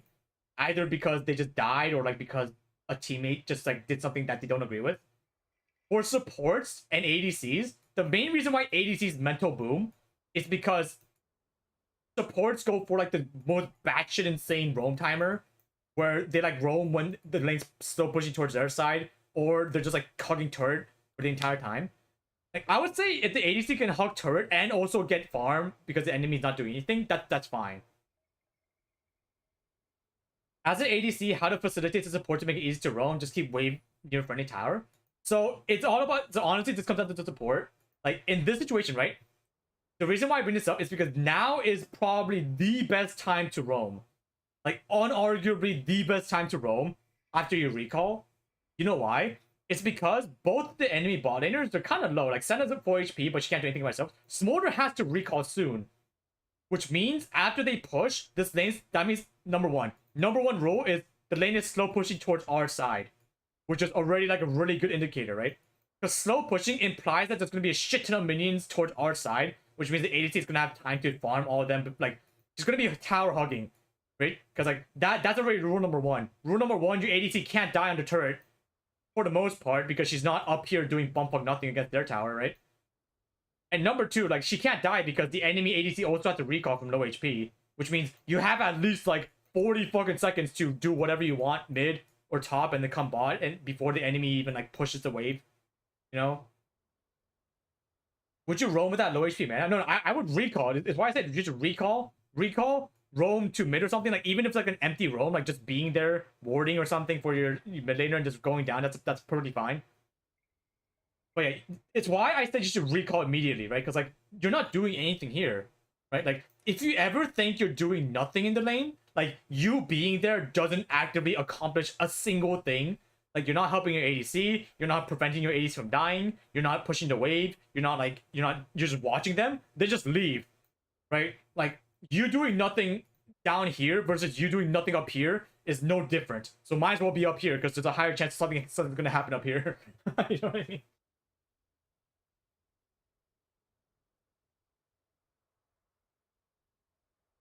I feel like I need someone to explain to me. Yeah, it's like, that. Okay, number 1 rule, it's like, dude, League's a very simple game, right? Where like, I feel like a lot of people, they don't know that the number 1 rule of winning games is don't die. Like, literally everyone's gonna roll their eyes when they hear me say don't die, but that's literally what it comes down to. In the most simplest form, League of Legends and games in general that have a death timer revolves around, if you don't die, you'll have time to do stuff. This is like the simplest definition of what you can do. Because if you don't die, that means you can roam, you can farm, you can get EXP. But if you die, you can't do any of this shit. You know? It's why it's like I would much rather recall when I'm 0 HP and they take like 3 turret platings. I would much rather them take 3 turret platings and like 3 waves That's way better than losing 3 turrets, 3 waves, and 1 kill. Like, do you see this? Like obviously it's bad if you let them get this, but somehow this is worse. You see what I mean? Like, people don't understand this. We're like, obviously it's bad if you lose this, but if the next worst option is this, then this seems a bit better, right? Like, obviously this option is a little bit better than this, even if both are bad, you know? Yeah. Oh, what the? Oh my, yo, Mr. Albert, me boy. Thank you for the raid. IH everyone. Hello, we're doing free VOD reviews right now because people in my comments asked and I said I would do it next time, and that was like a year ago. So I kind of felt bad. So we're currently doing free VOD reviews on League of Legos. Hello everyone. I hope your TFT, I'm assuming you play TFT, worked out pretty good. Dude, I played like 2 games and I was like, wow. I feel like everyone was going Cypher and I was like, never mind. I think I'll wait for next next TFT patch. Is that still true? Are people still going Cypher every game? This was day 1 of the season, so I don't even know if this is true or not. I don't even know if that's the proper name of the trait. Yeah, I hope you had a good stream. I'm just gonna be doing VOD reviews and coaching for everyone right now, where I just tell everyone how to live their life properly that will extend to League of Legends. You can try playing the Set 10 Revival, Mr. Pipe, if it's fun. I haven't really played TFT recently because I've been so busy with stuff. So yeah, I think you should recall, right? Like, you should definitely recall.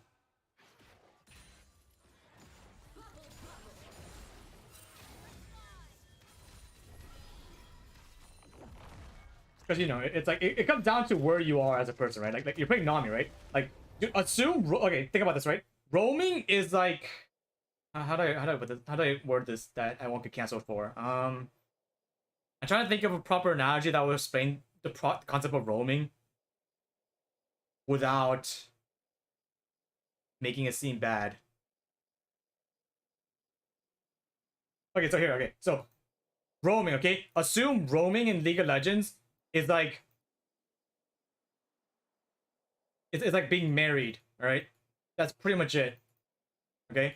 But in this case, right? So let's say you're a guy or a girl, but your partner is suspiciously away from the house a lot of the time. That's what roaming is. Okay, so roaming equates to being outside the house.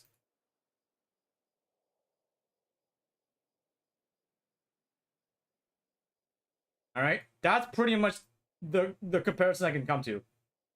So if you're roaming and you're outside the house, but if you're married, right? Like, obviously, if you're outside the entire day, your partner can only, like, they can only be suspicious of what you're doing, right? Like, you don't want to make your partner think that you're just out cheating on you, you know?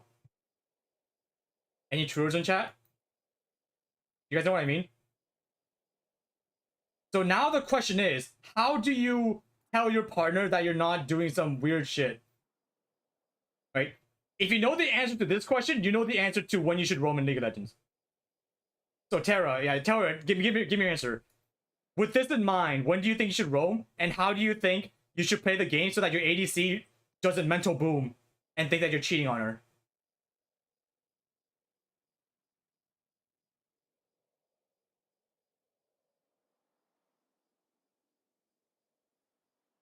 When they can't die. Exactly. So rule number 1, right? Rule number 1, you should roam when they can't die, which means either when they're in a safe spot where, like, they're comfortable knowing where you are and, like, you know, if their house can be fucking broken into, or if they're not even there. All right? So this is pretty much it, right? You want to roam. It's really good if you roam if they're not there. So if you assume that they're going to recall and then come back to lane, in that small time frame, you can do whatever the fuck you want, right? Like, dude, if they're hanging out with their friends, if your partner's hanging out with their friends and you go hang out with their friends, they're not really going to care where you are, honestly, right? If they're not, like, psychotic. Because they're like, oh yeah, no, it's like we're both hanging out with the friends, right? The only problem happens when you're hanging out with your friends and they're at home doing nothing. Right? I'm pretty sure everyone can relate to this, right? So that's number one. You should always roam when they can't die, aka like, you know, like when they're not in a situation where they're only thinking about what you're doing, or when they're not there. So like when they're recalling after like pushing out the wave or some shit where they can't die, you know, all that good stuff. Number two, you want to roam. If you're gonna roam in a weird timing, right? Like these happen where maybe there's like a humongous 3v3 fight happening mid. You know, there's a big 3v3 happening mid, and then you have to be there. Like the party's happening, and you have to be there, or else you're gonna be kicked from your company. What do? Right? That's when you gotta communicate. Just tell your ADC, yo, I gotta go. Or like just tell them I really have to go or some shit, you know? Or you want to leave the house in a state where they're not going to be anxious about what the fuck you're doing. So you don't want to leave the house when the house is fucking slow pushing towards the enemy team. Alright? That's number two. You should, honestly, you should probably never roam when it's slow pushing towards the enemy team, because now they can get zoned from their EXP. So before you give the anxiety to your partner, like, you want to like either justify, you know, you want to tell them everything, you want to like, you want to give them like, oh yeah, no, you want to give them justification, you want to tell them I had to do this, or you want to give them like some kind of reason for why they shouldn't just crash out of why you're not there in the first place. It's the same thing. It's like, dude, like there's so many league concepts you can do that doesn't involve, you know, it's just assume everybody's like your partner or like your spouse, and honestly everything will work out. You know, it's like in relationships, like, dude, your partner's gonna crash out, but you shouldn't be like, wow, my partner's weird. You should try to understand why they're crashing out and then work backwards. And you'll eventually realize, yeah, maybe I shouldn't have left when there's 4 minion waves at the enemy turret and my teammate can't walk up. So here, okay, we're gonna go to a different situation, okay? We're gonna go to a different situation. Why did you stop your recall? What are you doing? Bro. Red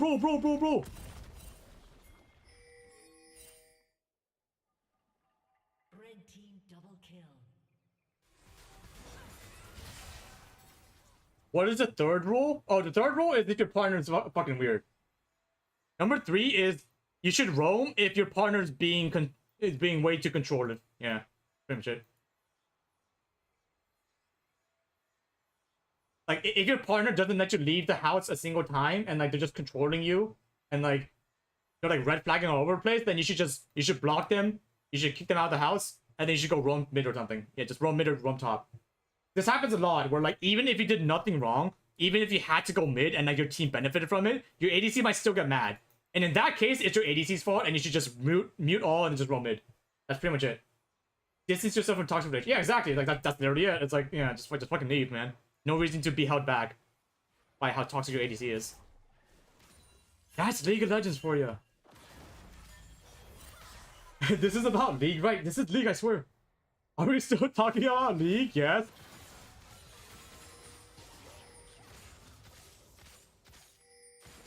But here. Whoa, you're actually going fucking crazy with it. Here, let me go back a quick.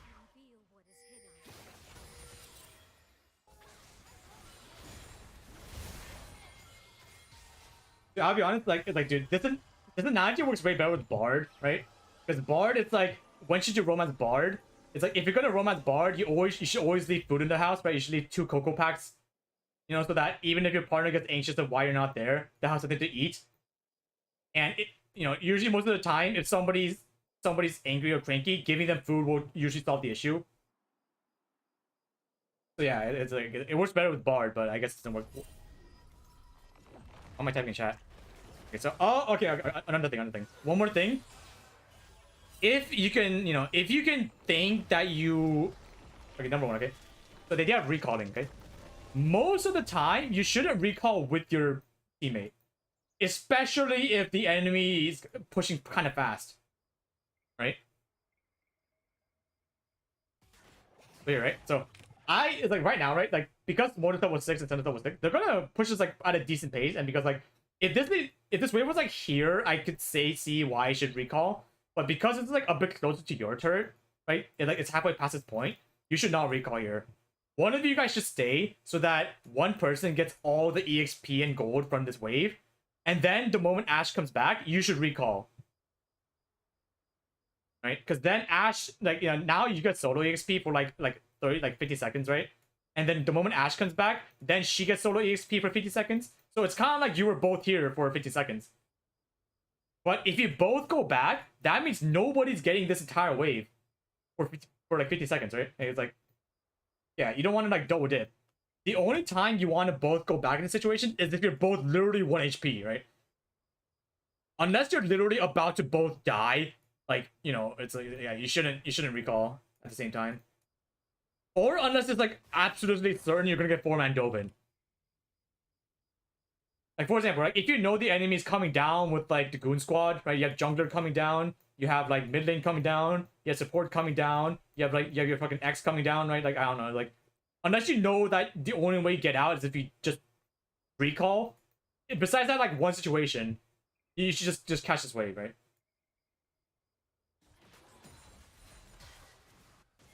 Because yeah, look, it's like, yeah, it's just more efficient that way. Like, obviously it worked out this time because like the cannon was here, like you only missed 1 minion, but it's still like it's just bad practice in general to do this, honestly. Like, it should be the habit, right? Like, you obviously weren't thinking about this, which is why I'm saying it now. But there's gonna be situations where you're just gonna not think about it, and you're like, oh shit, I should probably stay back.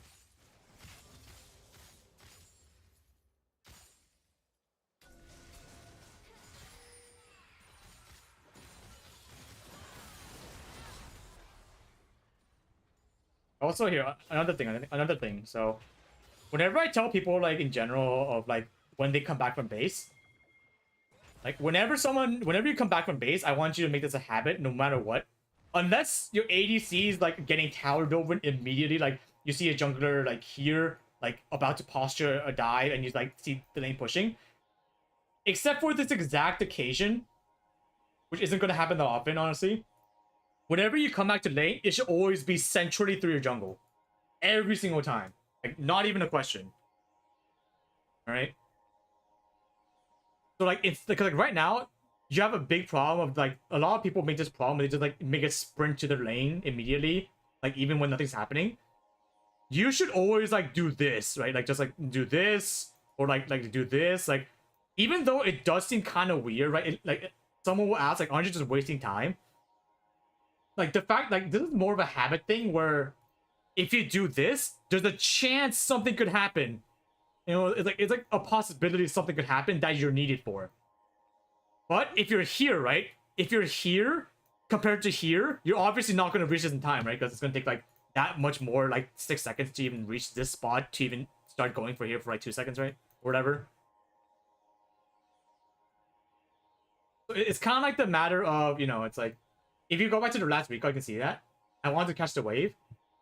I see. Okay. I don't want to think about it. So, okay. It's good that you think about it. Okay, so, okay, number one. Okay, so you say you want to catch the wave, but how come you're not giving the speed boost to your ADC that actually needs the wave? Like, how come you're giving yourself the speed boost and not your ADC?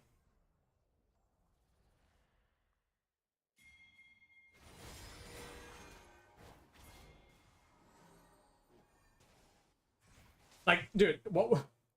Why? You could have sped your ADC with the E. You could have given her a heal. You could have given her. You can even Q her to give her the speed boost, and she would have gone this cannon. Why are you the one going for the cannon? hey! Hey! This guy's your carry. What are you doing? Dude, this is the equivalent of eating the last bite of the meal when your partner's staring at you. Don't do that. Like, bro. Yo, what do you mean yummy, dude? Yo, you gotta ask your partner if they want the last bite. What the freak? Yo! Does that support I not get the cannon go? Okay, so it's like... That's true, but... I'm pretty sure Ash didn't get it, right? No, she didn't get it. Ah! You just took it, ah! Okay, dude, it's like, you know what the funniest thing is? The funniest thing about all this? If you actually W'd your Ashe even a single time, or Q'd her a single time, she will be like here, and this is actually in range. That's the funnier part. Why didn't you speed boost anyway? Dude, you have so many abilities that will come back. Your mana will come back by the time you're here. Dude, yeah, like here, like when you're next to each other, just Q on top of yourself. Like Q here, give yourself, because like your Q also gives a speed boost to whoever's in the target range if you're a teammate. Like I said, Yummy, dude, what do you mean? You could have shared it. You could have split the last bite in half for your team, but you're just like, no, mine. Dude, bro, what are you doing? No. Dude, if I was an ADC, whenever I have a Nami support, whenever I'm playing Ashe, and they don't speed me up, like on instinct, walking back to like, dude, just like, dude, your mana bar's back. Why are you saving your movement abilities on your team? No. Bro. God. Oh, okay, okay. Yeah, dude. It's like one other thing. Like this happens a lot. Please don't put the ward against the wall, man. Like fuck, man, stop. This is the 7th person in a row I coached that did the exact same thing. Like fuck, man, don't do this. Put it like here. This is way better than here. Like what does this do? And dude, the funny thing is, right? You're against an Evelyn. Like this ward's not gonna see anything. What are you gonna see? The air? Bro. You literally can't see Evelyn with this ward because she's invisible at level 6.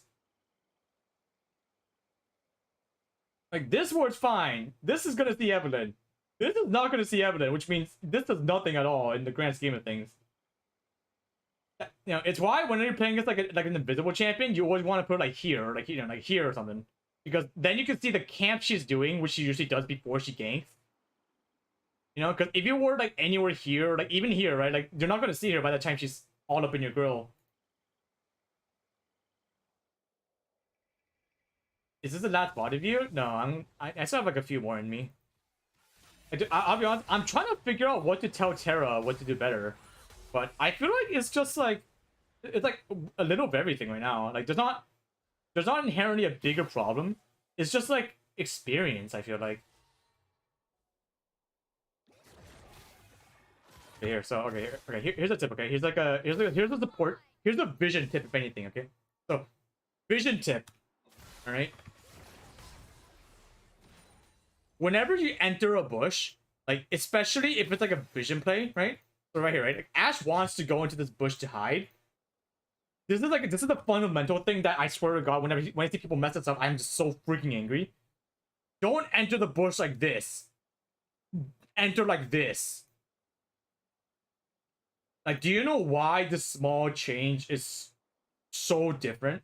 And it's why I freaking hate it when people just walk into a bush without any thought of like how vision works. It's so annoying, dude. It's like I actually lose my mind when people do this. I actually hate it when it's like gold level seems easy to achieve. Is it really though? It depends, right? Obviously, it's gonna it depends how you play the game. Because people that are more dynamic in how they learn are gonna be faster at climbing than people that are very static in how they perceive the game. So the reason why, okay, here's the reason why. So if Smolder's here, right? Then his effective vision range is roughly around here. Right? Which means that if you just make a beeline for here, and if he sees you at any point in this line, you're gonna get seen. And now they're gonna be careful of this bush, right? Because they physically saw you around the area. It's why instead of going here, I wanted you to go here, right? Like this is just like a fundamental thing. But do you see how if you go this way, even if he doesn't walk up, like this can only help you, even if it takes you literally 0.02 seconds to take this extra pathing. Because you're bypassing this small amount of vision right here. You know? See what I mean? Like, do you see why like I hate it when people just like don't think about this kind of thing? Because obviously the only point he can actually see you walking in this bush is from this line angle, like here, right? Like the only place he can see you is when this line intersects. So like why would you even risk it? Why would you even risk getting seen if you can just completely bypass the potential vision he has if you walk this way? You know? Like this might seem really simple and like a very specific thing, but I guarantee you in vision plays, just like this has to be, you should make this like an absolute just habit that you do. Let me actually find an example. I have like tons of examples of vision plays that I do. I mean, is this one? Where is this? I have a bunch of things that say vision play, but I don't know if that one counts for this. Okay. Okay, so this is a case of a vision play, but it's like a very standard vision play. It's not the exact one, but you see how like it looks like they're about to like dive my bears, but I purposely stay outside their vision range so that the moment that they try to dive on my guy, it's like it shows that I'm here. So see, it's like they were 100% about to die this guy because like they redemption and they were walking out with like ultimate and stuff. But here, let me try to find like a more specific case of that, like the exact situation. I feel like I have one somewhere where like walking around helps way better than fuck. I think this is a video. And whatever. You'll just have to trust me when I say this. But yeah, it's like you have to like, you know, like just assume that around every person is like a circle range, right? That's how vision works. And the less this fucking circle is humongous. It's actually way less. It's like maybe around here, maybe. This is their vision range. Like I always have a rule where you want to give the like, especially when you're trying to set up plays like this, where like you want to camp a bush, hide on bush. You want to be just outside this range as much as physically possible at all times. You know. So like you know, like this range like changes based on where they are. So for example, like if someone's here, then their vision range is going to be like around here, and it's going to stop roughly here and like here, right? Because you know the bush is warded and whatever. So you always want to like actively keep in mind where the enemy could be or like how much they could see, and be like in these spots outside of their immediate point of view, because if the enemy doesn't have all the information, they can only make mistakes. You know, if someone doesn't have all the information of a situation, they're obviously going to not be ready for when that situation isn't exactly how they expect it to be. Ruby, no, don't say that. Why would you say that? Now it looks awkward. Why would you say that? No. Can you show the red range or the smaller range? Like, it didn't matter in that situation. I'm pretty sure, like, they were, like, okay, here, so. Wait, where was it? Was it farther back? I actually don't. Okay, where was it? I feel like I skipped it or some shit. Oh, here. So here, right? So here, for Smolder's view, Smolder should only see, like, okay, so let me just do, like, a practice, okay? Smolder should only be able to see, like, fuck, hang on, is it? It should be, like, this much, I'm pretty sure. So, like, right before this bush range, I'm pretty sure this is roughly how much Smolder should be able to see. Like, just from, like, the, like, it's a bit farther behind, I guess, like, maybe, like, probably, like, here, actually, like, this, maybe. This should be roughly Smolder's range. So that means, like, you know, like, this is why I wanted to go here, because there's no world he sees you, even if he pops out from outside the vision. Wait, let's check. Roughly, it's actually way farther, but this is like a... This small... It's actually like a visual bug. He actually doesn't see this far. But around this range, it's like roughly the range, yeah. But that's why, like, you know, like, if you assume this much... No, is it... It's actually that much? There's no way. Like, sometimes it... Wow, that's actually way farther than expected, but...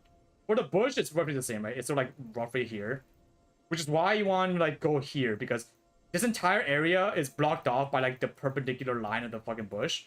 Which is why you want to enter through here. Because there's like, even if you're like a bit late, there's no world he sees past this area because of the bush like geometry, you know? It's like Valorant where, you know, like if you're behind a corner, unless you see their fucking shoulder, right, popping out, they're not gonna see you. Yeah.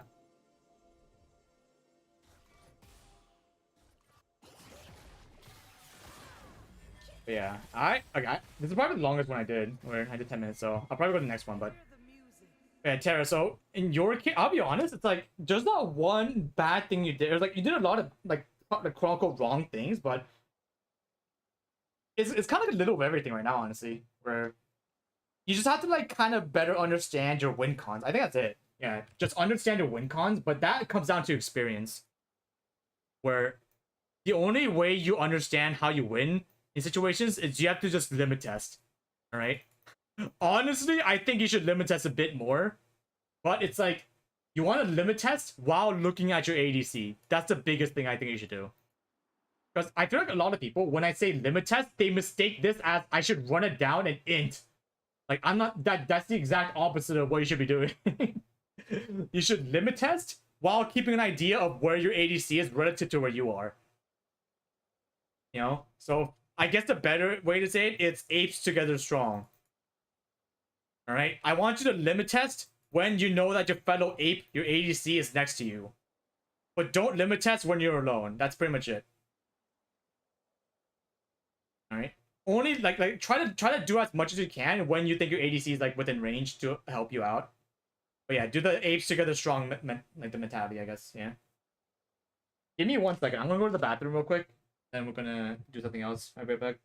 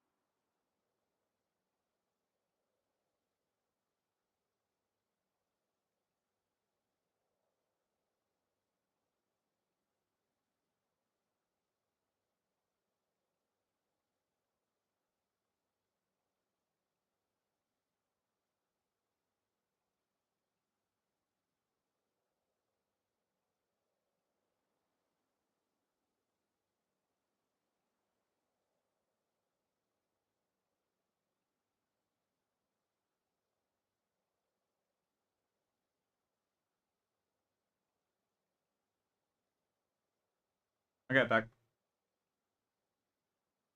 But yeah, you know, it's like the Professor Oak thingy, right? Like there's a time and place for everything.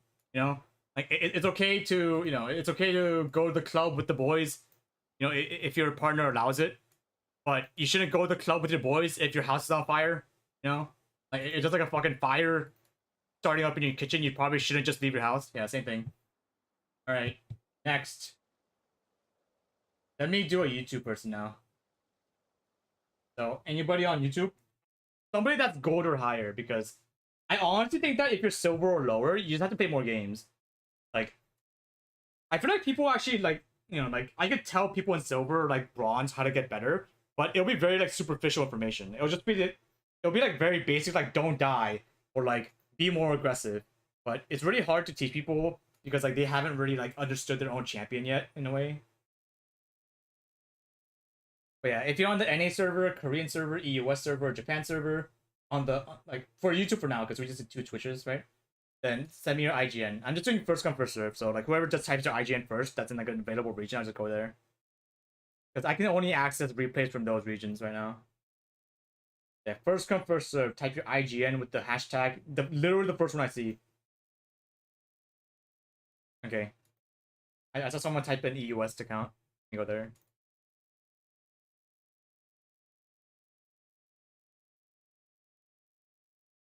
What is League? It's like League of Legends is like a metaphor for how you live life. If you AFK at the first moment's notice because you're not doing good, then yeah, that's just life, I guess. I'm only silver? Oh, sorry. I'm only doing gold and over right now because why is this unknown? I have to relog.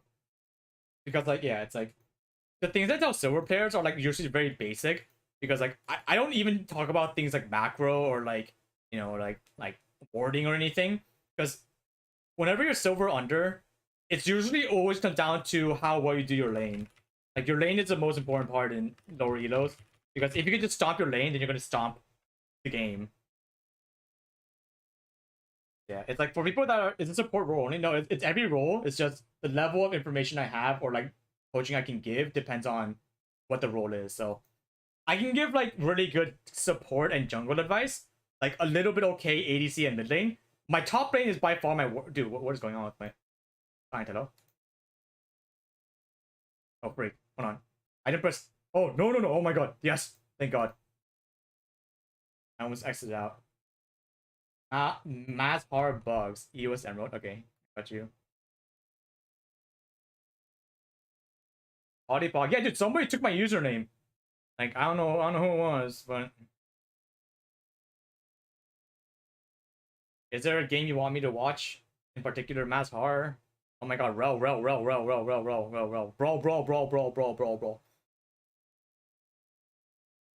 Is it possible to get ARAM coaching? No. I only do ranked games. Like I feel like trying to coach somebody in normal games or ARAMs is like the worst thing you can do.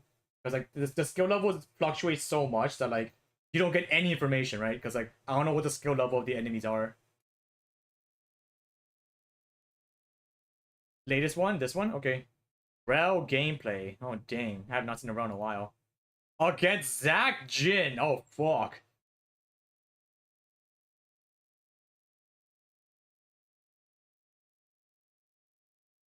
And you just change the hashtag? Oh, this was before they added the hashtag. Like someone took Polypuff before the hashtag change, and I was very sad. But I'm too lazy to change it now, so yeah. Emerald 3? How do you manage both Twitch, YouTube, and YouTube streams at once? Do you have 2 monitors? Do you just want my setup? Here, I'll just show you guys my setup right here. You can give me a second. I'm like... So, where's... Time screen. No, that's not it. Hang on. Give me a sec. Display 2. So, this is my setup. Like, this is my second monitor where I have both Twitch and YouTube. And then I have, like, my OBS on the side here. Yeah. This is pretty much my setup where I just, like... So I can see both chats pretty simply. And then I, just in case something weird happens in OBS, I can just, like, really quickly right-click.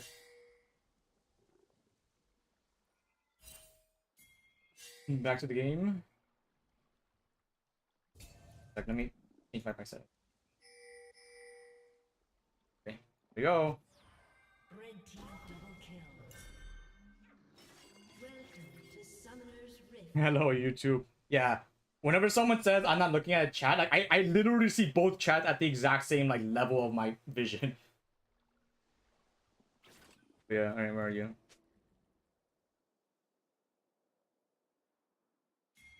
Welcome to Summoner's Rift. Dude, I have a okay, so I have a thing where I always ward here and then I just camp here. That's what I do. Because it's the most safest anti-ward spot. Oh, I like this a lot. Oh my god. That's really good, yeah. So 30 seconds until minions. okay, so exactly. So what you call it? So Terra, what I was saying about like how you should like enter this bush like this, right? This is what I was talking about. Like, because you know, if you assume that this is a bit like someone's here, like just assume someone's here. They have vision of like around here, right? Roughly.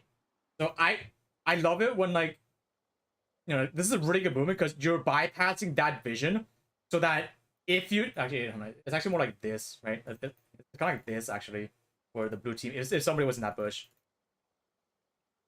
So like you're pretty much giving them the least amount of time with the least amount of like information. Because if you enter the bush from here, it's gonna give whoever, if someone's here, the least amount of like time to like decide where to go.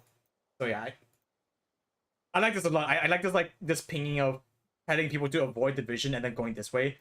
Because like obviously, like for example, if someone's standing like right here, right? If someone's standing here like a dummy, then they're just gonna get immediately chain CC'd because they're not gonna even see this guy until he's like right hugging here. So good movement there.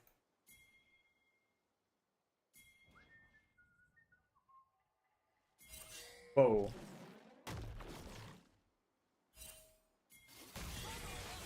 Ah, okay. You jumped the gun here. You jumped the gun. You jumped the gun. Minions spawn.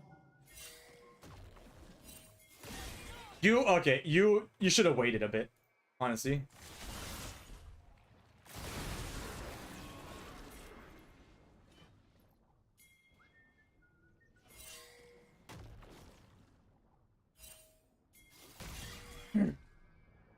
Yeah, honestly, got fucked up here. He should have just walked into the bush all the way, and then the moment these guys all walk up at the same time, then like Rel gets a fucking crazy 20-man engage. It's actually crazy that Urgot having no. It's like Urgot getting caught out is fine, but he has to keep going sooner, right? Because that drags everybody closer, which makes the Rel stun insane. You know what I mean? Like fuck. Yeah, because now we only get one stun on the guy. Which like, you know, like, we still got the kill, but like no, it's like we can only trade kills now, right? Or like it's like I feel like we could have gone. Yeah, it's like now Urgot dies too. It still worked out, but Minions have spawned.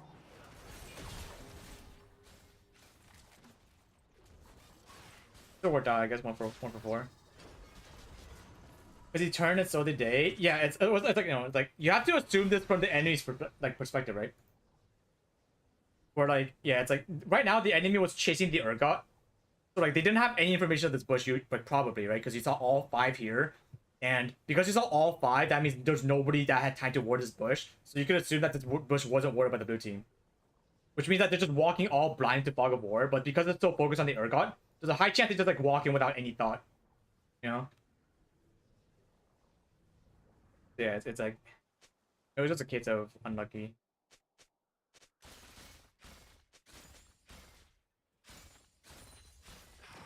Urgot acting so clueless with the perfect bait. It was, but he yeah. If he just walked like leaving like 0.2 seconds farther in, so that they can bunch up a little bit right here for the Rel stun, that would have been way better.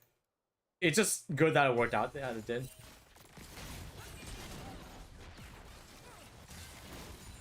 Okay, so one thing you have to realize is that you're not actually stronger than they are.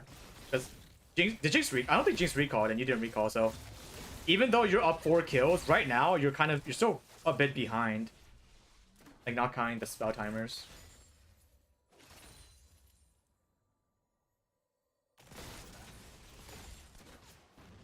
There, let's see how to play this real quick.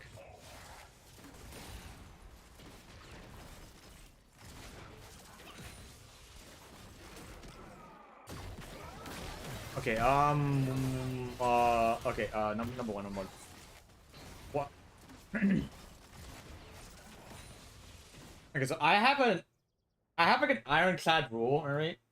Where in the bot lane 2v2, if either ADC or support has full HP, full mana, then they're playing the lane wrong. Okay? Like that's just the rule I follow. You know what I mean? Can you Rel W Zac out of his E? I'm pretty sure you can displace him, right? But like, it's like it depends. You have to do it like very nice. I'm pretty sure because it's like a displacement ability. I bugged here and my W didn't work sooner. Wanted to cancel the Zac engage. Yeah, but you see, it's like your positioning is already like not suited for that. You know what I mean? Or like it's like even if it bugged or whatever you say, right? It's like it's still your positioning is not suited for whatever play you're going for here. You can in theory. You should be able to, right? Because like Rel's, it depends, right? If you have to knock Zac out before his E lands. If the E physically touches the ground, then it won't do anything because like the knocker will still go through. You have to E Zac while he's doing his charge up into the E location. Because like yeah, if you like fucking run into Rel with the little like cavalry charge or whatever thing, I'm pretty sure, right? Because it's like a displacement ability. Like I don't play Rel honestly, but I'm just like saying, but here, so like. Yeah. So what do you mean it didn't? What do you mean it bugged? Don't you mean like you just didn't press it in time? I think you just didn't press it in time. It's a weird interaction. Okay, so here's the thing, right? So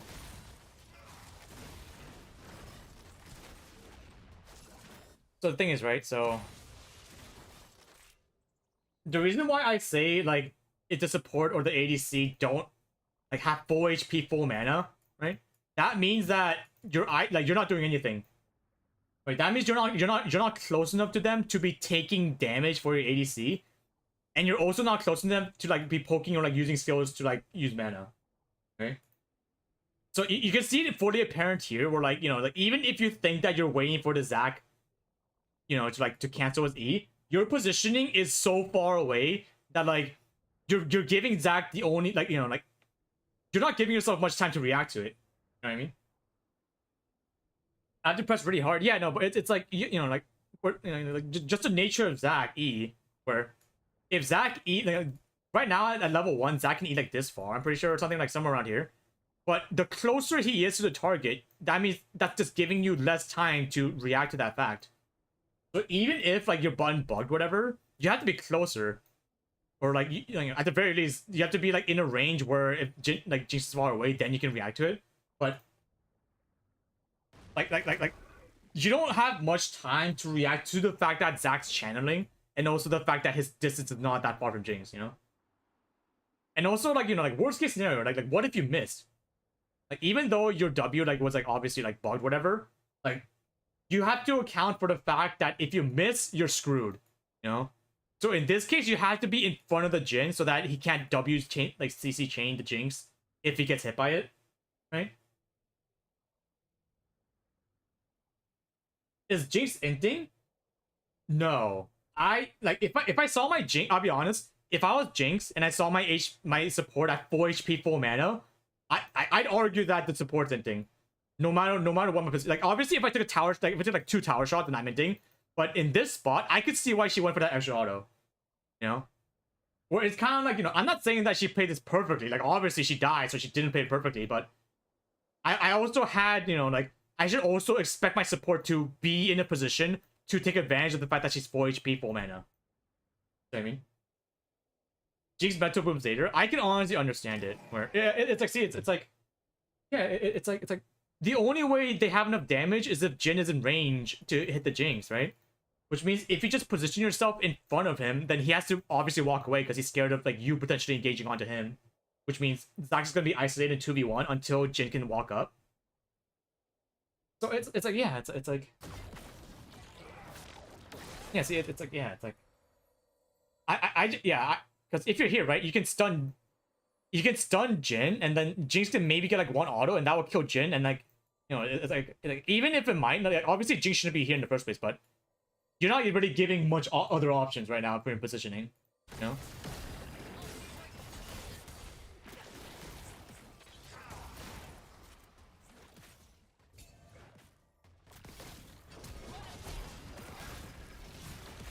And see, it's like, do you see how, like, if Jinx got even 1 extra auto attack on the Jin, you would have killed him here, right? So it's like, yeah. I thought I could kill the Jin. No, it's like, honestly, going for this kill, like, I see nothing wrong with it. Like, you know, you're either gonna get Giga chase your turret and die, or like, you know, have to do something. But you going back in here, I don't see a problem with that. TBH. Well played for Zac. Yeah, it's like, you know, like Zac played this pretty well too. Like Zac played it well. Like, you know, like everything perfectly fine. It's just, it's more like you didn't play in a way to be able to outplay the good play, right? Where it's like, you know, it's like you can counter good play with another good play, right? Where even if somebody goes for a good play, the other team can counter it by doing a good play of their own. But right now, Zac did a good play, but like positioning wise, we were just in a situation where we just didn't do any good plays, right? We did, objectively speaking, bad positioning, so that there could only be a good play from the other team, right?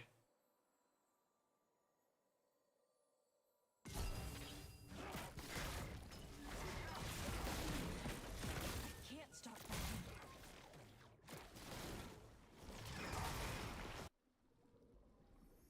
What happens here?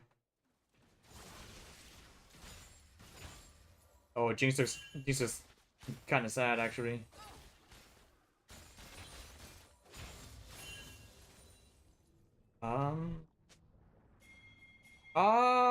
It's like, okay, I'll be honest. So right now, right? So wait, should I tell you about jungle timers? I feel like because you're an emerald, I should talk about jungle timers, right? Yeah, fuck it.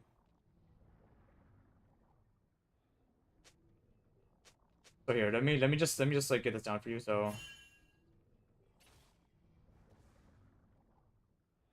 for this spot, yeah, because I feel like you can understand this because you're an emerald. So you can figure out where the enemy jungler is based on where your jungler is, honestly. So because your jungler started here, and he went to here, and he went to here, and because Nefiri hasn't seen Nunu a single time yet, right? Like the fact that Nunu's not contesting this, you know, like just from the vision he has, you can probably assume that Nunu did the exact opposite. Where like, you know, like Neferi went here to here into Scuttle gank, which means Nunu, the enemy jungler, probably did here to here to Scuttle, which means he has to be here right now. The 330, 230, yeah, but it's like, you know, if you don't know that rule, you can just see where your jungler is, and depending on the information your jungler gets, you can assume where the enemy jungler is. I pinged the Fury on Scuttle. You pinged her? Should you be pinging the... What do you mean? Why are you pinging your jungler? Because if you knew that the Fury is doing this code, that means Nunu's here, which means the only place that Nunu can gank you is either through here or here. But because it's Nunu that wants to like drive his snowball property, he'll probably gank you through here. No? Which is why it's why I wanted you to just like walk up here, see if the Scuttle's done, and depending on the information you get, I wanted you to ward here to prevent the Nunu from ganking your Jinx. Because right now, in this current state, the only thing that can happen to you is either Nunu recalls and continues jungling, which, you know, Nunu players never do. They'll 100% gank your ass. Or they're going to gank bot because, you know, number one, right? Yeah, it's like, this is such a gankable spot because, you know, Jinx is pushing. Nunu should be here, which means there's no world I wouldn't go for a gank right here, right? So it's like, yeah, I feel like this was very easily, like, you know, if Nunu comes ball right now, like, it's fucking, it's, you know, it's so bad. Oh, fuck, there he is. Okay, this is where you gotta leave, you gotta leave. That guy's dead. That guy's dead. You gotta leave. You gotta leave. Why are you still here? Why are you still here? Leave. Oh my god. Dude, that guy was dead the instant you didn't ward River. I want you to know, the instant you didn't ward this guy, this guy was 100% dead. Just leave. Like, the only thing you could have done here is just get vision of where Nunu was in the first place. That was a good stun, though. It's like, you know, like, you did all you could. Like, given the fact that you didn't know Nunu was coming, the fact that you stunned him was honestly the best you could do. Like, that, yeah. There's not really much else.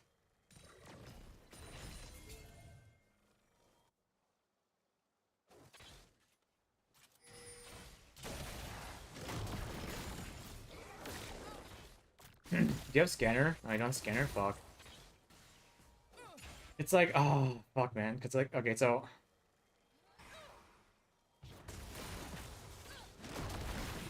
Here, let's go back in time real quick. So, what did they do after this?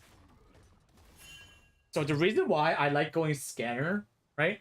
The reason why I like going scanner literally, like, after the first ward I place down or whatever, is because it helps facilitate your jungler's gank pathing.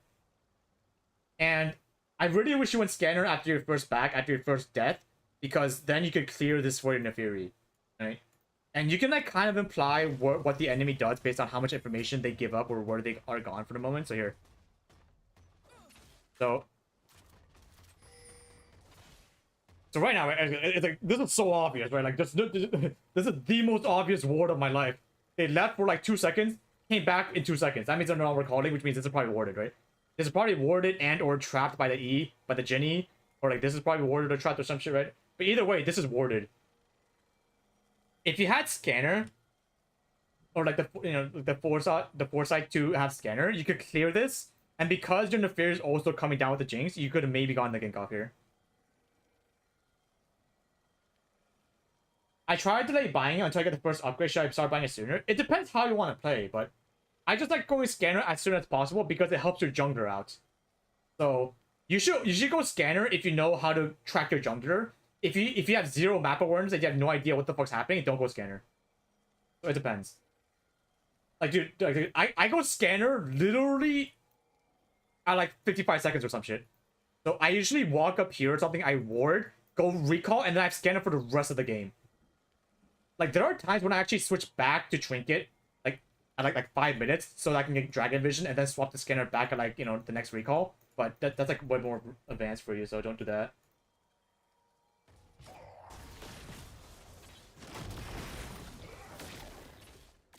Yeah, like right now, like if the Fury wanted to come bot, this lane can only be doomed unless you engage the moment before he gets potentially seen. Okay. So for example, right, like even like let's say you don't have scanner, but you saw that Jin and whatchamacallit, Zach like walked up here. You know what I would have done? What I would have done is if I saw that they were like, you know, like they left the area and then came back. This is what I would do. I would, as Rel, in this time frame, I would walk here, just use my body to clear any Jin traps. Like, if it's warded, then like it's probably warded, but the one thing you want to worry about is Jin trap, like potentially slowing down the Fury, like coming here. So I would probably walk here, like just manually with my fucking body, just clear the traps, come back, pretend like I'm alone, and then I would engage the moment right before this potential ward could see Mind of Fury coming down. You know what I mean? You understand? Because, you know, like, having a ward means nothing if you can't react to the information you're getting. And the only way you can prevent them from being able to act on this information is if you go in first, so that now they're focused on you, that they actually might not even see the Fury coming down. Alright? Weird, that's what happens. That's what I would have done. Weird, so like... Oh, whoa, don't use that. Oh, whoa, don't use that. Yeah, it's worded right here. So like the thing was doomed from the beginning. Is there another trap? I feel like it's trapped right here, right? Yeah, see, so it's like, oh, it was actually double warded. That was a really bad scanner actually, because it didn't see this and it also didn't see this. But yeah, I would have actually engaged like pretty soon, but you know, they also walked back like the moment before I would have done it as well. Play with their perception, yeah, because you know, like League's all about outplaying the enemy. Like you should do everything in your power to outplay the enemy. And also, like, you could have destroyed. I'm pretty sure this thing was here like from a while ago. Like you also could have just like walked here, cleared the area, and like even if your jungler doesn't come gank, the fact that the enemy doesn't have information of where the jungler is already good enough, right? Like it doesn't matter if they don't gank at all. It's like you just want to prevent the enemy from seeing where your Neferi is, like 100%. But now because like it's not clear, right? Like what's the point of scanner? Scanner early game is to make sure that the bushes aren't warded so your jungler has an easier time to gank. But if you have a Scryer's Bloom, like the fucking blue thingy, then obviously like this is your scanner, right? So just do either. Like, and maybe like one camp before your jungler maybe could come bot, just clear everything, and then your jungler can decide, right? Like, your jungler can always decide if he's gonna continue the gank or just leave. But you want to give them the choice. You don't want to just like, you don't want there to be a potential gank and then it just doesn't happen because you didn't decide to clear earlier. I was trying to prevent the wave from crashing. It's like, that doesn't make any sense. There's a cannon wave. That makes 0 sense. It's here, right? It's like they walk out. Like you didn't even stop the wave from crashing is the thing. Like if your initial thought process was to stop the wave from crashing, like you failed because you let these 2 minions walk up. Like you should have been here if anything. Right? Like even now, right? Even now, like it's already too late, and like you know, like you have a cannon wave, you have plenty of time to go and come back for like these like 2 seconds of steps before this cannon wave pushes in. See, you see how long it takes for them to even clear this before the Fury or like anything happens? I thought they nerfed freezing. No, you can still freeze pretty consistently. I don't know what you think about. They nerfed anything. Yeah, here. Let's see the rest of your gameplay.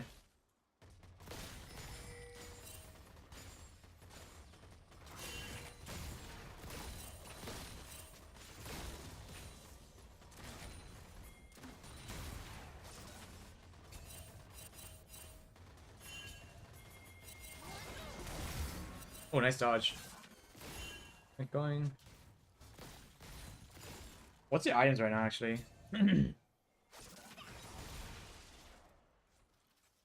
Okay, so here, let me talk about the item. Let me talk about items, okay? So, actually, I'll wait. I'll wait until your next boots buy to see what you get. What are you getting next? Whoa! What the fuck? What are you building? Oh, what the fuck? Huh. Okay, so I'm trying to think. So like, okay, this is my idea, right? It's like I could be fucking wrong. I could be like an absolute buffoon, but my idea of item spikes is that you want to either complete your boots ASAP, depending on the playstyle, or complete your item first. I think it's really bad if you double dip in both and don't complete either immediately. I was debating Moby Boots, but I changed my mind. Why were you thinking Moby Boots in the first place? Because it's Zed versus Vladimir, and you also have a Nunu, so it's like, would your roams have even been effective against like a Zed and a Vladimir? Probably not.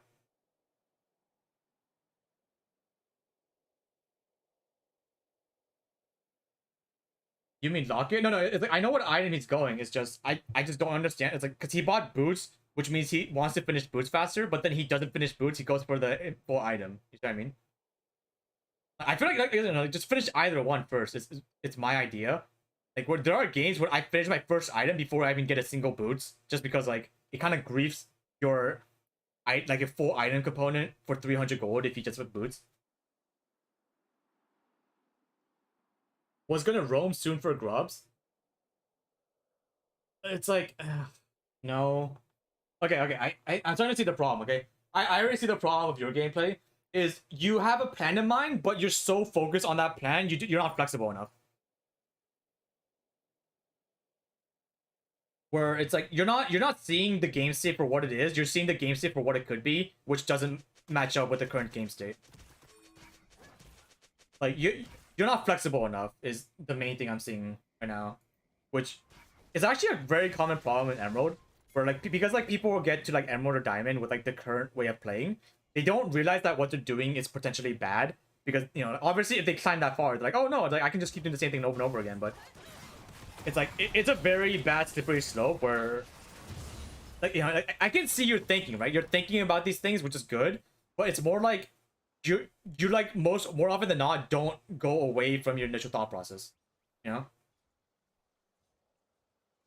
That's the biggest issue I'm seeing with like the way you're typing and like the way like you're responding to these very specific things right now where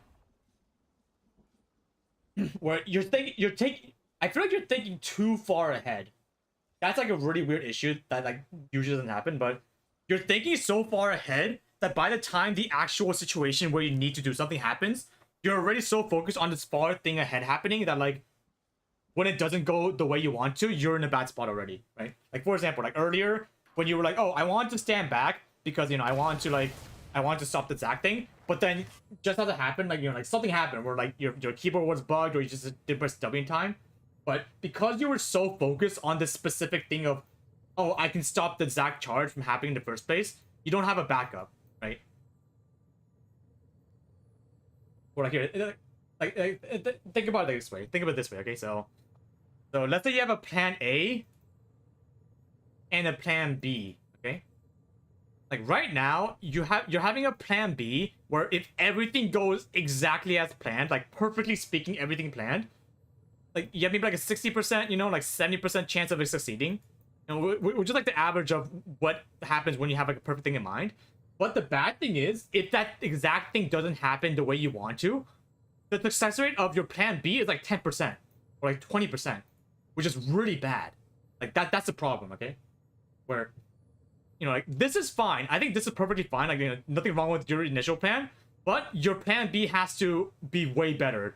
Like plan B has to be like this or something, right? Like you need some leeway for something batshit insane to happen, like just now, for example, where like I mean, maybe your fucking, you know, maybe your fucking keyboard just dies. I have good news. We stomped lane. I feel like I did better. I had a few mistakes, but yeah, let's go. Like, but like, okay, so like, I'm glad you did better, but also keep in mind that you could still do better, right? Like, look at your replay, see what you could have done better as well, because there's always something that you can do better. You don't want to ever like assume that you're perfect, because if you think you reached perfection, there's something wrong. But I am glad that you think that you thought you did better, like, cause it's like as long as you're like cognizant of what you did, then you can reproduce it. But if you have no idea what you did, then you can't reproduce it. So as long as you like actively remember the things that led to the victory or like things that led to the good trades, then you're doing fine. Should I have sold my boots when I changed my mind? Never sell boots. Oh my Jesus, no. Like honestly, especially with items, more often than not, doubling down is going to be way more efficient than selling halfway through. Honestly speaking. Never sell a component, like especially in the early game. Like late game is a bit different because you have a bunch more access to gold, but especially early game, like just fucking double down, man. if you bought boots first, just focus first, item build after. Yeah, it's like no. Okay, here. It's also the idea, right? Where item pathing. I believe with items, it doesn't matter what you buy as long as your playstyle matches what you buy. So for example, if you go boots for roaming, then you should just roam, right? Like you should just fucking roam. Like the first chance every time you get, just roam no matter what. But if you go like, for example, for Rel, if you go tanky, right? If you just go HP, then it's like you can still roam, but like you have to know that you're gonna be more effective in the lane because you're like a meat shield now for your ADC.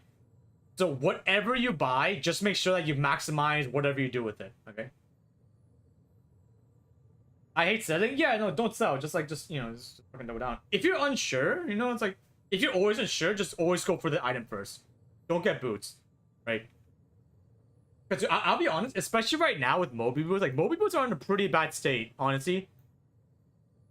Like in most situations, especially at the tank support, you want to go AD or like tank boots, right? You want to go pay steel caps. You want to go MR boots. You want to go like lucidity boots, like, you know. I'll be honest, it's actually kind of bad to go Moby boots, honestly. Like right now, because like they nerfed it pretty hard, especially with the recall thingy. That there aren't going to be a lot of situations where you actually need to roam that often, that fast, right? Especially when you're like a very kind of like semi-immobile tank that has to be in the front line, where you get way more effective if you can just survive longer in the front line compared to like moving around the map, right? Like you want to figure out what your character does well and then go from there. You want to figure out what you do well and then maximize what you do well. You don't want to like double down on half, like maybe I can do this, maybe I can do this, and then just be fucking terrible at everything, right? Like only people that like are really good can be flexible depending on the game state, but that's like way farther ahead. Sometimes I feel like I'm in lack of gold because I'm buying a lot of pink wards, like 1 or 2 per base. Do you think it's a bad thing? Like I get a lead in gold, but I have less items than my opponent. Any idea how to fix it?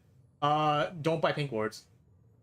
Unironically, if you think the problem is buying pink wards, I just want you to take one game. Don't buy a single pink ward. Don't buy a single pot. Don't buy a single pink ward, and see how fast you get your item and see if it feels better.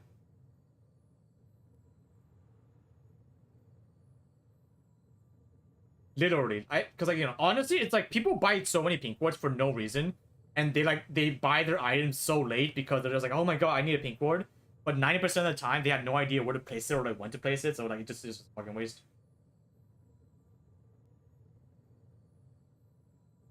And so yeah, it's like just by scanner, right? Like you have so many wards early game, right? Because you have 4 wards with your ADC and support combined with trinkets.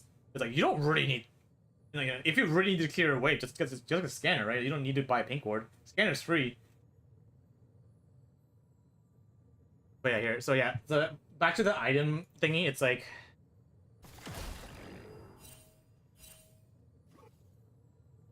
you know, going like, yeah, it's like this was a case of like just double down, right? Because I think that just going play a steel caps here is fine. Like it's okay that you pivoted, but like I want to say it's better to go play a steel cap, like finish it and then just do something, right? I don't know.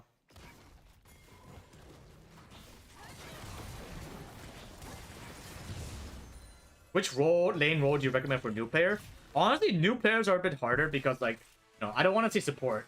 My default answer would be support because support is objectively the easiest role.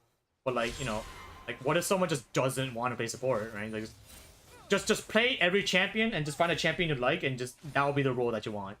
But I don't really want to lock a new player into going one specific role from the get-go, right? Like, you know, like that, it just doesn't seem like the right way to do things. You know, not playing mid lane? No, don't think about roles. Like, dude, it's like who would ever play a game and be forced to play a role just from the start because they had to, right? Like, you know, it's a game, right? Like, just play the game how you want to. Like, start with whatever you're doing. Like, just play a bunch of champions out and like customs or like, you know, like against bots. Find a champion that you think works for you. All that stuff. It's fine, right? It's like, I feel like people try to gatekeep a lot of games because like they think that if they know more about the game than somebody else, that makes them like a qualified teacher for it, which is not true, right? That's like being like everyone that speaks fluent English should be an English teacher, which is not the case. You know what I mean? It's the same thing. Like just because you think that mid lane teaches a lot or support teaches a lot doesn't mean that every new player should do that same thing. Like, find what's fun for you, exactly. Like find exactly what you think will work for you, and then go from there. Don't listen to anybody else going like, oh, you should play support and play Yumi because that's the easiest one to start on. I was like, nah, bro. Oh shit, Darone.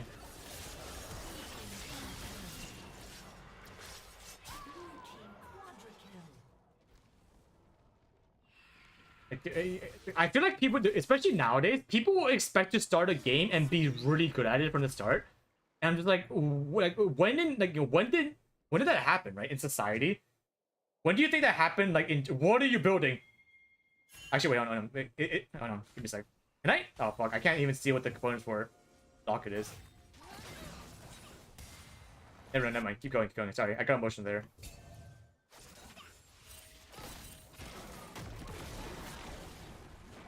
Game goes downhill from here. No, it's whatever. Here, just.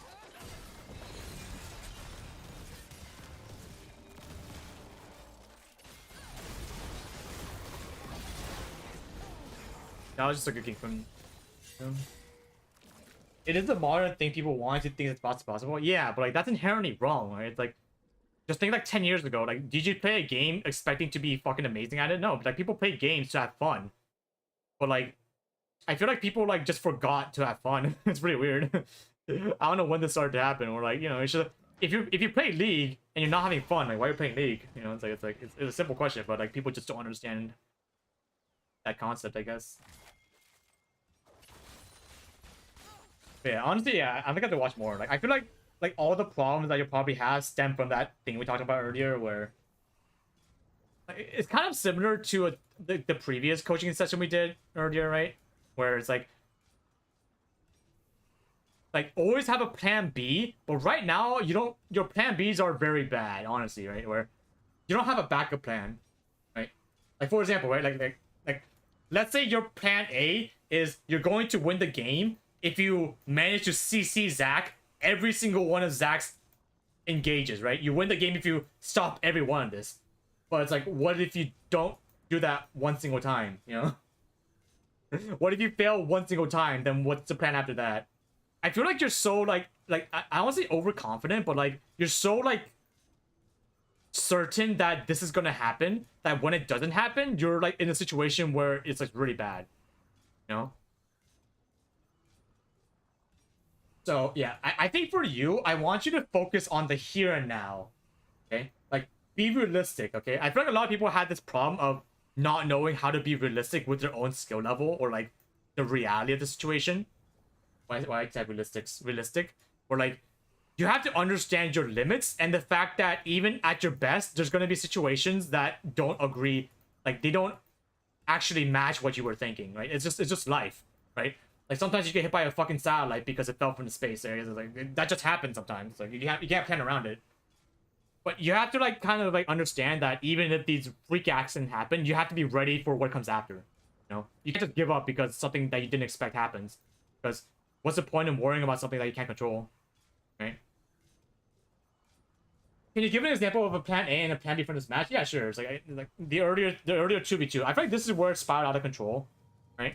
Where here.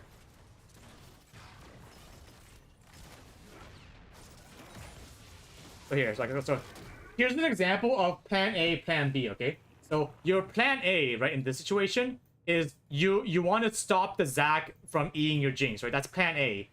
And like that's not like I'm not saying that plan is bad. That's a great plan, right? Like if I was playing Thresh, if I was playing like Rel, I would also think that like I can just flay the Zac, whatever, right? But your plan B should be if I fail at that, I should have some kind of way to escape or some way to prevent everything from going to shit. So for example, right, like in this case, plan B would be you should be here, because you can still do plan A if you're just physically positioned here, right?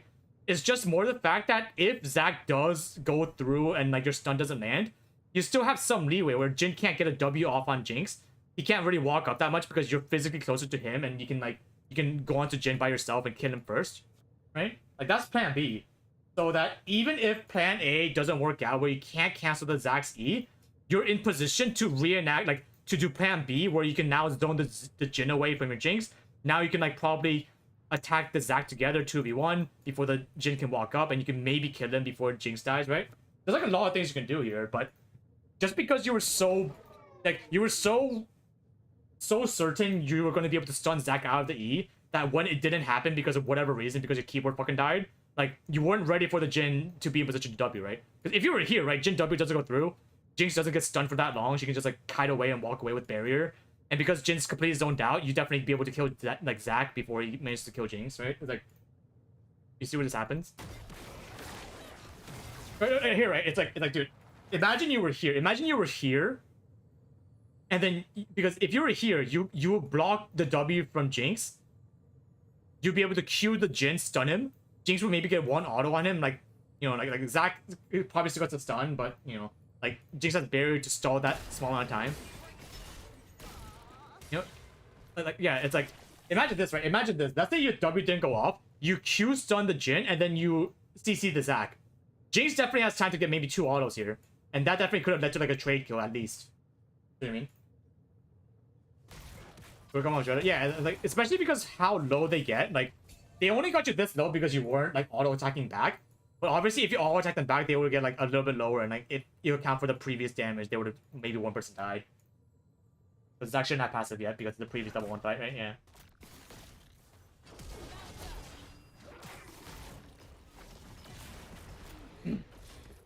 Any plan C where you kill the Jin and force barrier in the base? Well, it's like, there's no, like, plan C is just walking out, right? Like, that's obviously the plan C. Like, either walk out or fight to try to kill the Jin.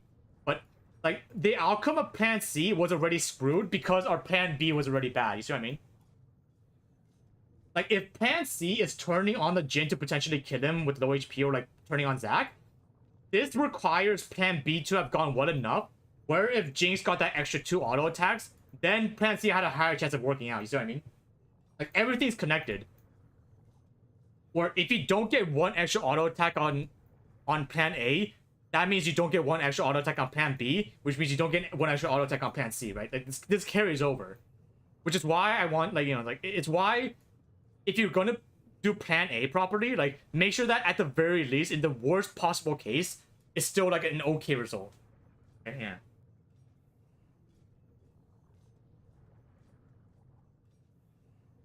So yeah, it's like, yeah.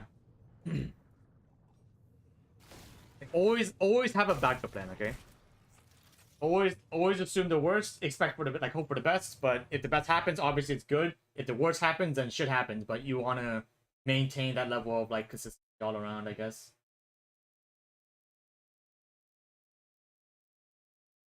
Because here, actually, let me show you something.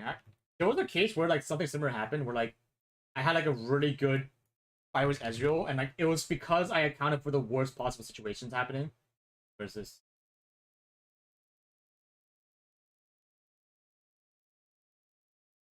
So here, okay, here's an example of, like, just like my thought process, so you can get like a better example of what I think, I guess, in these games. So here, right now, right? So it's Zeri and Maokai versus Bard and Ezreal, right? Right now, I'm fighting. So right now, right, it's like I'm fighting with the full knowledge that the enemy jungler could come down or the Galio could come down. So, like, they have an enemy Galio. So, like, somebody, there could be a third party at any point. Right, just keep that in mind.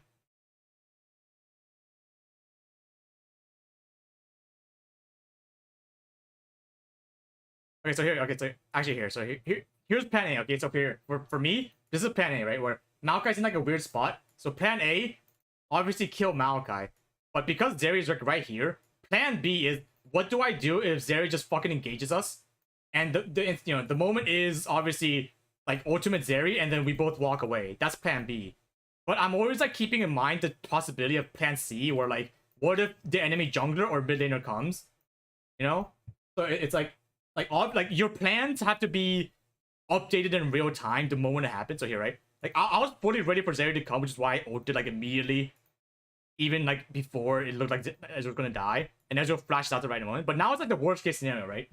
Worst case scenario is that Galio is not ulting in, and, like, Ezreal already uses flash in his E, and he's walking this way. So, like, what's the plan now, right? Like, what's the plan?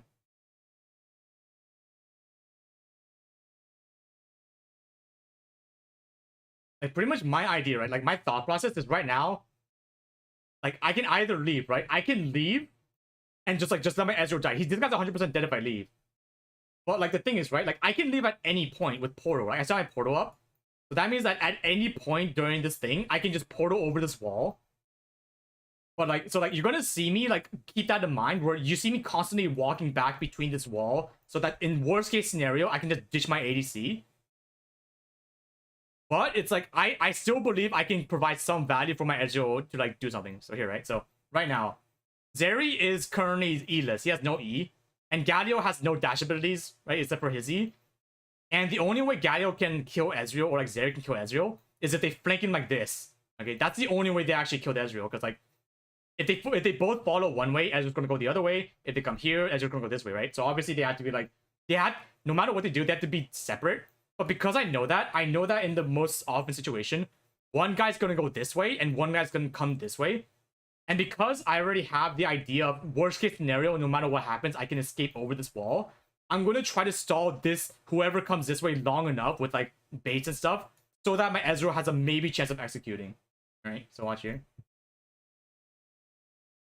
Like, do you see how like I don't actually leave immediately? I'm kind of just like it's like I'm always positioned to escape if anything happens, you know?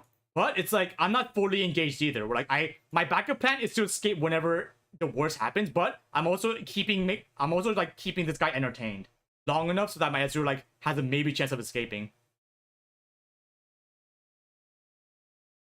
You see, so it's like even though like it looks fucking doomed, like just like being able to in the worst case scenario maybe get out, it's like just like that idea is already good enough, honestly.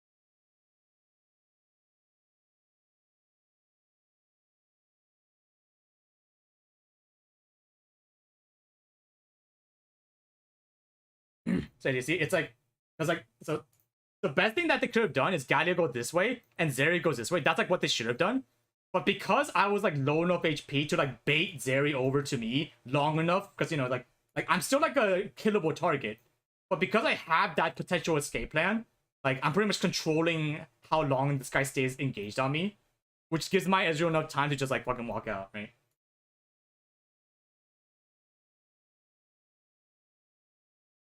Yeah, it's like a matter of just like, you know, like but this all stemmed from the fact that like I was constantly ready for the worst case scenario happening of like, you know, like what if they engage on me, right?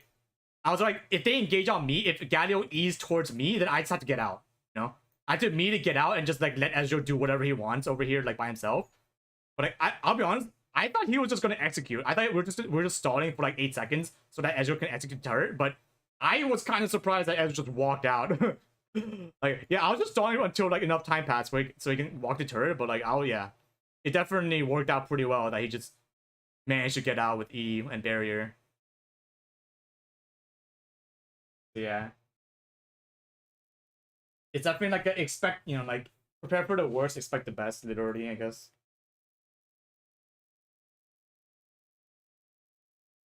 Can you jump forward to the point where they get inhibit ammo next to towers?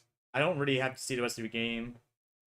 Like, dude, a lot of people's bad habits happen in the first like 5 minutes of the game, and like because like they don't make mistakes because like they played it wrong. It's more like the fundamental way they thought going into that play was wrong enough. Where like you have to fix that reason instead of fixing the actual moment, right? Like you have to fix the thought process that led you to that moment instead of fixing that moment itself. Is what usually like people had the problem with usually.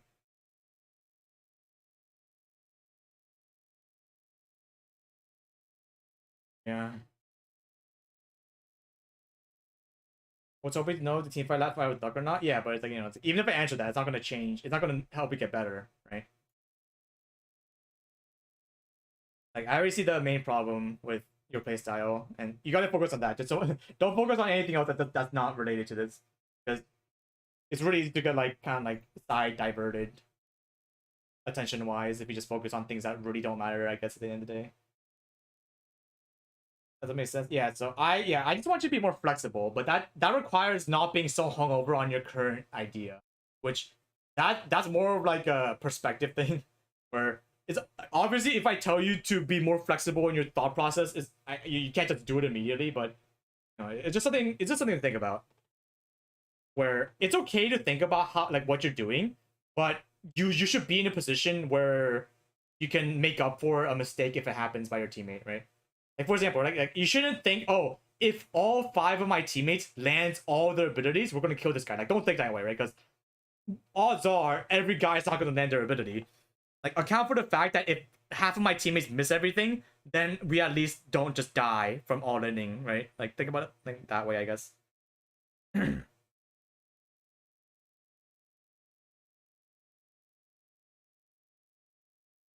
Okay. I'm kind of getting tired, dude. Yeah, give me a second. I gotta like relax first.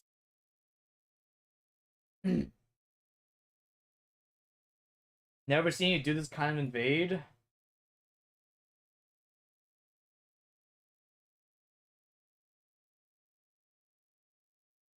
What do you mean?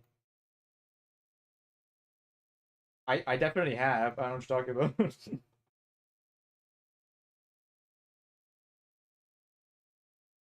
What do you think? There's a reason why I don't go for that, because objectively, that's a fucking terrible thing to do.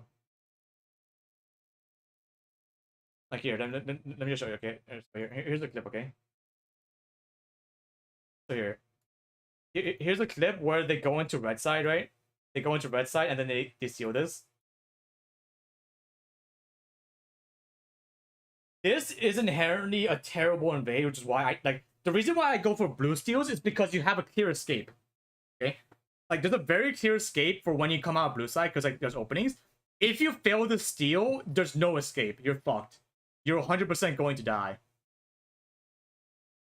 Which is why it's so bad. And if the enemy bot laners like know anything, you're gonna die in higher those like 100%. But yeah, I have like I've done it before, obviously, but like the reason why I don't do it consistent like consistently is because like you just it's like high risk, low reward.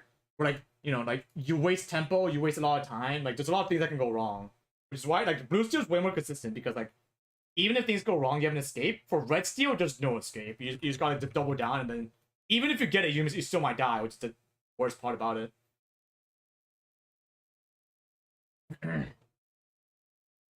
Like I actually like it's actually a lot in my older videos. Where is this? I'm pretty sure some of my shenanigans on the KR server. Like it was like an old video or something. Like I remember what I said when I did that. I was like, if I don't get this steal, I am so fucked. And it was like a knowledge or some shit. Was it my life? Was it me? Ah, fuck. I'm pretty sure. Ah, fuck. It's like I remember exactly what I said. I just can't remember what the actual like video for it was. Fuck. Give me a sec. It's honestly a miracle I even remember exactly what the clip is. Yeah, I went for a red steal, and then I just fucking died. And then yeah, I want to say it was a KR shenanigans video. Let me find it. I'll be able to find it. I feel like out of everyone in my chat, I'm the highest possible chance of getting this steal or getting this clip. Like I have to scroll through the wait, is it here? Is it? That's not it. Fuck.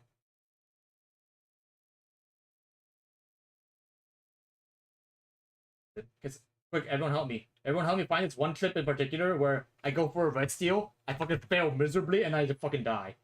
Like it happens in the exact order. It was like an older video though.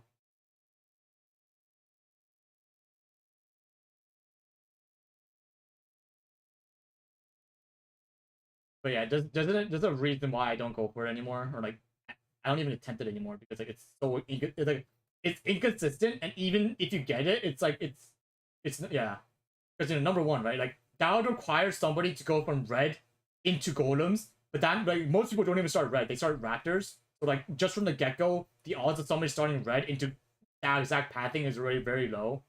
You know what I mean, there's like a lot of things that can just like it just wouldn't line up in a regular game, like for the most parts. And the small like the 1% of games that it does, it doesn't even work in those games, right? Like yeah. That face in wolf start? Yeah, what if they start like blue or some shit? Right. I'm gonna go through one more video and see if it's there.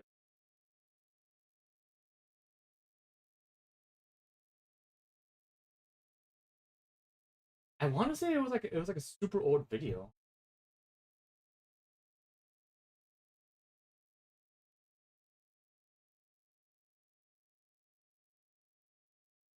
I'll look for like 5 more minutes until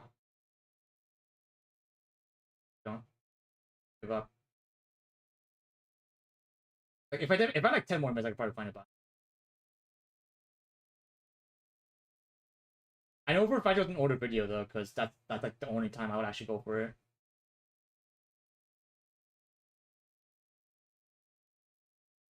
No, I can't find it.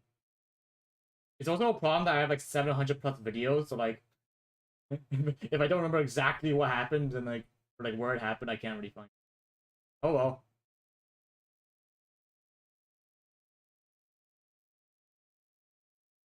Source, trust me, bro.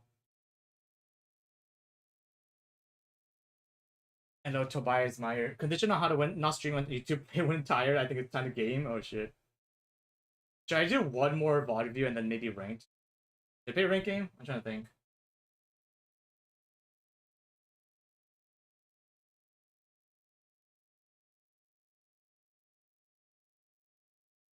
Uh,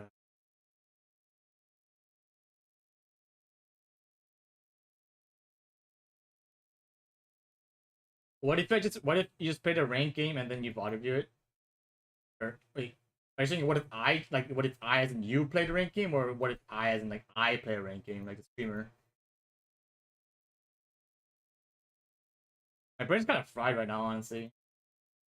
I don't know if this is either the best time or the worst time to play ranked. There's no in between.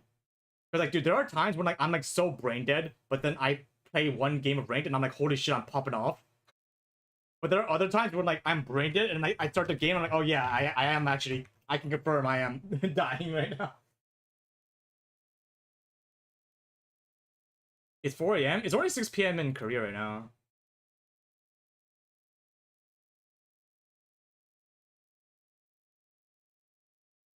Here, up. Should probably take a break from body viewing. Nah, that's fine. I got this. Alright, let's do one game of ranked and then we'll figure it out from there, I guess. I'm too lazy to change the title, so yeah, whatever. If you guys are coming in now, you're probably like, where's the coaching? And I'm like, I don't know.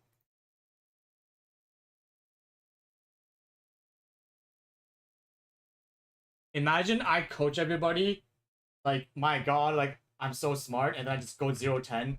Now it looks like I'm just griefing on purpose, right? That's gonna be awkward.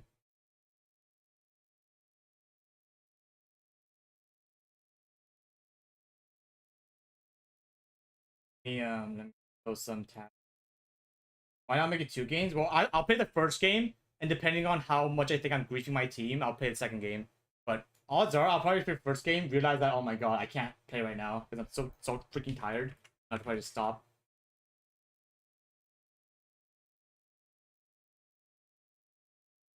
But yeah, welcome everyone to another great day of ranked League of Legends. League of Legends. We're currently Master Tier 173. Oh, wait, this is probably a spoiler for YouTube viewers. Because last time I streamed on YouTube, what was that? I was like 50 LP or something, right? Whenever I stream on YouTube, it's always like super long past the previous. Okay, last time I was 73 LP, so I literally gained 100 LP before the last YouTube stream. I did some mining off stream, you see. But it's funny because every time I stream off stream, quote unquote, I always gain 100 LP. So it just looks like whenever I turn on stream on YouTube, I always lose. And then the moment I turn on stream, I always like, yeah, or I always like win off stream. It's really weird. I did some mining off stream. Yeah, it's weird. How did I get this 100 LP for no reason? That's crazy.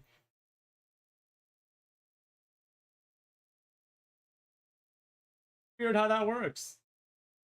My streamer getting boosted off stream? By who? Can you even duel Master 2? Here's a game, so you can definitely see that I have indeed not played with the same person more than twice.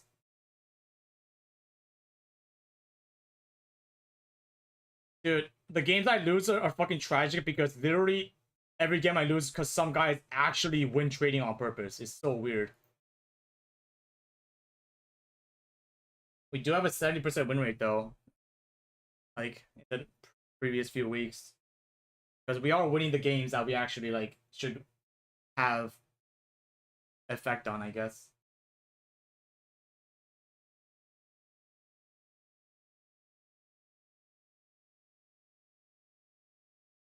Oh, let me stretch.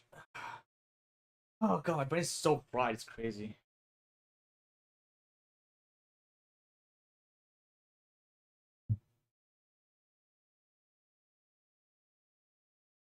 The win traders are paid by YouTube chat. Dude, I wonder if there's actually like a site that like gets people like in a region and just like tells everyone when they're streaming so that they can stream sniper ghosts to people. I wouldn't be surprised. Like this happens a lot in NA where people just naturally stream snipe way more often. But I don't know if this happens in the Korean server. I feel like in the Korean server it'd be more like, you know, like it's more because of like you know like betting site purposes, but I don't know if they would just go just for the sake of elo.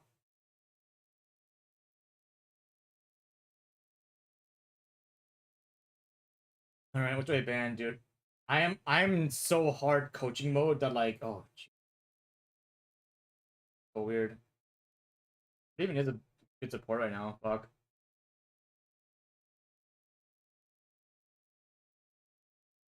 Good ban Nami. It says Nami's rank 1 right now in support. Oh well. Like Nami's actually not even that hard to beat as Bard. It's just I'm just too lazy to beat. If they go Elise though, I'm gonna cry. I usually ban Elise nowadays because like Elise does a ton of damage for zero reason.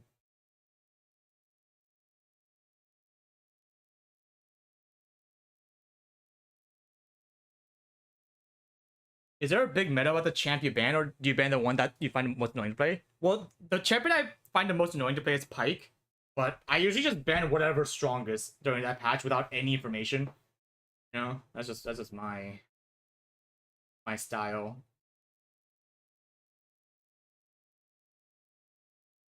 At least support should not be a thing. It's just really stupid because like at least they send out a cocoon, they miss the cocoon, and they still go all in and they still do the same amount of damage, right? It's like why am I getting punished for dodging an ability that should leave me stunned for like 2 seconds? You know? You know what I mean? It's like it's so weird. Like why am I getting punished for playing well?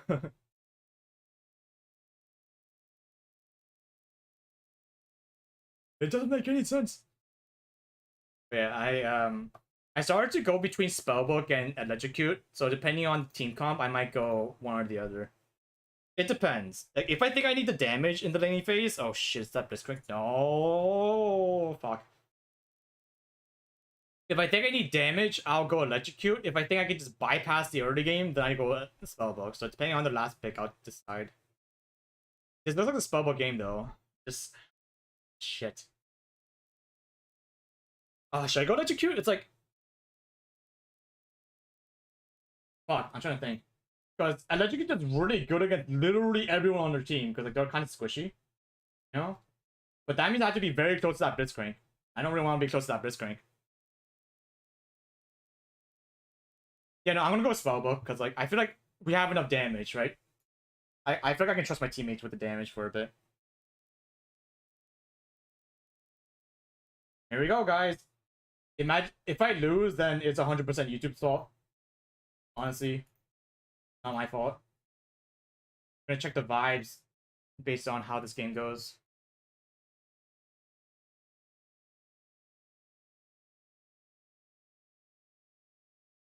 Go for the Electrocute for the poke. The thing is, right? It's like most of the time I don't actually want to be in that range. You know what I mean? Like against a Blitzcrank, I don't even want to be close to him to even proc Electrocute. You know what I mean?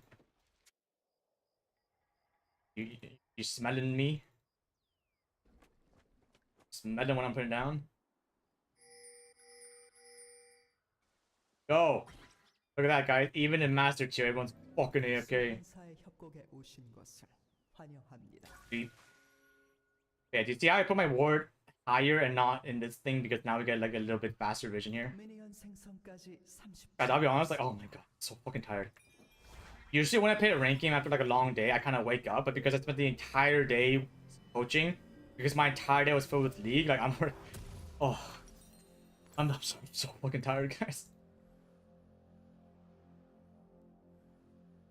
I went to buy groceries, took a nap, and you're still streaming. Welcome back. But yeah, I'm gonna leave this on purpose, depending on where my next chime spawns. 미니언들이 생성되었습니다. Yeah, okay.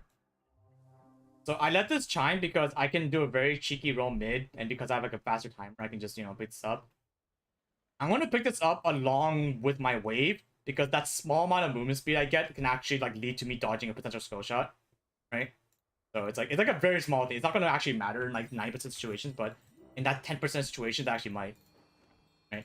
Like just getting this small extra boost. You know, careful, careful. Don't get hooked. If you get hooked by this, you're bad.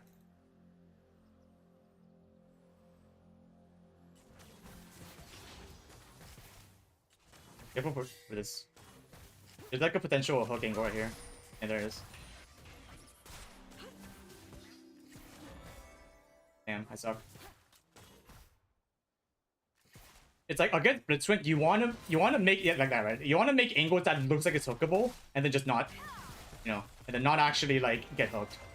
So this entire point is like baiting out the hook and then just walking out the moment he just does something.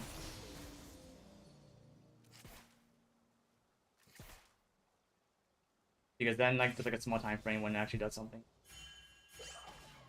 Alright, nice.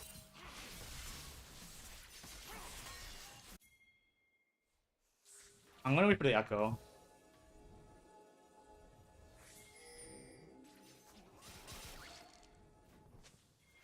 I didn't clear it on purpose.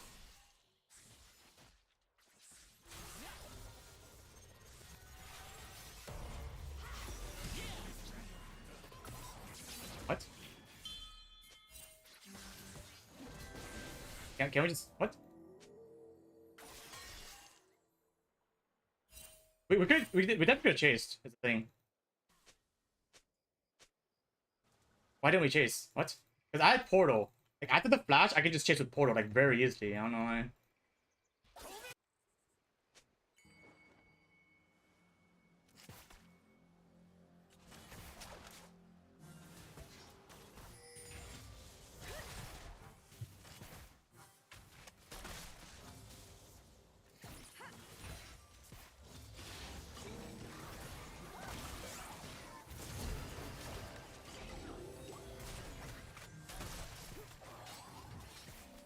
First blood.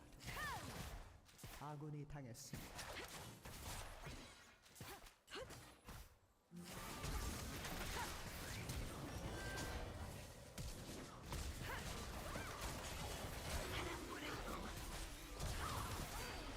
That's not good.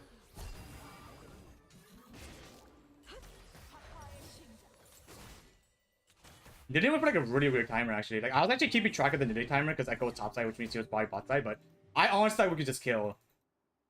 But I guess like I think if I had let you kill, I would have killed. Or if my stun landed, but my stun didn't land. But like, yeah.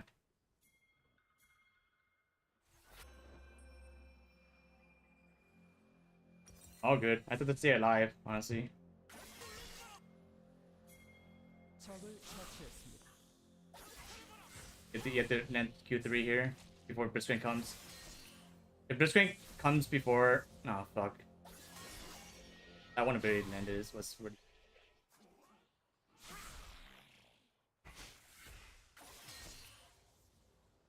I can't portal in ever because Blitzwing's gonna just fuck me.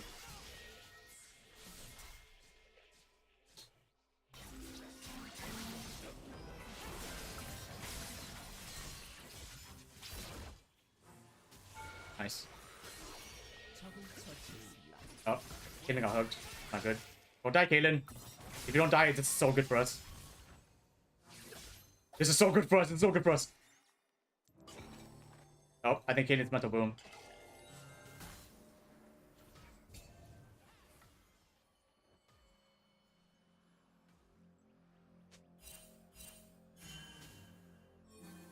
Oh my god, Caitlyn's mental booming.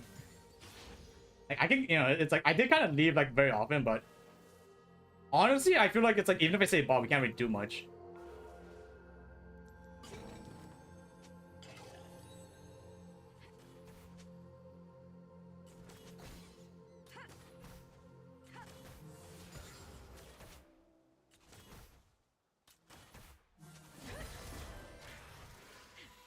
All right, Yone's bot now. Hey, do I go mid? You kind of have to like, you kind of have to play with the assumption that your team's just mental boom. I'm gonna go with sauce here. 아군이 당했습니다.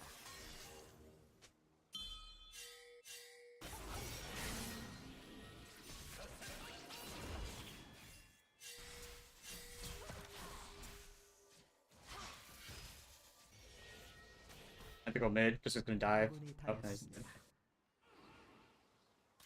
I think I could dive this now.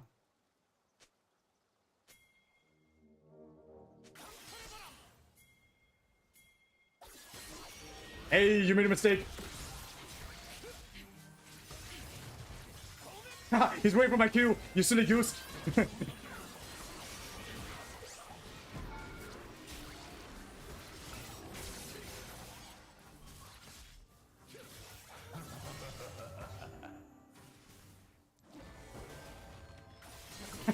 It's like, fuck, man. The best thing you can do against like high level players is just don't queue, literally, because like they're gonna keep walking back and forth to try to dodge it, but like I just don't ever use it. So now they're just gonna get just, they're like into their own movement pretty much. She started to flame. No, it's like, okay, it's like number one, I kind of understand why she's tilted. Like honestly, I kind of went for really weird roam timers, but like she's like really not helping the fact, I guess. Why she like she's not using barrier.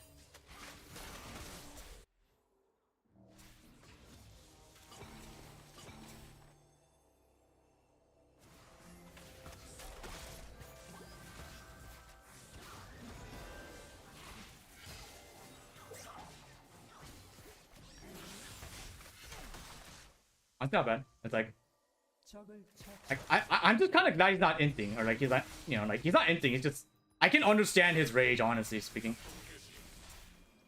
I can fully understand it.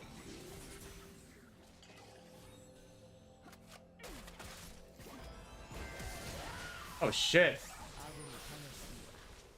Honestly, that was well played on Cassia. Holy shit. I didn't even expect that timing. But it makes sense in hindsight. Dude, I didn't even see the timing of that. What? Did he miss? Yeah, I don't know. He just field goaled. Was he going for the Caitlyn? Like, what the fuck? Oh. Oh.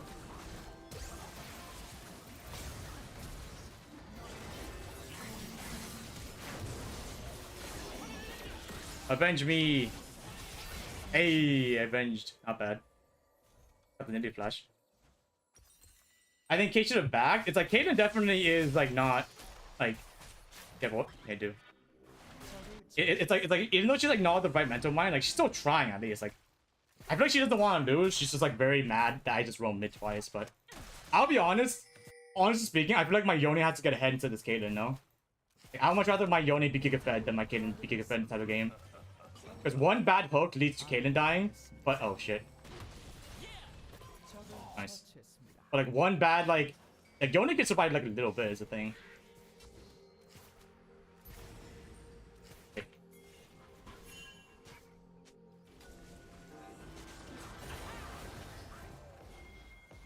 Are we going? I'm low-key kind of down actually. Fuck it.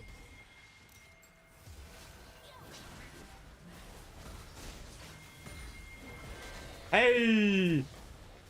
No flash, baby! Oh, yeah.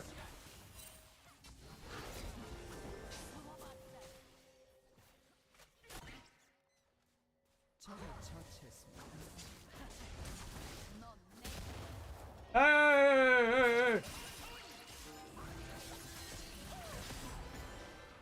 That was like a situation that should never have led to Nilly escaping. It just mistimed it. What happened? What? Ah, 10-minute dead man. Feels good. 아군이 당했습니다. No, okay, guys. I didn't want to try earlier. I don't like him.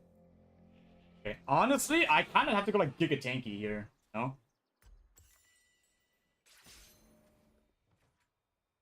Kind of gonna go to Andrews to pitch.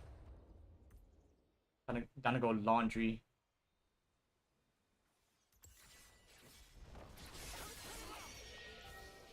Gordon.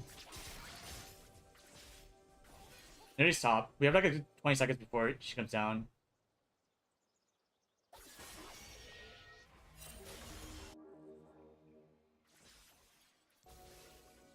Gordon.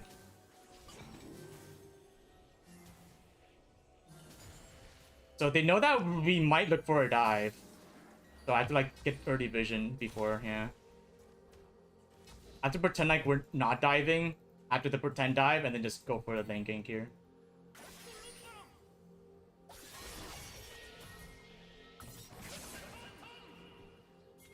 적을 처치했습니다. Oh, no way. I get ult.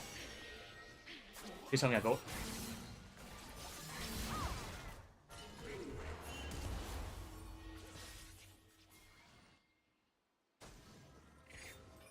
I can... 되었습니다.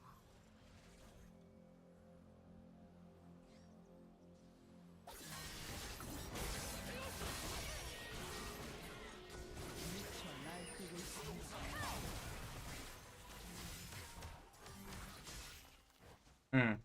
I don't know how Echo died. I guess I got like Giga CC change or something. Is there a way we can kill this guy? I don't think we can kill this guy, honestly. 적을 처치했습니다.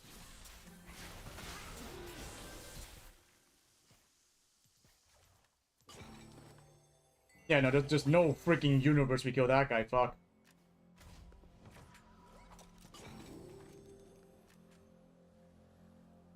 So we got first turret, and we got one of the three, so I guess next objective's gonna decide it, right? Yeah. Seems like it. This is good back timing, so I can get wards and also get ready for the dragon fight.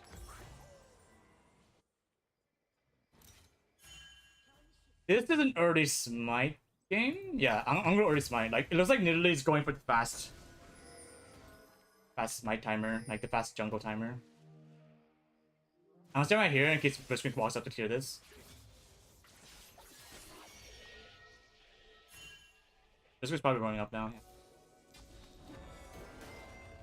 Fuck. 포탑 방패가 곧 소멸됩니다. 아군이 당했습니다. Oh, nice! Holy shit, nice buffer.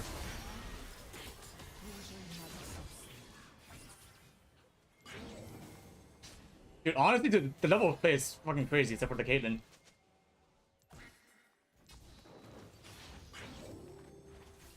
Divine went smite.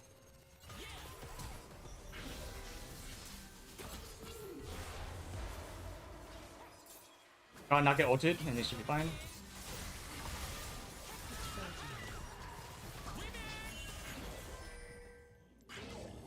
Oh, I'm not going for this? Okay.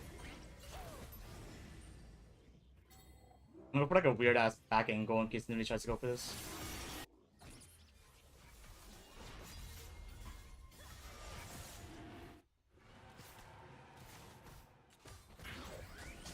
Okay. Now! Holy shit, that guy came way faster than I expected.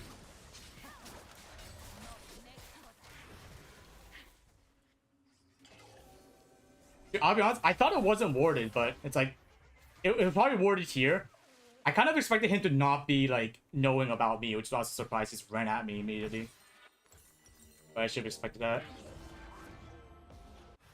Because like pretty much what happened was like I think this is warded right here, which is why they got vision of where I was. Oh my god, Aiden's just mental kabooming. The question is, do I go for this Riptail steal? I just want to figure out. Like the turret's gonna go down no matter what I do, so I just leave. Oh fuck. Everyone's dying. 포탑이 파괴되었습니다. Do I go for the steal?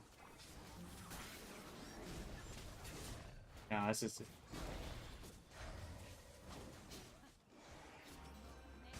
It's way better if I just like wait for them to get that and then just go for the ultimate onto the whoever they're ulting.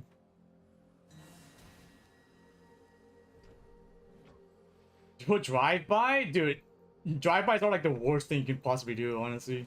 Like, it's so inconsistent.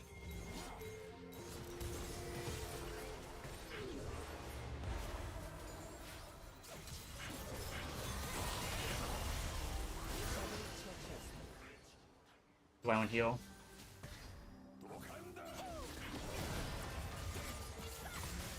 Oh, sorry, not heal. Just want to ghost. And ghost just like catches them like super. For out guard, yeah.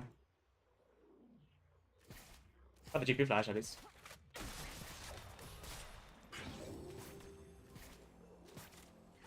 I'm scared of like Cassio just like fucking just showing up in the bushes. I'm so scared of Cassio just like being in my alley. No, he's still there. Still there. Like that Cassio's gonna be the biggest problem for us, but our biggest problem is Irelia. But the way that she timed her flash ultimate earlier, I just doesn't seem the most consistent. Oh shit, you're dead. 아군이 당했습니다.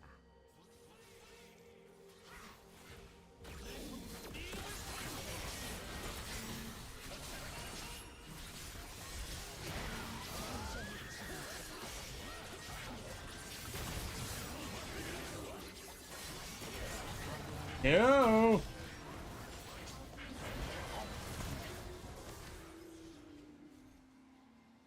Dang. I was like trying to hit the gangplank barrels, but literally it's just like fuck. I was doing it too fast. Like I was timing the gangplank barrels as if it was like 3 tiers, but he's only had 2 points. I'm pretty sure. Like it's like that. Oh shit. Oh shit. Oh my god, that heal. Oh my god. 전장을 지배하고 있습니다. 포탑이 파괴됐습니다. No, we're losing because we're not in HC.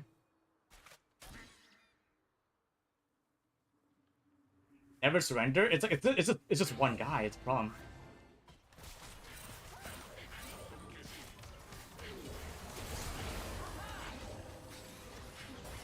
Oh, I should block that honestly, but it's like that was a bit too far even if I went right away.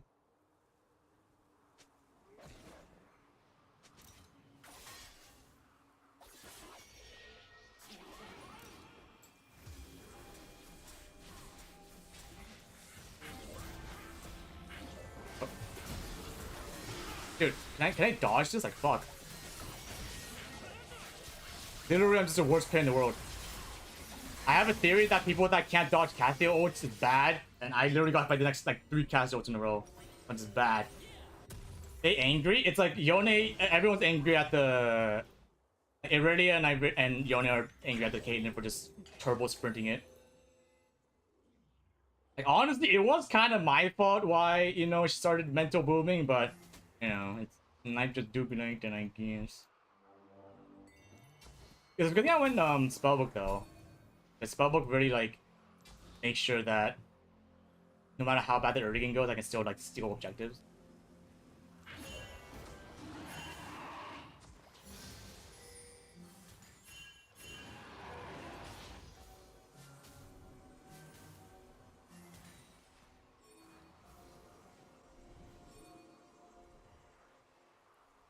No, I think they're just gonna do it. I feel like they're just camping a bush. It's actually a... Yeah, this is a bad word.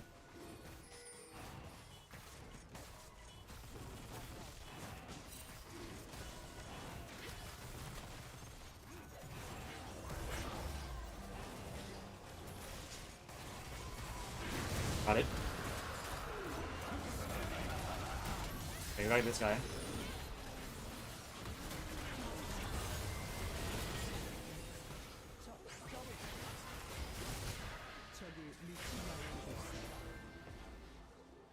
Run, run, run.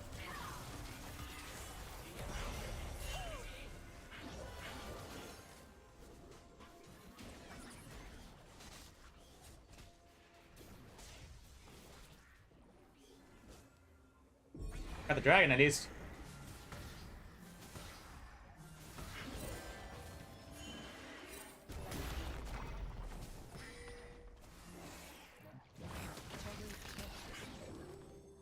Wait, is there a war I could steal this too? Because I did go very early smite. Oh, I don't have it. Fuck. Imagine. Oh, they got it so fast, bro.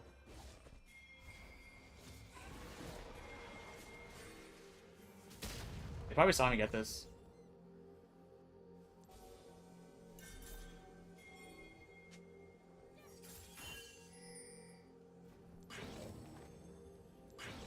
An avenue. Oh. They're gonna walk here.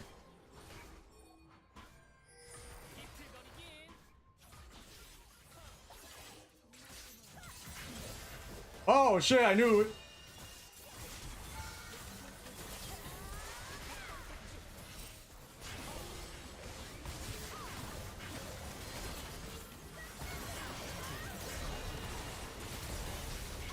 Are you winning? Honestly, can't tell.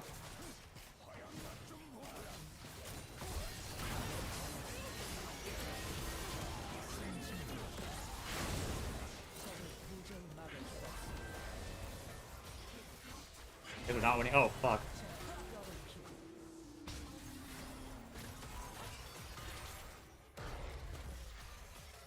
Run! That sucks. Man. Literally, it's like they're just this guy. Aw.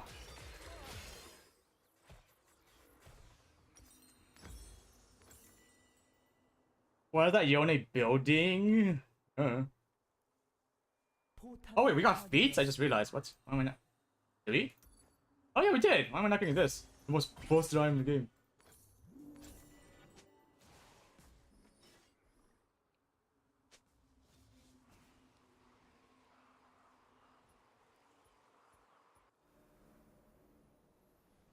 Got Baron, but it wasn't Baron. They got Otacon. God, nearly has fucking 6 kills, 0-3. What the fuck?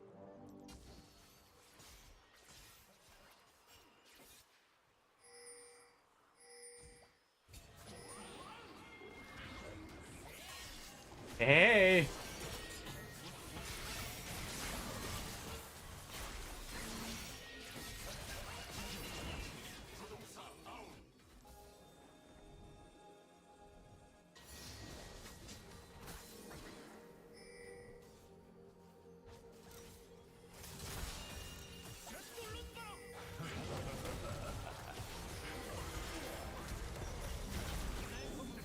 Nice.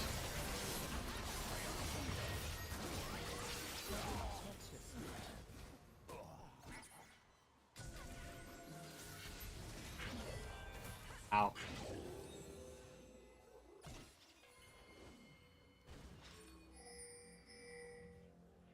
What do we do here? I'm just scared about the random Cassio with flash. Is a bump.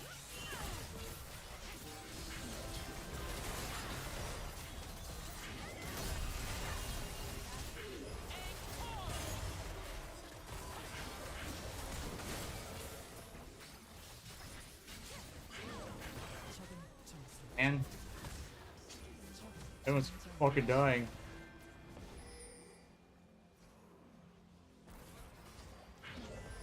포탑이 파괴되었습니다.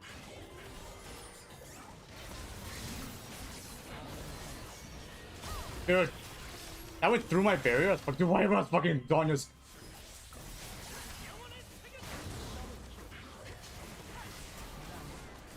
Man, it's fucking yeah, it's getting impossible because we don't have an ADC and they have like a crazy ADC. Is Jungle in it? No, it's like it's definitely Caden's fault, like in every single one of the situations. 포탑이 파괴되었습니다. Like, dude, I wonder like, do I have to play with the assumption that my ADC is going to mental boom? Like, is that how I have to play this? Is the crazy part? 포탑이 파괴되었습니다.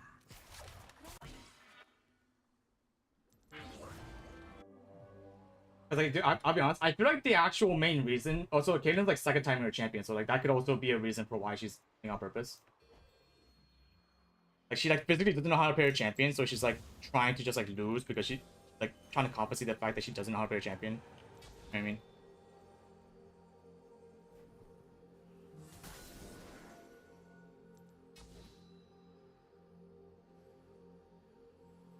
You have to play with that, especially at some more total. Yeah, it's like it's kind of weird how that works out.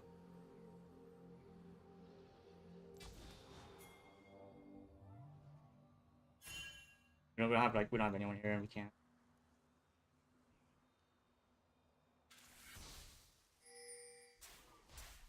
No way Cassio comes like in this bush, right?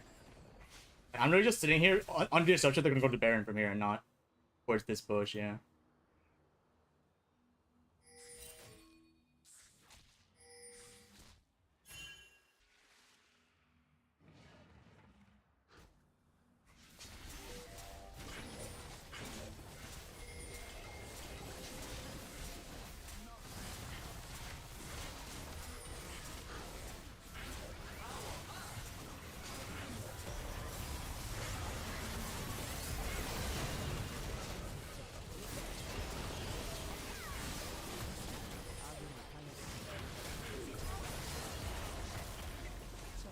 더블킬.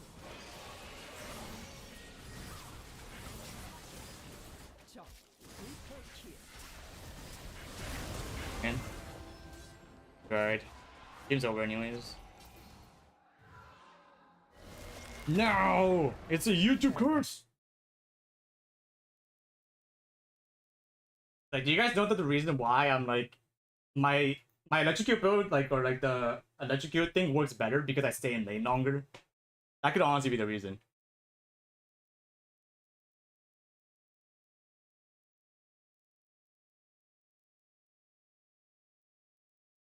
Like, honestly, no, like, he did int, but like I definitely went at like very weird times. Honestly, maybe the plan was to just not do that. I feel like he wouldn't have AFK. Actually, no. Honestly, like I feel like the way he was playing, like if I breathed wrong in the later parts of the game, he would have done the same thing.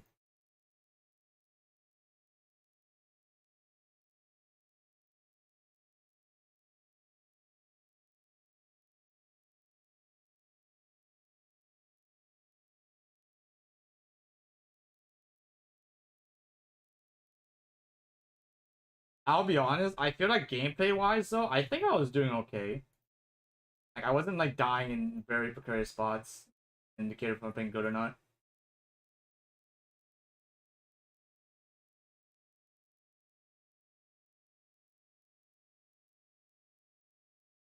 Should I go? Should I go electrocute? It's like the thing is, right? If I go electrocute, I actually stay in lane like way more often, but that leads to me not going for weird roam timers, which leads to my ADC having a less chance of mental booming. You know? Hello, Bauer. Maybe that's the strat. Like I don't go spellbook not because it's bad, but because like just a playstyle and like needed for spellbook requires me to leave the lane more often than not. But like, you know, if my ADC knows how to just like wait or just like, you know, like turtle bit, then it's fine. But dude, I'll be honest, I thought I left at a time frame where the lane was still pushing back towards us, which is why I left. But like every time I looked back, it was still pushing towards their side, which means Caitlyn was just like spam autoing the wave every time I left, even though like I like made sure that it wasn't in that state. You know, it's why I was just like, huh. I could have sworn it was still pushing back towards us, but the fact that it wasn't when every time I looked over, it means that Caitlyn was just spam autoing, not even like not considering where my position was. You know.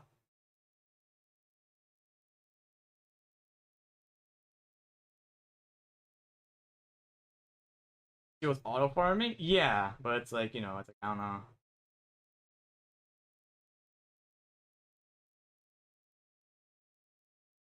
Like, it's like pretty much the idea is you want to like you want to push until level 2 prio, do like poke damage, wait until the tower, you know, like the tower pushes your wave, and then you want to let it still push back into you, because that's usually when the 3:30 timer happens, right?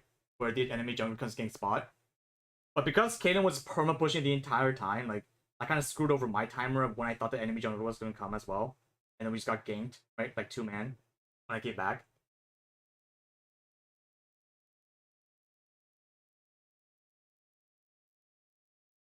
It was like a really weird case of just like I had to make sure that Caitlyn wasn't auto pushing, but that was like under the assumption that she wasn't going to do that in the first place, which is why I'm just like still kind of like I'm kind of like discombobulated by what happened, I guess. Noted for next time.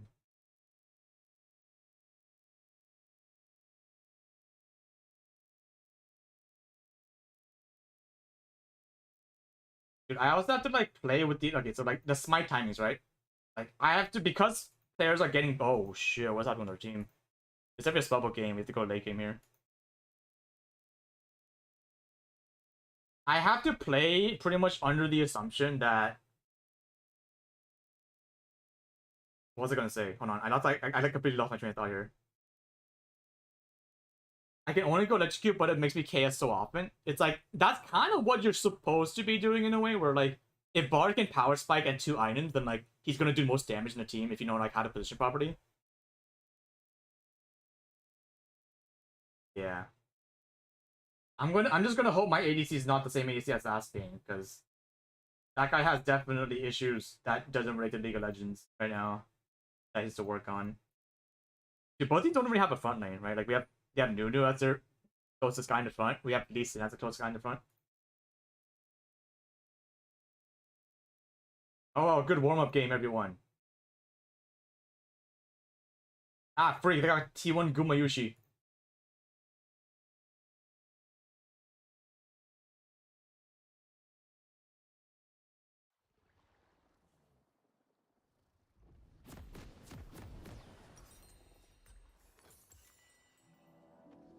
Got Gumasasi. Alright, noted for next time. Because it's like, I'll be honest, it's like I feel like I can get the most value out of a level 2 gank if I like I should probably communicate to my ADC that like, I'm just fucking gone for like 10 seconds, right?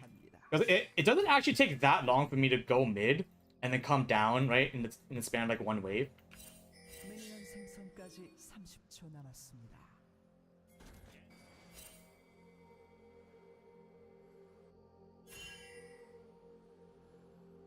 Yeah, it doesn't. Yeah, it definitely doesn't take. Are they gonna die? No way, right? Yeah. Oh, there's no one here, guys. We saw all 5. Or just.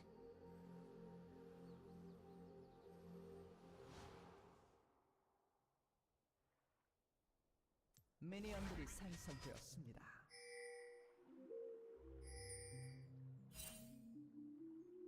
I have to go home, guys. I have to leave soon.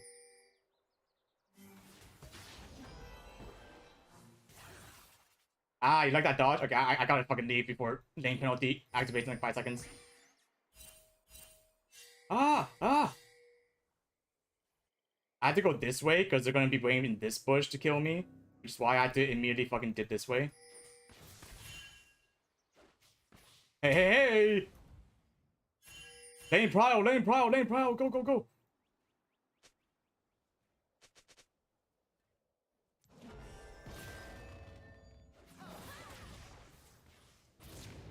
What the fuck? Wait, he start? The heck? We're definitely gonna dove in here. Got it.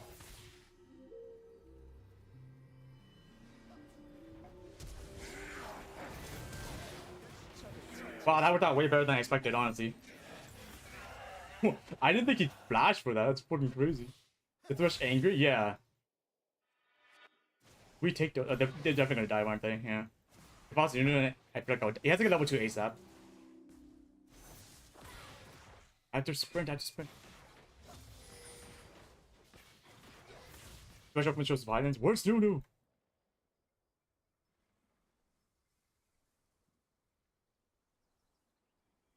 Timer wise, it should be like gone, right? He should already be taking this and gone, yeah. He just got it. He literally just got it. Okay.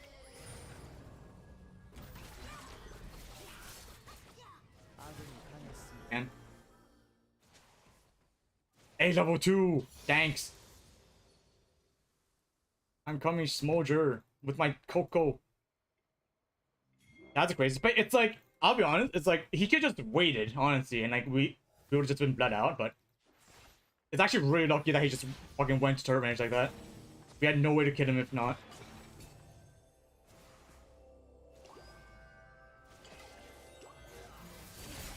Ow. Ow!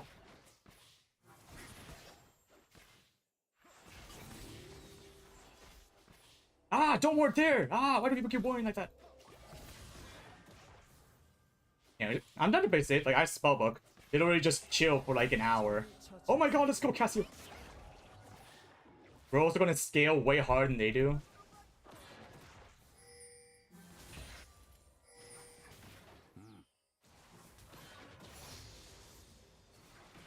Got you, homie.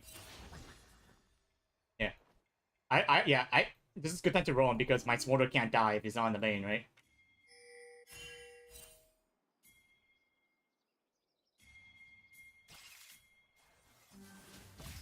There's no flash, no flash, no flash.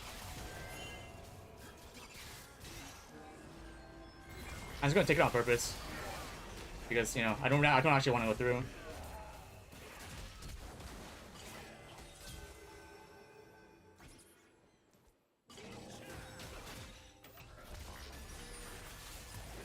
Yeah. So it's like I just put the pole down to make it like the worst case scenario. I have some escape, right? But I don't actually have to escape here.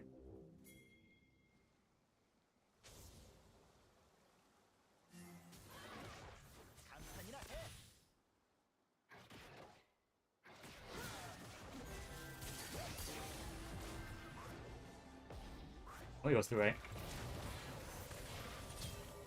No, what? He actually went through? Fuck. I thought he didn't have the balls, honestly. I also thought Smolder was gonna walk in front of me so that, you know, I should just get 5 freaking Qs at me, but I guess the range was weird. Okay. Jason's here. Oh! Oh, my life for ire. Oh!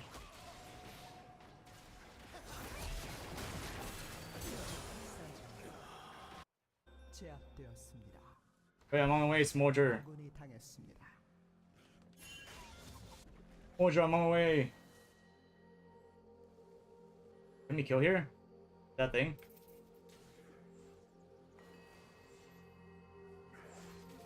This is terrible. Ah! All good. I got my fucking item.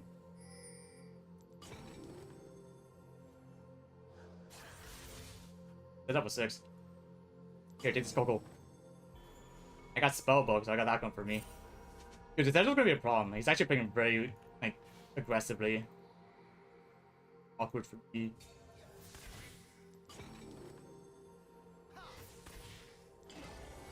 And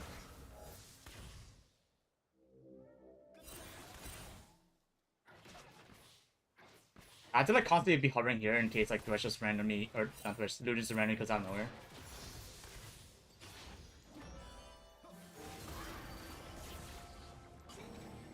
But pretty much like, dude, every time I put a portal down like that, I have to make room, like movements to roll mid.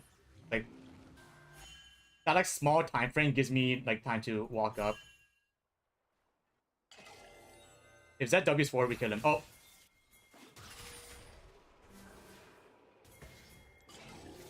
Yep, get him. Over the wall in case he can't. There you go. Yep. Dice mortar. Don't dice mortar. We get so much out of this if we just don't die here.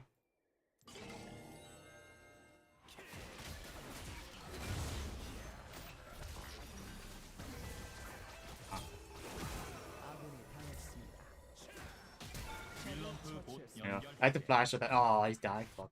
I had to flash so that we can get whatchamacallit, power aggro.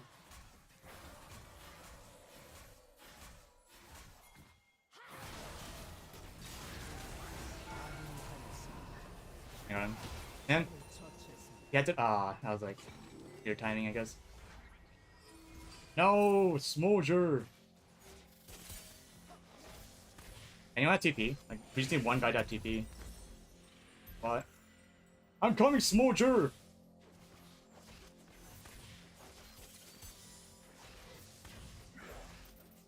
We need Lisa in here.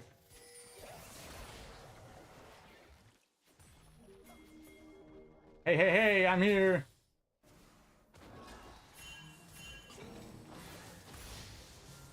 Oh, fuck. God, my stun was fucking amazing. Fuck.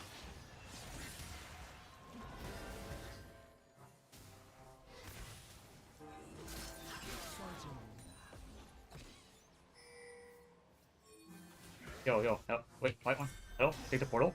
What? What? Why'd you take the portal? What? That was so kill if you just took the portal. Bro. What? Yeah.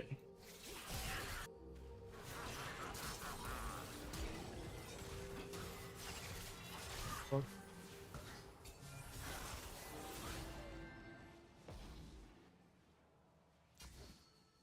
Hey, no one died at least. I'm scared. Oh, fuck me. Okay, that was what I was scared of, I guess. I caught him his 3 abilities on that dead. Oh, did he? I didn't even notice. On the plus side, guess what I got? That's right. Oh shit! I keep forgetting to get my fucking. If I don't get scanner at like the first 2 minutes, I always just never get scanner. Yeah, I have to go exhaust here. I have to like assume they're gonna dive my guy.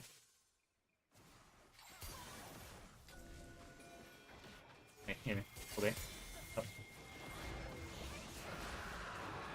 I'm waiting for the lantern. Keep. Yeah.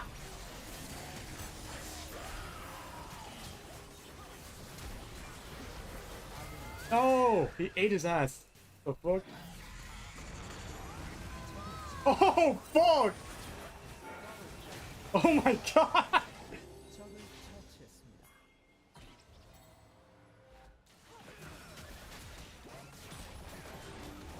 Dude, we put like 3 down. Oh.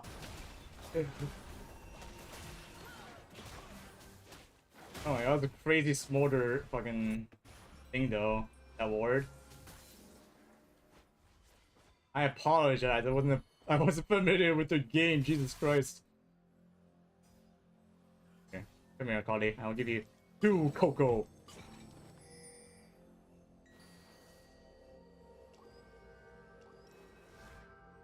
Okay, I'm gonna try like min-max my recall here real quick. Where'd that even go? I'll be honest, this is the game I definitely go like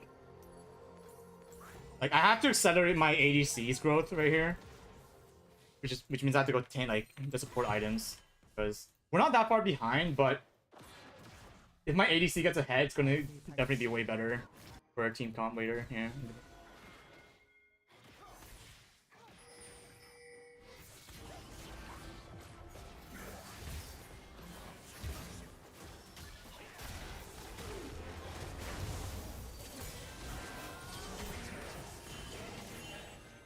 Yes, no, yes, no, yes, no. Bro. I have to fight this now.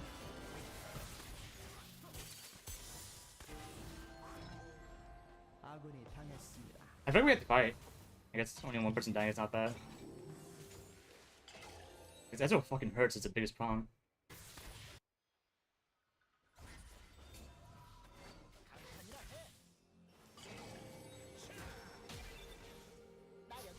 What are you doing? What are you doing? What the fuck? Dude, it's like... 적 더블킬.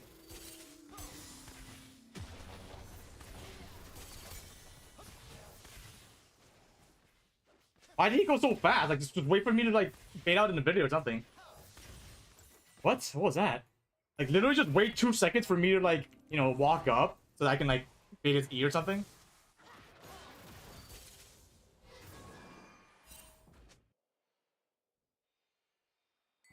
Dude, I have to keep remembering to get this fucking... Okay. 아군이 당했습니다. Ah, they don't have damage. The uses. Okay, I got this. I got this. I just gotta get a fucking. I get scanned this time.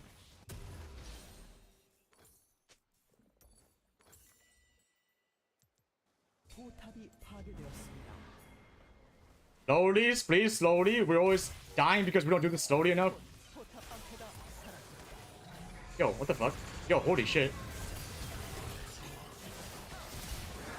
Dude, it's like, what the fuck? Like, what?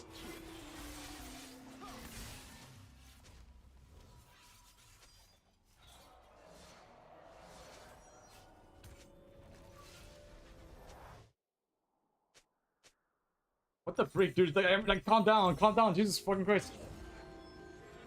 Dude, a Akali just had to wait 2 seconds so I can portal in and tank everything. But she goes in, tanks every single fucking ability in the game before I can even get there. Like, dude. And you're trying, I know the Akali's just walking like the worst fucking possible way. Like, just don't go in. Literally just don't walk in. Like, what? 파괴되었습니다. Oh my god, dude.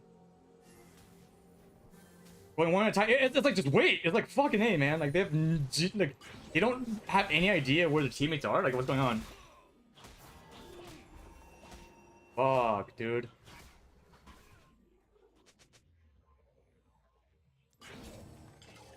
I pick that up.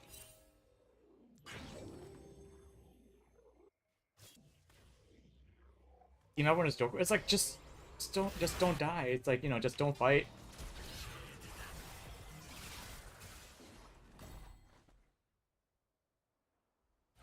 Like I don't trust my teammates. Like they don't have like the awareness to like do anything.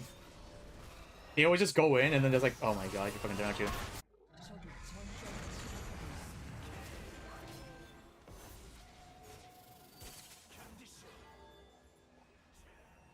전장을 Bro. It's like, dude, it's like our team comp in general, right? We just win if we just stall the game out long enough until Order gets ahead.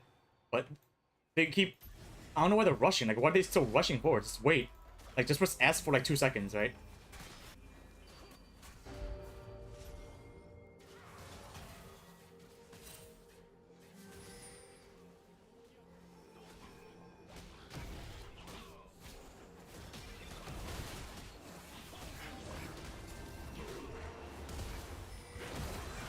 That's great.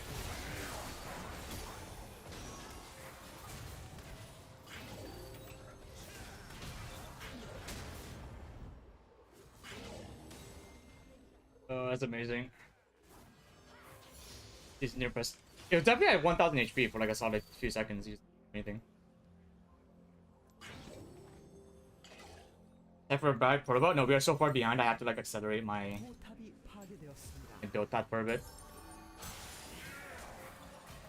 포탑을 파괴했습니다.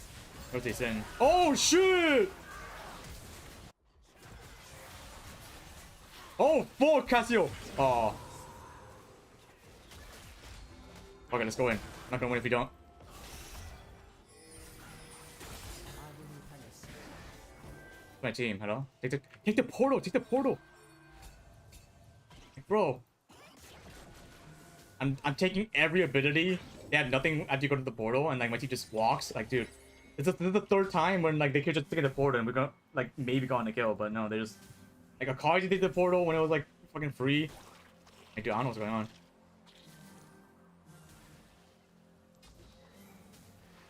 I didn't like the portal. Like I guess they don't know what the portal does. I don't know. Fucking crazy. I think they're all getting frustrated, so they make stupid. It's like no, it's like they're probably gonna make the same mistakes even if they weren't frustrated. It's the crazy part, no? Like even at their peak, they're probably making the same problem because like dude, why are like I don't understand why they're rushing these things, right? Like just wait 2 seconds. There's nobody waiting for you to make these plays. Like you're just going in by yourself one-on-one and then dying and it's like, oh shit, might as well do it again, right? It's like fuck, man. We just gotta lower the pace a bit, but the only way I can like physically lower the pace on myself is I have to pretty much steal Baron when everyone's doing one fucking nothing.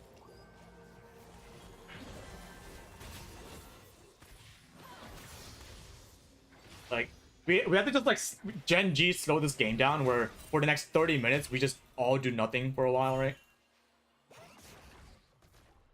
Gen G, Smolder, comp, Cassiopeia comp, wait until they walk into us. Because the one good thing about our comp is that they had to literally run into us. The only person we can't catch is Ezreal though. Ezreal's the one single guy we literally can't do anything about. Like that would be a big issue. Like no, why are we trying to fight? Why are we trying to fight? Why are we trying to fight? Why are we trying to fight? Hello? Like why are we trying to fight?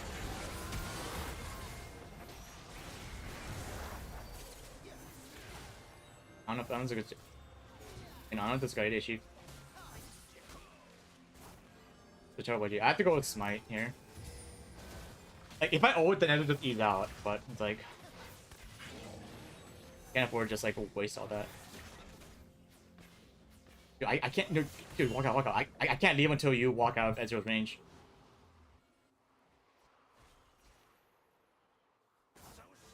Because Ezreal, like the moment I leave, Ezreal can E in and then like my Smolder dies. So it's like it's like, God, everyone's playing in such a freaking awkward way. Oh shit.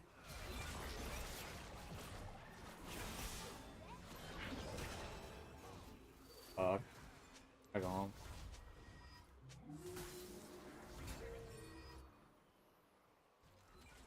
Yeah, I have no idea how we're gonna catch this guy.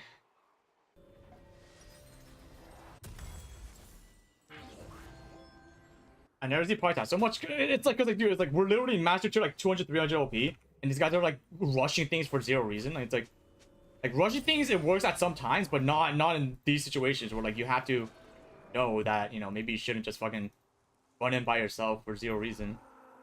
Like no one's thinking is a pretty annoying part. I just really wish people thought, like, use their brains for a bit. Dude, can this Otacon just... Dude, can this guy fuck off?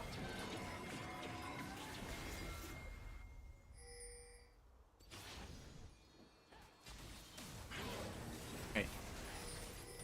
Can we should probably get this guy now.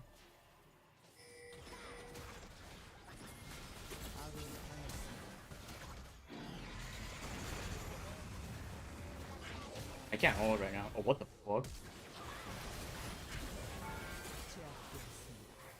I really don't want to flash, but like, fuck, man. Dude, no? We just gotta leave now.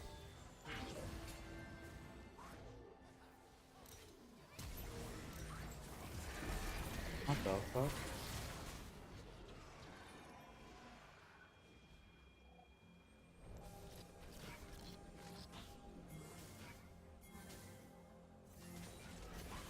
What's the angle? What's the angle? You think that's real?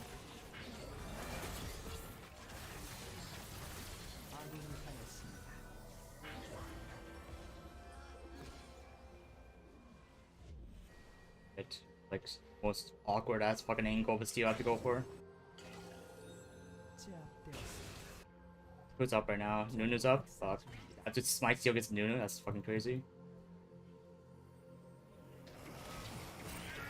What the fuck? What's this? What? It's probably word to hear, if anything. I don't know. This is a blind ass hook, I think. Dude, Akali, go in. I fucking dare you.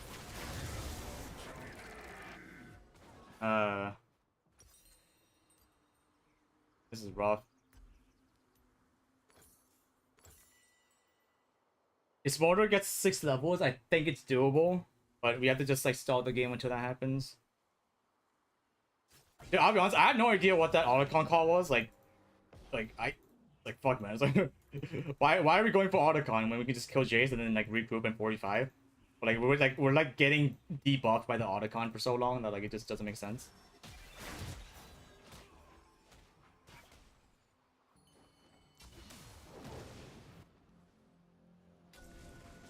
You know, like even if I steal this, it's not worth it. That's the thing. Like in the situation I do steal it, like we actually don't get that much out of it. I'm gonna try to go for Baron soon. 40 kill as a problem. It's like, dude, every kill he got, like in the later parts of the game, literally just came from the fact that people just didn't know how to just slow down, right? They just kind of just kept walking into him when there was like no world we actually get the kill. Like they just like didn't understand that and they just kept doing it over and over again.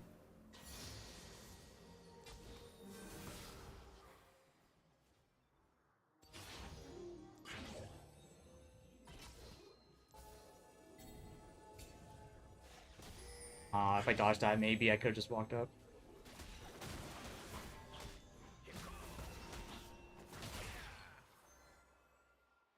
Oh, give me the buff. And blue.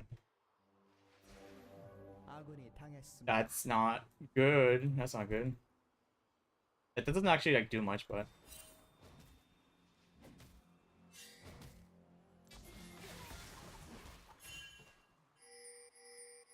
we need like all 5 members to kill this Ezreal.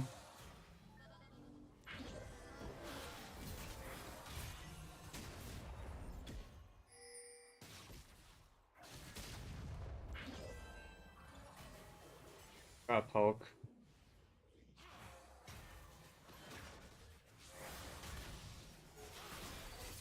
Dude, Ezreal. Not Ezreal, sorry. Dude, listen. Oh, if I landed that Q, imagine. Oh, fuck me.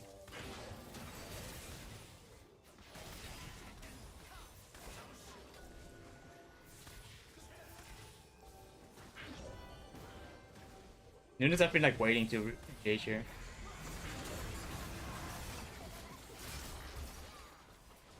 How do you play this, dude? Like, fuck.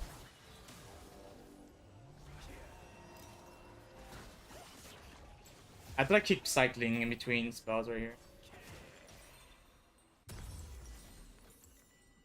Whoa, whoa, whoa, whoa. Hey. Whoa, whoa, don't go. Don't, no, no, no, no, no, no, no, no, no, no, no, no, no, no, no, no.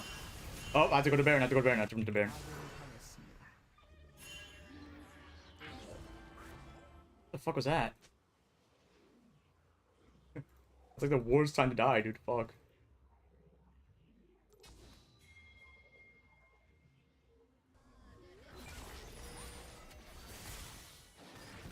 아군이 당했습니다. Yeah, it's somehow with the Nunu.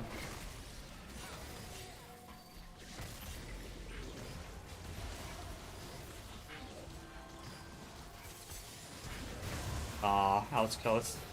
I did like time the smite in between his Q and his smite, but like that's like fucking impossible if I don't know exactly when he's gonna go for it. Yeah, let's go up here. This game's fucked. This game was fucked the moment that Lee Sin decided to go in by himself. It was fucked the moment that Kali decided to go for it by himself. 포탑이 파괴되었습니다. Like, dude, I don't know what happened. It's like everyone just kind of collectively ran it down at the same time. I was like, what the fuck?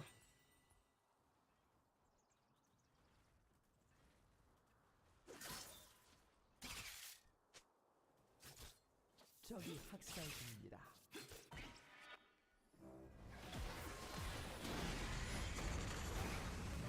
Okay. 포탑이 파괴되었습니다. 포탑이 파괴되었습니다.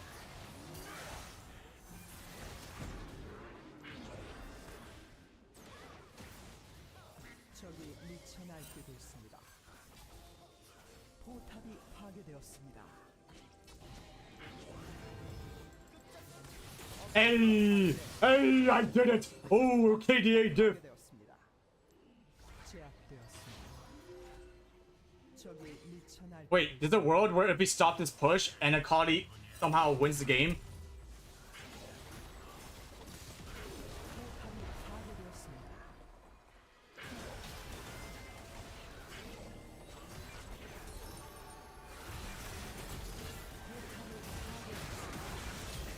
포탑이 파괴되었습니다. 제압되었습니다. I'm patting my KDA, I'm patting my KDA! 패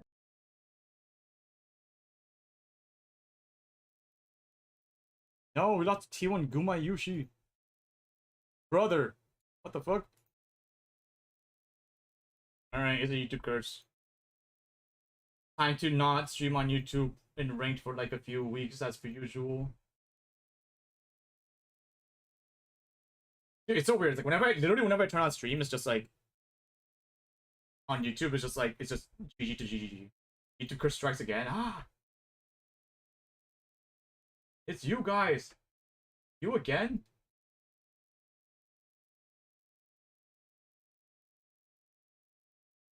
That's so bizarre. Okay, wait, let me see one thing real quick. I thought I like cleared that one bush, you know, in the Otacon fight, but I guess not. Yeah, dude, I don't know. It's like I feel like Lee Sin just like didn't know what the fuck Lee Sin did. He just kept queuing in. Oh my Jesus fucking Christ. Okay, I can see why. He's like a 0% win rate on Lee Sin right now. Fuck.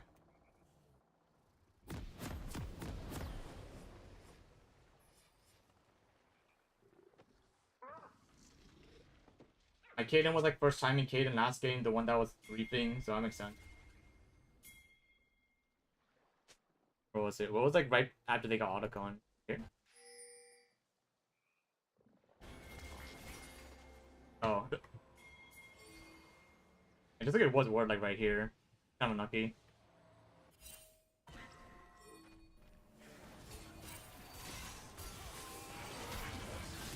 Noted. Yeah, like what the fuck happened here? It's like pretty much it's like, you know, it's like just like it's like what? Like what the fuck? Like what, like why what's this angle here? I'm just what the fuck is happening?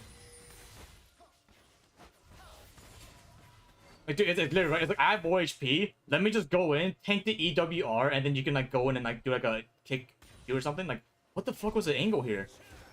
Like what? Like, what the fuck is he doing? Opet, there's no play he's doing. Dude, it's like, the crazy part is, right? Like, the fucking crazier part is, he gives up red buff, which gets me killed. Like, I wouldn't have died if he didn't have red buff. Like, it's fucking... Literally, it's like, what the fuck? He goes in, gleefs up red buff, and then now I die from one tick after I flash out. Like, dude, it's like, Jesus Christ, what was that?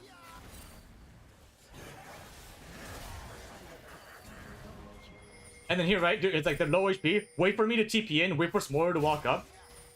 What she, like, dude, literally just go on the Thresh, no? Like, go on the Thresh first, isolate him, and then we can, like, probably look for these guys together. But no, she just takes 2 Qs, takes the entire Z combo, takes another Q. Like dude, it's like, wow, yeah, it's like, that's great play. By the time I come, she's dead, instead of going for the free kill over here. Like, what? And now, like, we're all forced to go for this terrible fucking play. Because she, like, I don't know, dude. It's like, holy moly. It's like, I'm always confused how some of these players get to, like, playing like that. Like, it's actually impressive how they even managed this far. It's actually wild.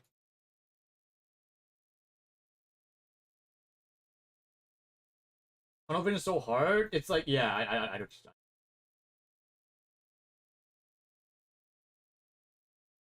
I mean, I'm gonna go. That was honestly, it could have been worse, right? We only lost 2 games. Imagine we lost like 5 games or something. Not the worst possible day I could have had if I really think about it. Like, the fact that, like, you know, the first game we lost because our Kaden was, like, baby raging, but that's just stupid like that. Second game we lost because, like, everyone just kind of rushed. No reason. Like Lee Sin was, like, first timing or something. Like, Claudia was just AFK. I don't know. It would have been weird if we won, honestly.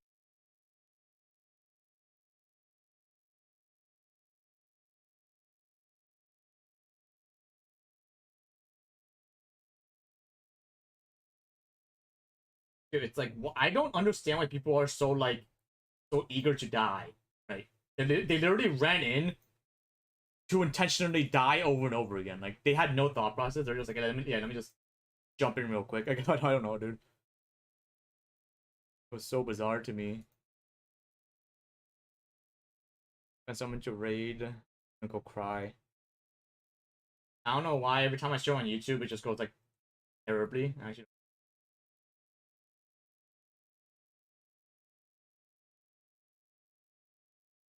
did I come as you're winding down? Yeah. I probably should not have played ranked. It's like, I kind of felt, I'll be honest though, it's like, I feel like I was looking at the map properly. You know, I was doing the right plays, just like, I don't know what happened. Like, my team just, like, kept running it. Like, before I could even, like, get into position to make a play, my team just ran it and griefed, and then, like, now I have no other plays to make, because, you know, all the plays I could make rely on my teammates, which is definitely not a good thing. Yeah. I mean, you sure know what the plan is there? Some games do better at that? Yeah, it's like, you know, it's whatever. Maybe I just shouldn't have roamed mid. Like, dude, it's like, I hate how the fact, you know, like, the entire reason why I shouldn't do a play isn't because it's bad or, like, it's, like, wrong. It's because somebody on my team might get baby rage mad because of it. It's like, that's fucking crazy, you know? Like, why am I making plays not because it's, like, objectively a good or bad play? It's bad because somebody's gonna mental boom from it. It's like, what? You see what I mean? It's like, it just doesn't make sense.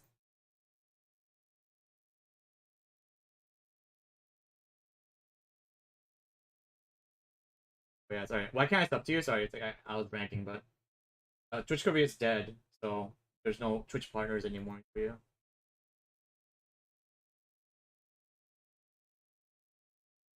It's whatever. We're still continuing our we're continuing our blue streak of losses. Not this one, because this one was a freak accident. We did MVP last game at least. We did a good thing. Unlucky. Unlucky. Why is it always unlucky? Can you not somehow migrate? You mean move to a different country? That what? I can't do that. I can't move countries, unfortunately.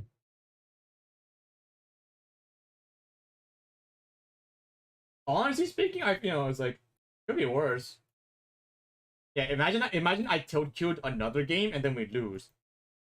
Thinking about that possible outcome, it means that at least I didn't lose 3. I got that going for me. Alright, goodbye guys. New upload in like 5 hours, I think, right? Yeah, 5 hours is when I usually upload. Alright, goodbye everyone.